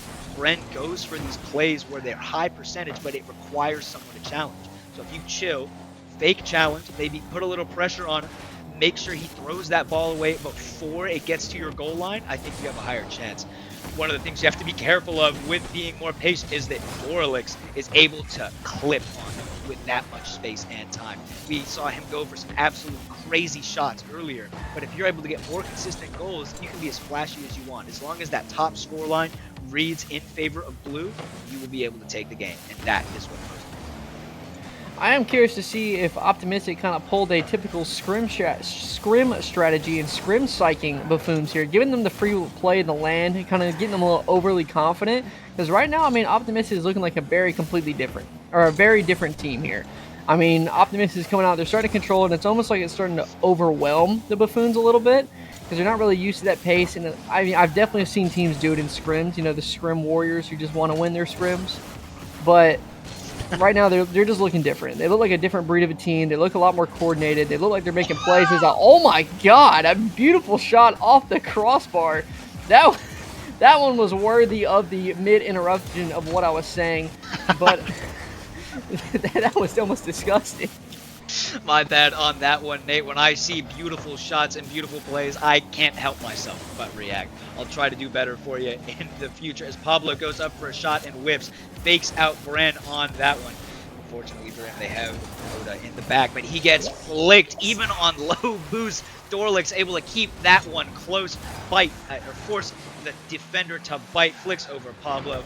Flicks again. Coda thinks he has time on the ball, but does not. Dorlix is there as we see a zap dash showing the mechanics on display. 2-1, still in favor of Optimistic. Buffoons is catching up. I mean, right now, Optimistic is starting to kind of give away the lead more and more, but looking for that pass play over to Coda. Coda trying to get one off to that sidewall, doesn't connect with it, but a 50 from Dorlix does give him an opportunity, but no one there to pressure, so Coda gets a fake challenge. Dorlix says not today, looks for the pass, trying to get one mid to Bren, gets it chopped over, a missed opportunity, but fakes out Pablo, and a missed opportunity for Buffoons as a wide open net happens with a demo on the back line, and Pablo not able to get there in time. Others may know him as Pedro, but Pablo cannot do it today. Pedro, Pablo, it does not matter when you're not on the pitch. We can't read your name and you're not there to save that shot. At first, I was a little concerned with Bren faking out that shot, especially when it was so close to the goal line, but it worked out for them in the end. A kickoff goal could be going in the favor of the Buffoons, but Pablo does well to get back to that ball. Bren popping over one, staying on the ball, trying to make it awkward, but Coda does well to pop it away. Still being a pest is Bren, trying to get it to pop away from the Optimistic defender. Pass down, Bren gets stuffed by Pablo, but Dorlix is there. Full boost in the tank, shoots and scores. What an amazing play. What a recovery from Dorlix. I think Prod may have just left the match by accident, but it is what it is. We will be getting this back on stream for you. Wow. That was a beautiful play from Dorlix, just doing it himself. Bren putting that pressure on, like beating them into a point where they think another challenge is coming.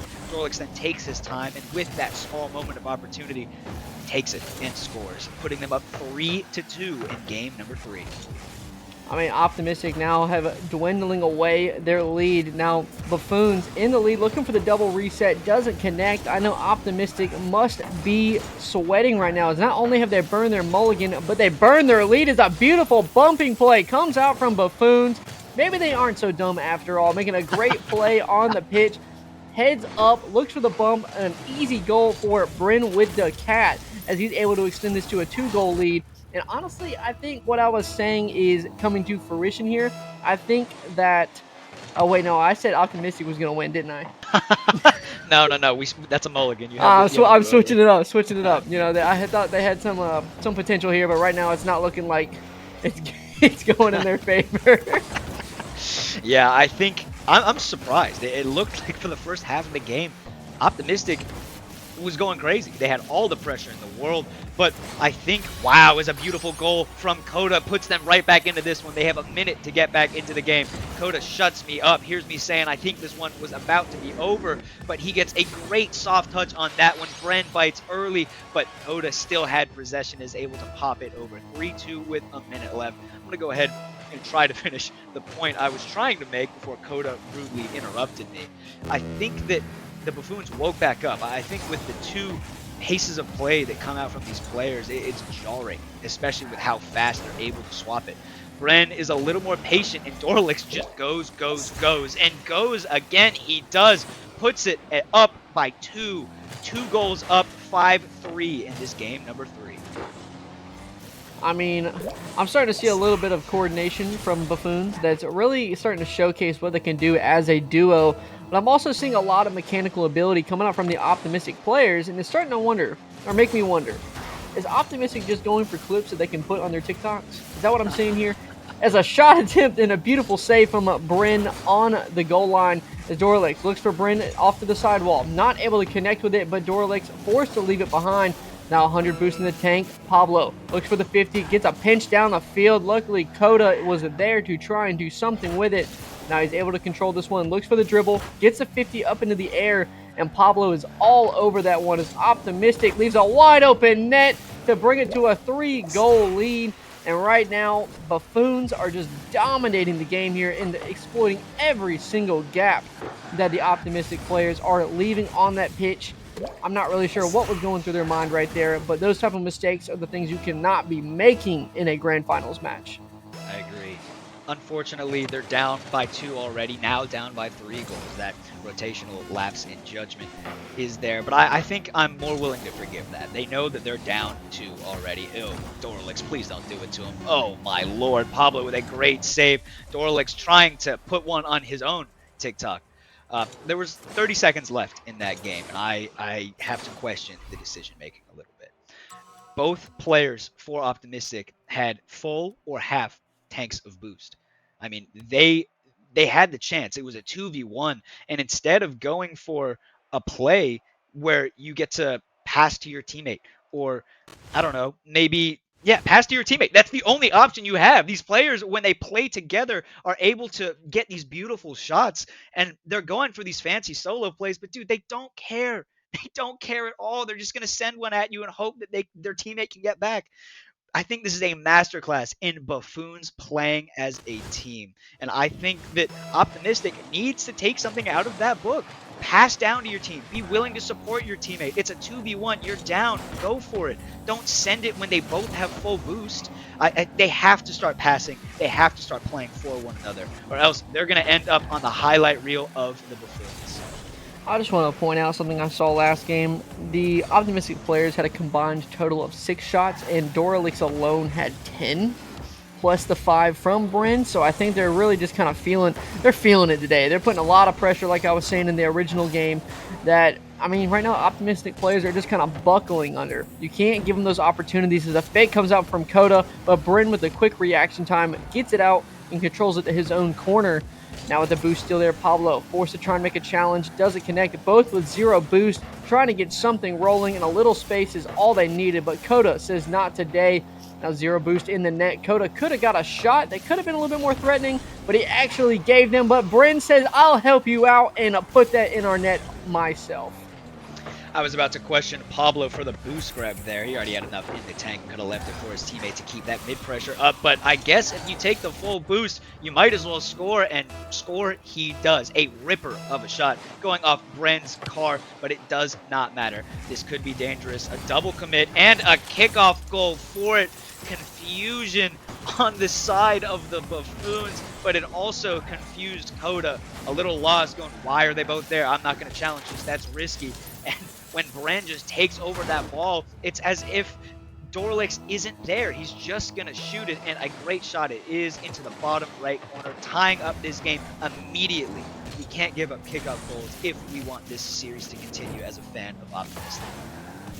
Absolutely. I mean, right now, it looks like the kickoffs have been a dangerous situation for both teams, as I've probably seen multiple kickoff goals throughout this entire series, and honestly, I'm starting to think they're kind of just really playing for those stuns in the midfield, the hard cheats, and it's a very risky move, but it seems to be paying off for the team that does it, as Pablo gets a 50 off the ceiling in a 1v1 situation. Pablo with a back corner boost, a wide open opportunity, but Coda says not today, and he shuts that one down as a boost steal comes out from Brim with a cat. No challenge to be made as he's trying to get something open. Pablo forced to go into a retreat, and right now a normal play that we're seeing from Optimistic is they are being forced on that defensive half and trying to make something out of nothing as the Buffoons just keep up the onslaught of shot opportunities. To control the pitch for Buffoons has been outstanding, and honestly, they're great touches overall as they have just been dominating the entire ball control on the pitch. Yeah, I guess I'm getting frustrated watching this Optimistic team because they did win the best of 5. Obviously, best of 5s and best of 7s are completely different. One, you have to stand the test of time, but passing plays. I mean, I've seen so many opportunities as one goes off the post from Coda, but that was another passing play. It went from blue player to blue player to blue player, and that is when you have your chances. I've seen multiple times where Coda or Pablo has pushed up into the midfield. The other Optimistic player is back with the ball, and they don't pass to one another. They instead opt for a low percentage shot. They're trying to hit the clip for TikTok, and instead of just taking the snipe into the top right or top left or bottom right or bottom left, anything but going for clip after clip because someone's going to be there. Fortunately, that one works out as a bad 50 drops down right in front of the net, but it's not working all the time. They're down in this series. They've lost the only 2 games they've played, and that one works out in their favor, and I'm worried for them because now that that one worked, I think it might give them a false sense of this is what we should be doing. But up until then, it hasn't. Buffoons are down. I got to give credit where credit is due. Pablo and Coda are back in this series as a mistouch comes out from Bren, and they go up 3-1 with 2 minutes remaining. You know, I'm happy to see Optimistic players starting to try and make a comeback here, but we've seen them before. Go up 3-1 and then buckle in the last minute and a half, and that's something they need to stay aware of. That it's going to come down to an endurance race right now. You got to make sure they don't get burnt out, they're staying locked, and they're not trying to get a little too trolly, a little too clippy, because that's something that they will definitely take advantage of is a double commit on the goal line. It's a very dangerous shot from Bryn with a cat. Is a pass upfield to Coda. Doesn't connect, it's just a little too far, and a missed opportunity as a bump is coming out on Pablo on the blue half, and Pablo gets the control up, looking for a flip reset, gets one, doesn't connect with it, gets a dribble under, looking for a bump, doesn't get it, and right now Buffoons have possession, and they are trying to make a quick counterattack. The shot comes out, and a double commit sends it right back to the midfield, and we are once again neutral, as it looks like the Optimistic players are getting a little bit of momentum in their wheels. They're starting to get a little bit of control here. I agree, but as much as the scoreline says 3-1, I'm not still pleased. I mean, I'm happy that we're going to get more Rocket League out of this series, but I'm not super pleased with how Optimistic's playing. They've got 2 kickoff goals in this game. If they didn't get lucky and get a good 50 off kickoff, it would be 1-1. It's evenly matched, evenly paced. I think both teams are playing great Rocket League. That's not meant to diss Optimistic, but they're still making a lot of mistakes that I think if they stopped making, they would be crushing. They would be dominating in this series. There have been many opportunities where they've been passing and looking for one another, or they could have been, and they just haven't. I mean, Bren, even though he misses there, no one is able to control that ball, and he gets a great 50. That's enough time for Dorlix to get back. That's all that the Buffoons need to do. That is their game plan, a fake down for Bren. Bren sends it, but doesn't get there. Dorlix, I don't hate that commit from Bren, especially when they're down 2, and that will lead to a goal. 4-1 on the score line with 5 seconds left. Optimistic taking game number 4. I mean, with no time left on the clock, you're down by 2. You might as well send the full house to even give yourself an opportunity. And honestly, this is something you see at every level of Rocket League play. I mean, towards the end, if you're down by a couple goals, the other team's just going to commit everything they have, and they're most likely going to get scored on. So that's something. It didn't work out for them, but you try and take it, figure out what you did wrong, and honestly trying to adjust as we are now equalized in the series 2-2. I mean, this is turning out to be a pretty good one. Technically, without their mulligan here, Optimistic would be down 2-1. So that's something to also think about when you're trying to decide who's really winning this series right now. But that's been a great turnaround for Optimistic. I'm starting to wonder if maybe Buffoons is starting to get a little burnt out in what they're trying to do, or maybe Optimistic has just kind of found the thread that they needed to follow. I agree. And I think I saw Yogurt in chat, one of our previous casters. He called me out, and I think he's correct. I was a little bit too harsh on Optimistic today. Maybe I need to be a little more optimistic. I'm going to steal that joke yet again from you, Nate. They had all the pressure in that game. They got 4 goals, and they deserved it. The only goal that came out from the Buffoons was a kickoff goal. And I was very critical of Optimistic for the same thing. So I am going to be critical to the Buffoons as well. I think you hit it head of the nail. Hit the nail on the head with the hammer. Is that how it goes? There you go. Yep. All right, I appreciate it. Yeah, I think they're starting to get a little burnt out. They've played a lot of Rocket League. Whoa, hello, Rocket League. An extra series than Didn't know we were playing Optimistic. And I think this could go into Optimistic's favor. I think burnout is something that's very real in Rocket League. Fatigue just from playing so many games. I think the longer this series goes, the higher chance that Optimistic has for the rest of it. I know it definitely looks like they're kind of a little bit more warmed up as a 50 comes out that side wall, and now Pablo trying to get a control of the midfield. 100 boost in the tank, gets a fake out, able to get a little bit more momentum, picks up the mid pass, and there's a possible pass to Coda, but doesn't connect with it off the ceiling. And right now, Optimistic coming out strong with a quick challenge and a lot of threatening plays. A passing opportunity from Buffoons, tries to connect, and right now I'm already liking what I'm seeing from both of these teams. Honestly, Optimistic is using their mechanical prowess to their advantage so far. They're trying to get warmed up, trying to do something almost a 1v2 style, and setting up their teammate for success. Meanwhile, Buffoons is maintaining their current stance on they gotta play through each other to have a chance at winning this. You gotta use one another. You gotta devour each other's egos, try and set up, and honestly, use your teammates' ability to do something to score yourself. That is the mindset of a striker and how any striker should have when playing this game. Is once you're able to do that, you're able to read each other almost perfectly. Chemistry becomes second nature. I agree, and I think what you said was perfect. You're only as strong as the weakest link on your team, because that is going to be the link that breaks the most. And I think that Pablo and Coda are starting to wake up. They're starting to realize that. They're going to start playing for one another a little bit more. I think you're right. They're waking up their mechanics. And if their mechanics can be beat one, 50 the other, get a favorable 50, I don't have a problem with them going for the 50s, because it works, right? If it ain't broke, don't fix it. What I worry about is so far in this entire tournament, Buffoons have gone for pretty high percentage shots. We haven't seen crazy plays unless they're needed from Dorlix, and they're playing for one another. Bren with an absolute masterclass in defense. I imagine this one's going to go over to Dorlix. A great 50, but popped out. Dorlix wise up to it and goes back immediately, able to 50 and buy time for Bren yet again.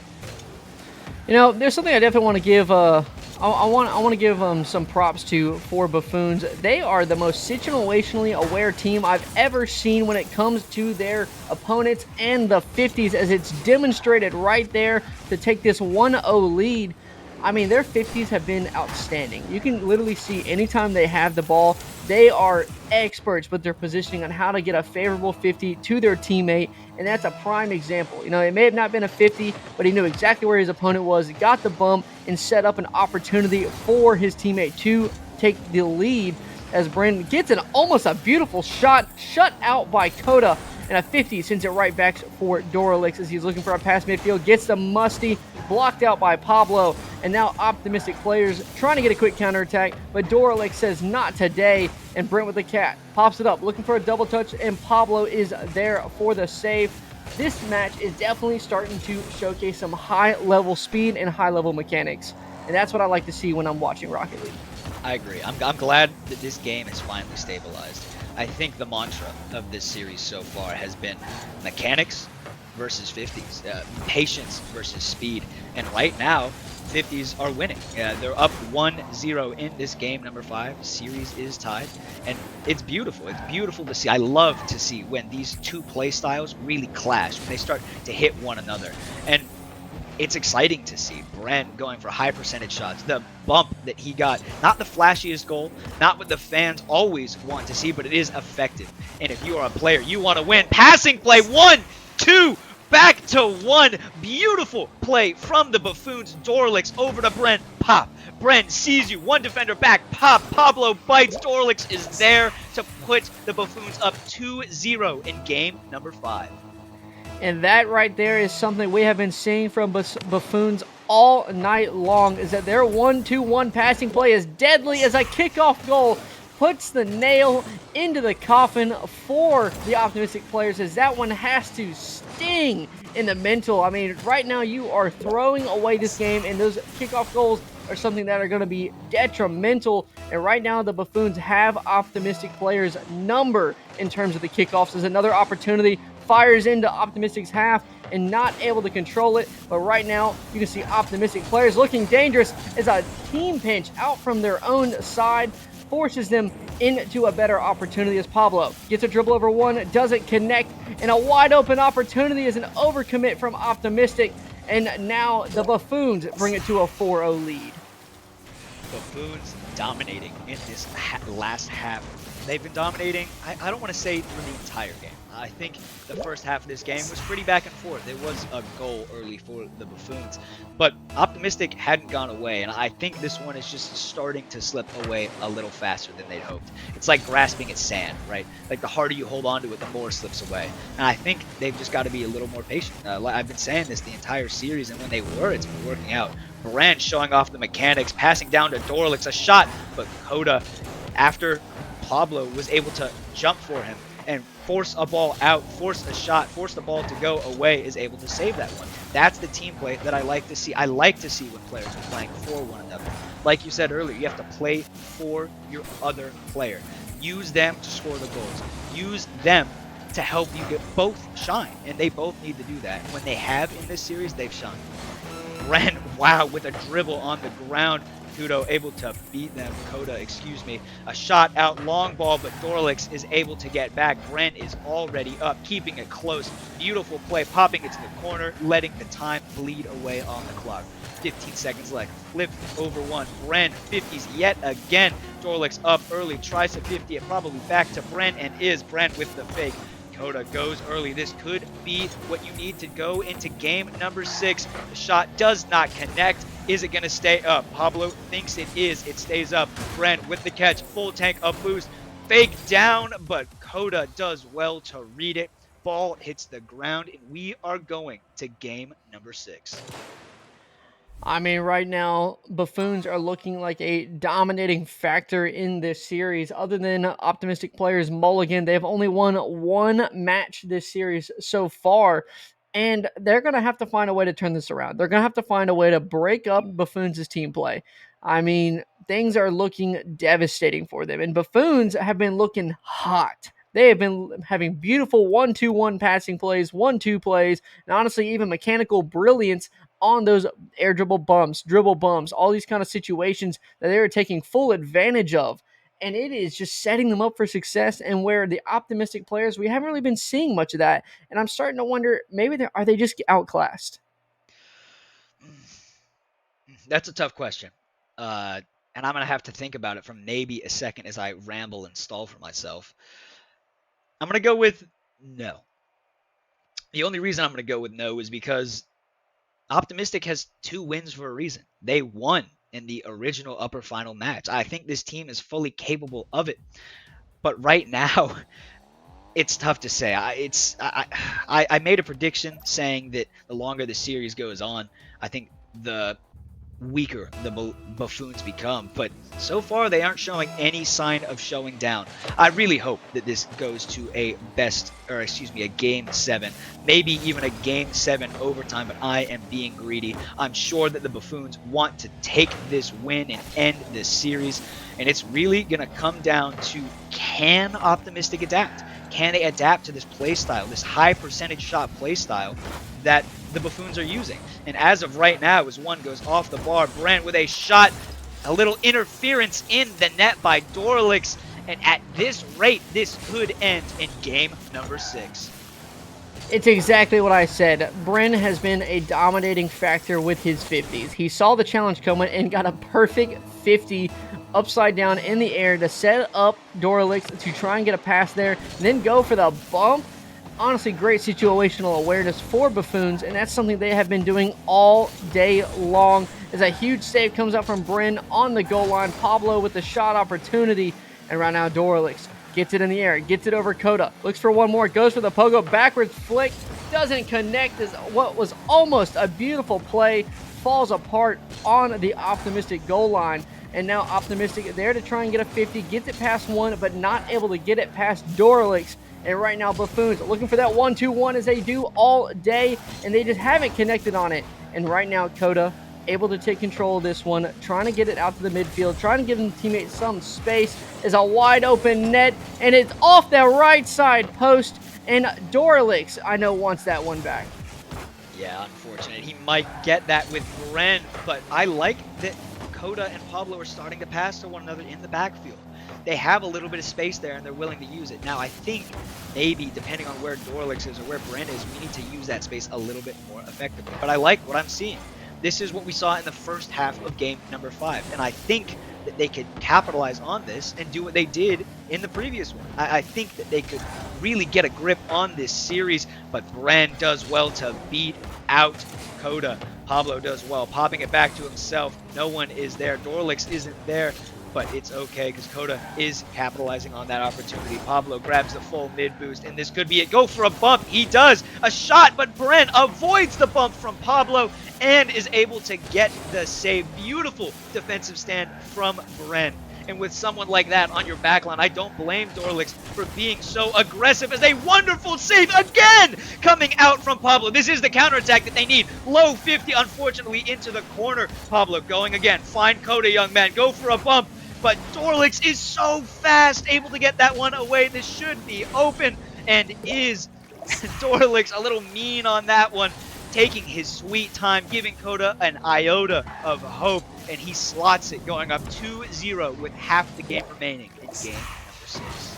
I mean, if you want my honest opinion, I think that was the Optimistic players' breakout moment, and I don't think they're going to get another opportunity like that anytime soon. And I think that's going to be the nail in the coffin, even with 2.5 minutes left. That is such a mental shatter of a play right there that I don't know if they're going to be able to bounce back from it, as a pass comes from Coda off that right side post, and as soon as I say something, they bring it down to a 1-goal lead for the Optimistic players. Those are the type of plays that they've been needing all series, and we have not been seeing much of. I lost it a little bit. I saw that passing play, and I started jumping and fist pumping in my chair, because that's what I've been asking for the whole time. This is beautiful. A passing play, just quick, one pass, one goal. That's all we need. And maybe Pablo and Coda were going for clips. They were just trying to get onto the TikTok just to get back into it. You know, they weren't really feeling it. Whoa, is a little miscommunication there will probably and does lead to a goal for the Buffoons. Unfortunate. Comms break down a little bit. You feel a little bit of confidence. You feel that you're able to go, and you stop looking at your teammate. That is unfortunate, but the Buffoons with a great counterattack. Going up 2 again. This game is not over. It is far from over. I think Pablo and Coda has saw and seen the effectiveness of their passing plays. I think they just need to be a little bit more aware of when they're able to do it. And if they do that, I think this series is far from over. 2 minutes is a lot of time left. We have seen crazier.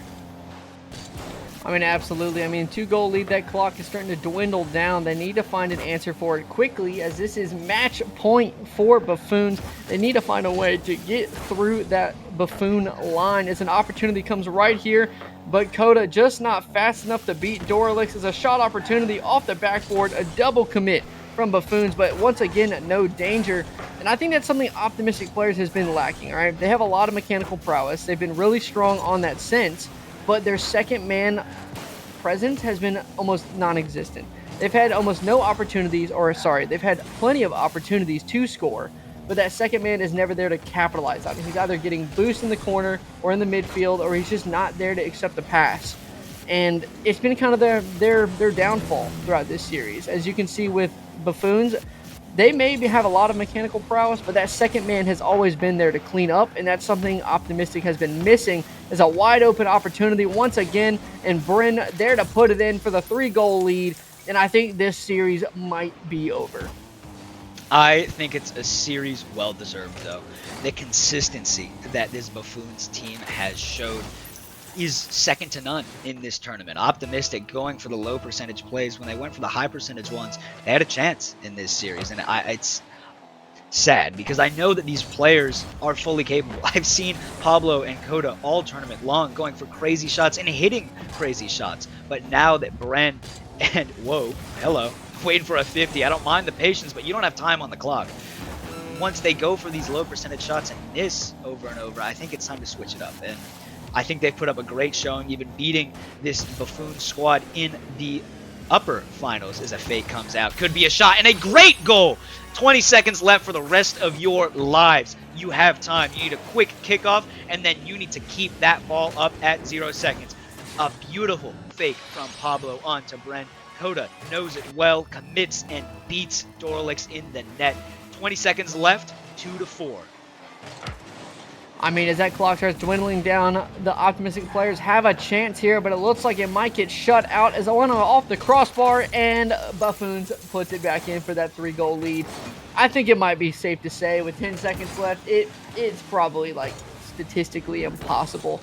As you can see, Pablo already putting in the GGs in the chat, an absolute devastating situation for the Optimistic players. Is it looks like someone's talking about they can come back here, but with 7 seconds left, it's not looking like it.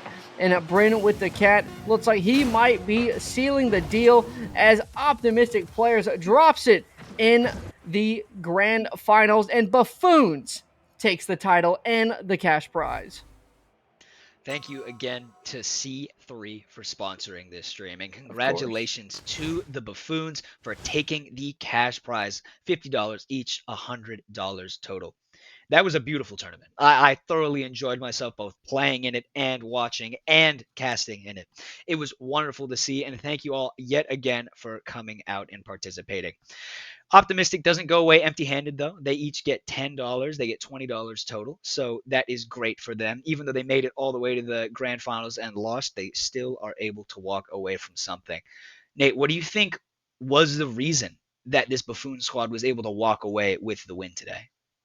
Honestly, if you want my completely transparent opinion here, I think they were just more experienced as a duo. They looked like they knew each other's thoughts and what they're about to do before they even had to comment. I mean, almost every play, it looked like it was second nature to them. They controlled the ball. They were able looking for the passes in the midfield, and they were honestly making every opponent they faced very awkward very quickly. So I think it was just they have that chemistry. I think they have a chemistry that was honestly stronger than what a lot of these teams had, and it made almost every other team really struggle against them. I agree. And speaking of chemistry, I believe we had some on the broadcast. Thank you so much for coming out. I think it's your first time casting at Esports at NC State. Am I right? I have, I was supposed to cast at your triangle takedown, but I gave up that role for one of my lovely casters to take that opportunity.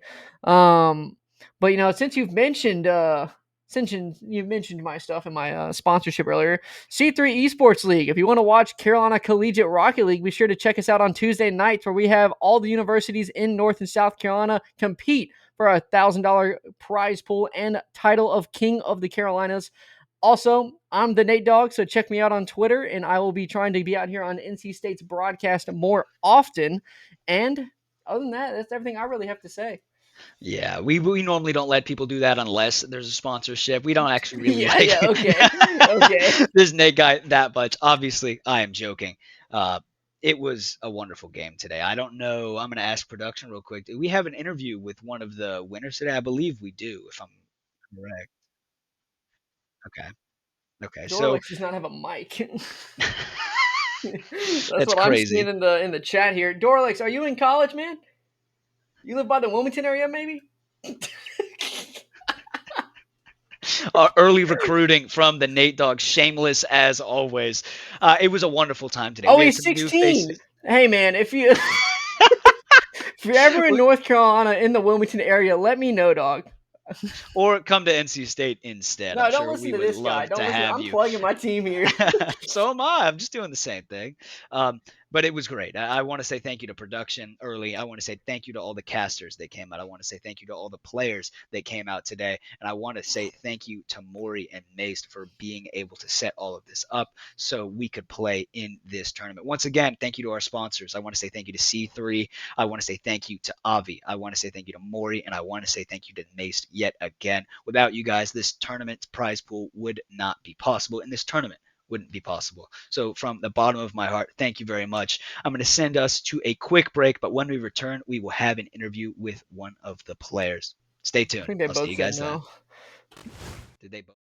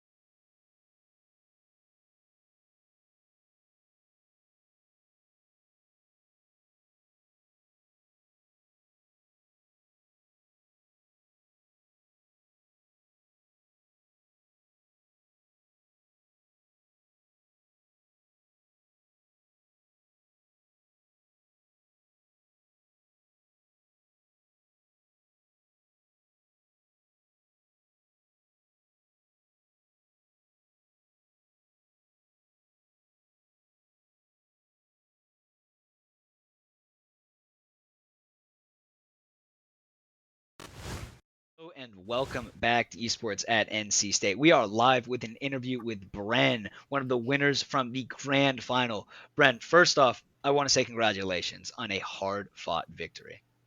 Thank you, thank you. Thanks for Absolutely. hosting the tournament, though. Absolutely. So, first question I want to ask is Dorlix and you guys looked cohesive as a unit. You guys, it seemed like you have been playing together for a while. What are your guys' ranks and how long have you guys been playing together? We're both SSL, so but right now we're like GC3. Um, but we've been playing together since I would say 2020, Wow. like right That before explains we it. got GC. So it's been a while. Cool. Nate? I mean, definitely. I mean, like I was saying, it looked like you guys had definitely built that chemistry up. You've been playing with each other for a long time. So throughout this entire tournament, would you say Optimistic Players was one of your more formidable opponents, or was it kind of a breeze for you guys? They put up a good fight, especially the first time we played them. We didn't play too good against them, and they countered us really well. They adapted to our play style well as well. But at the end, we came out on top, like the OGs. Nate, you want one more? I guess I can throw another one in there. Yeah, get it. So, with that also being said, here, I mean, I know we just talked about how you guys have had a lot of chemistry together. You have been had a pretty formidable opponent. So throughout this entire tournament, you guys have looked very strong in your passing plays as well as your mechanics. Is that something you guys usually try and do? Were you trying to clip it all for social media at all? Any of this, or were you really just trying to just get through it and be done with it for the day? That's just kind of our play style. We just set each other up and go for freestyles. Like except for when we're winning, we're just gonna throw and just go for like team freestyles. But besides that, it's not really, it's I just like got you. I got you. Well, that is a very interesting play style. That was actually one of the things I was commenting on throughout the series. It seemed like you especially went for very high percentage plays. You went for a lot of 50s, you went for a lot of bumps, and that paid off in spades for y'all. Um, I just have one more thing for you. Do you have any shout outs that you want to give to anyone, your teammate, your family, anyone that you want to say a special thank you to for supporting you? well, yeah, well, I'll definitely shout out the relics. We've been cooking together for a while, and then I gotta shout out the cat. Bring with the cat, Brandon Colby. He's asleep on my bed right now, but he's been here the whole time. Shout out to him. He's the OG too. That's what we Well, like to thank hear. you. That is exactly what we'd like to hear. And I do want to say it for one last time from everyone at Esports at NC State. Thank you all for joining us. Thank you to the players. Thank you to Prod. And thank you to the casters. We really appreciate you guys all showing up and showing out for our inaugural 2v2 tournament. Thank you all so much. And we'll see you in the next C3 Esports League Tuesday nights. Yeah. one.